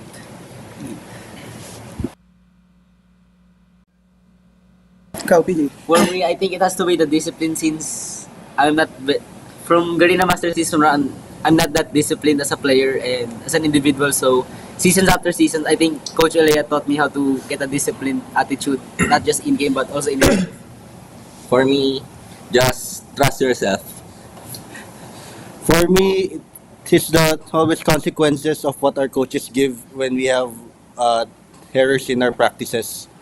Luffy. For me, just think positive. Think positive. Go.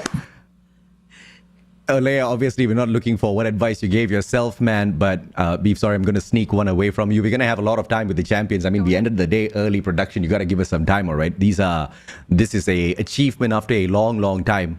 Olea, bro, you failed 4 times. And I'm talking about Garena Masters. You guys went to the Chinese Invitationals as well. Couldn't take it very far. You beat a very strong team in Wolves. They managed that comeback against you guys. How did you handle the disappointments? And because you are the one who's the coach of the squad, how did you handle the disappointments? Keep yourself in a position where you're always positive to motivate the team to do better season after season. And you can answer in Tagalog, bro.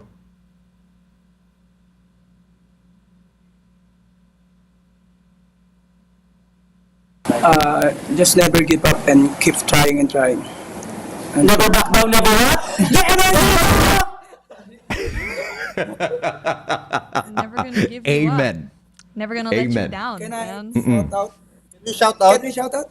can you Yeah, shout I was out? about to Everybody say, can have some time. Go ahead. Yes. It's all yours. Mimi, shout out to my family, especially to my dad for always supporting me to my games and my loving girlfriend here. Yun! Tamis!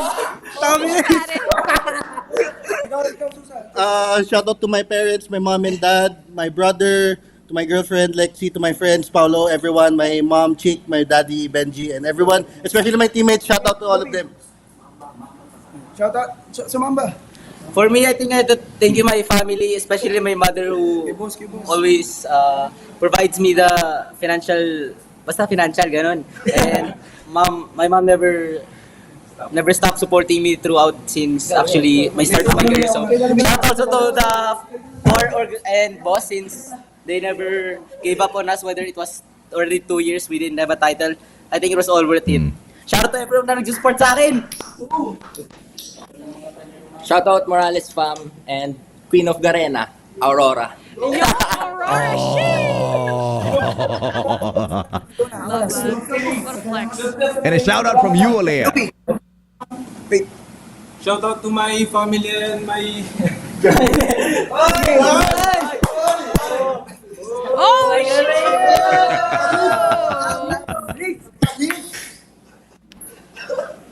Number Olea, whose one. idea was it to buy the hats, the crowns? Burger King! Shout out to Burger King! Never let me go to Burger King. Always had a good meal before the start of the They match. have really good nuggets. Okay. Thank you. No, Come. no, we don't. Shout out, Salamat shout out. ako kay God dahil sa kanya nandito kami ngayon, binigyan niya kami ng lakas at dito sa amin. Nagpapasalamat din ako sa family ko, kaibigan, sa girlfriend ko, sa Mamba, kay Boss Gab, sa head ng Lowkings, boss namin sa Lowkings, lalo sa Mamba, kaibigan lahat. Kung wala kayo, wala kami dito sa ano na to. Shoutout din sa BLE fam, sa lahat ng mga kaibigan ko na kung di dahil sa inyo, wala kami dito.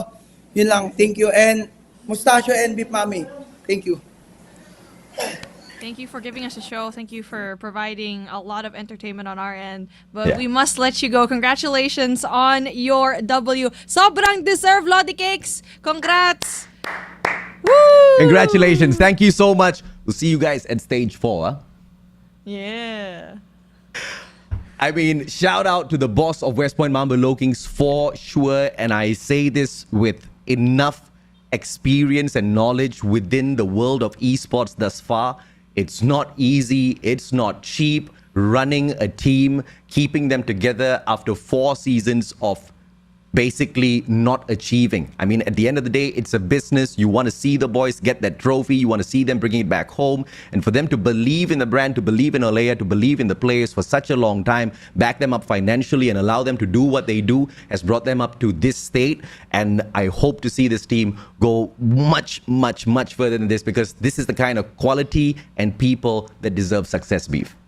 And this is something that we've been seeing in the past few months here in esports, where things can definitely be up and down. It's a volatile industry, and it's nice to see that these boys actually have a backbone org that is actually giving them their dreams, providing to them, because it's not cheap to pay your players, one, to pay for their lodging, their food, right? And so it's nice to finally have that and to have a comfort in your teammates as well. It really just seems like they're family on not just the battlefield, but also in real life as well. So it's nice to see that they're actually friends in real life. It seems like really good camaraderie going around. Absolutely. I mean, they are definitely a tight group, and you can't win unless you are working together as one unit, as one family. I mean, Toretto, you step aside. We've got a new family to talk about, man. But for all of you guys who have stuck around on the broadcast until now, you've got one more redemption code that we haven't flashed on screen just yet. Take your screenshots and get it redeemed before the end of the show. All right, there you go. I'm taking a picture of it as well. Right after we are done with the cameras, I will play Call of Duty Mobile. We have seen so much action today. It's 8:48. I honestly expected that we'd be ending at 11, but the first series was just so quick, man. And it was really nice to cast with you again. And I feel like next time around in Stage 4, it's time to FSU. Well, fingers crossed this partnership happens a little bit more often. Thank you so much to all of you guys for your love and support in the comment section as well. Garena Masters wouldn't be Garena Masters without the fan base, and you guys are always rocking it in the chat. Now, let's take a look at the schedule once again, just for a quick recap before we wrap the day up. Yeah, and take a look at that. I mean, it was a quick 3-0, like what I mentioned. I was very surprised that it's only 8:46 p.m. here in Manila. And taking a look at what we have for the LOWKINGS as well in the powerhouse. I mean, we wanted it to be a game 7. I mean, technically game 6. But the LOWKINGS wanted to end things very easy. But as we see the schedule now, let's take a look at what actually happened in this entire playoffs bracket, where we saw ups, downs, maybes, yeses. We've seen blemishes in the records. An absolute great showing of a powerhouse team that wanted to take that W. But unfortunately, the LOWKINGS was just a little bit too much. I mean, after battling through multiple games, a total of, what is this, 30, 32, 30, 37 matches. After 37 matches, West Point Mamba LOWKINGS finally lose 2 of those maps. That is crazy. That's the kind of effort, that's the kind of dedication the LOWKINGS have put into the competition. Once again, all the way into the grand finals, against Titans or not, against EZR Bookie, against Powerhouse, on the way to the grand finals. They didn't drop a single map, and that is just proof of how much of fight these boys have within them. Powerhouse did get knocked down into the lower bracket finals, where they met EZR Bookie after Bookie scored the 3-0 on Scatty. They couldn't find the exact same trade against Powerhouse, who suddenly woke up and it just turned berserk. But just that power that they brought out wasn't enough to subdue the Mambas of Garena Masters. And it's also nice to see a lot of these teams that essentially were in the middle of the pack, right? Just absolutely destroy any kind of haters, any kind of hating rather, and when it comes to in the beginning of the competition. Because I'm honestly, I'm looking at Four Suits Esports, I'm looking at Broke Boys Club, where also Sacred Scotty definitely performed super well. But when it comes down to it, it is definitely really important to give a really safe space for all of these teams to grow. We've seen it in WPM LOWKINGS. This is a safe space for them, and now they're actually champions. And now I'm looking at, you know, Broke Boys Club, Four Suits Esports, and Scotty to possibly be the same and give them enough leeway for them to grow as a team. I'm pretty sure we will see the growth of these squads no matter what, because the fight is definitely in them. Teams like Scatty from Season 4 into Season 5, we've seen the phenomenal upgrade in performance. We've seen Cisco finally wake up and take his matches seriously. Of course, he ended up taking the interviews seriously much later, but he finally got around to that as well. That's the kind of improvements we're looking out there for all of these teams. You know, even teams who kind of dropped out of the race, even Savage Huntsman, who did not make it to Stage 4. Unfortunately, we don't see representation for Malaysia on that stage. But overall, MSP is cracked with the talent. How they're going to match up against some of these other regions that Garena has to offer, you guys will get to see very, very soon, as Garena Masters 4 is just around the corner. But once again, ladies and gentlemen, boys and girls, as the fights took place today, they were phenomenal. A total of, what is this? A total of 9 maps played thus far. And of course, Powerhouse being a part of each and every single map played. They managed to get a total of 5 maps on their side, but just not enough overall against LOWKINGS to become champions. But they're definitely champions in our hearts, because this, after a long, long time, has been great improvement from Powerhouse as well. Like I said, LOWKINGS were on that constant improvement. Powerhouse were on the constant downward trajectory, but they turned things around here at Garena Masters 5. It really is a storyline as to how these teams really just made a statement. I mean, yes, WPM LOWKINGS made the biggest statement of being undefeated up until this point, and obviously getting their first championship dub. And we're looking at Powerhouse. They had a very much, you know, struggling time here. They've had a difficult time, but it seems like they're inching closer and closer to be one of the best teams here in Garena as well. So again, it's been an absolute pleasure here, Mustachio. Likewise, BeefMami. Ladies and gentlemen, boys and girls, it has been an absolute pleasure bringing you guys the whole broadcast of Garena Masters Season 5. That's a freaking wrap at the end of the day. We've got a brand new champion, and we have got an extra slot as well, baby. This is going to be fun. The road to the Call of Duty Mobile World Championship 2023, but not before we cross the final bridge. It's going to be stage 4. That's just around the corner. To wrap the day up, once again, I want to thank you, BeefMami, all the casters that have stepped onto broadcast thus far. We've got Jericho, we've got Warden, we've got Callie, we've got Wasabi, we've got the one and only Neptune, the gentleman Garcia out there on the casting desk as well. But more importantly, to production, who have absolutely killed it after so many seasons of Garena Masters, and the observers, I love each and every single one of you. To the comment section, you guys, great as usual. We'll catch you guys very soon, yeah? Take care, good night, goodbye.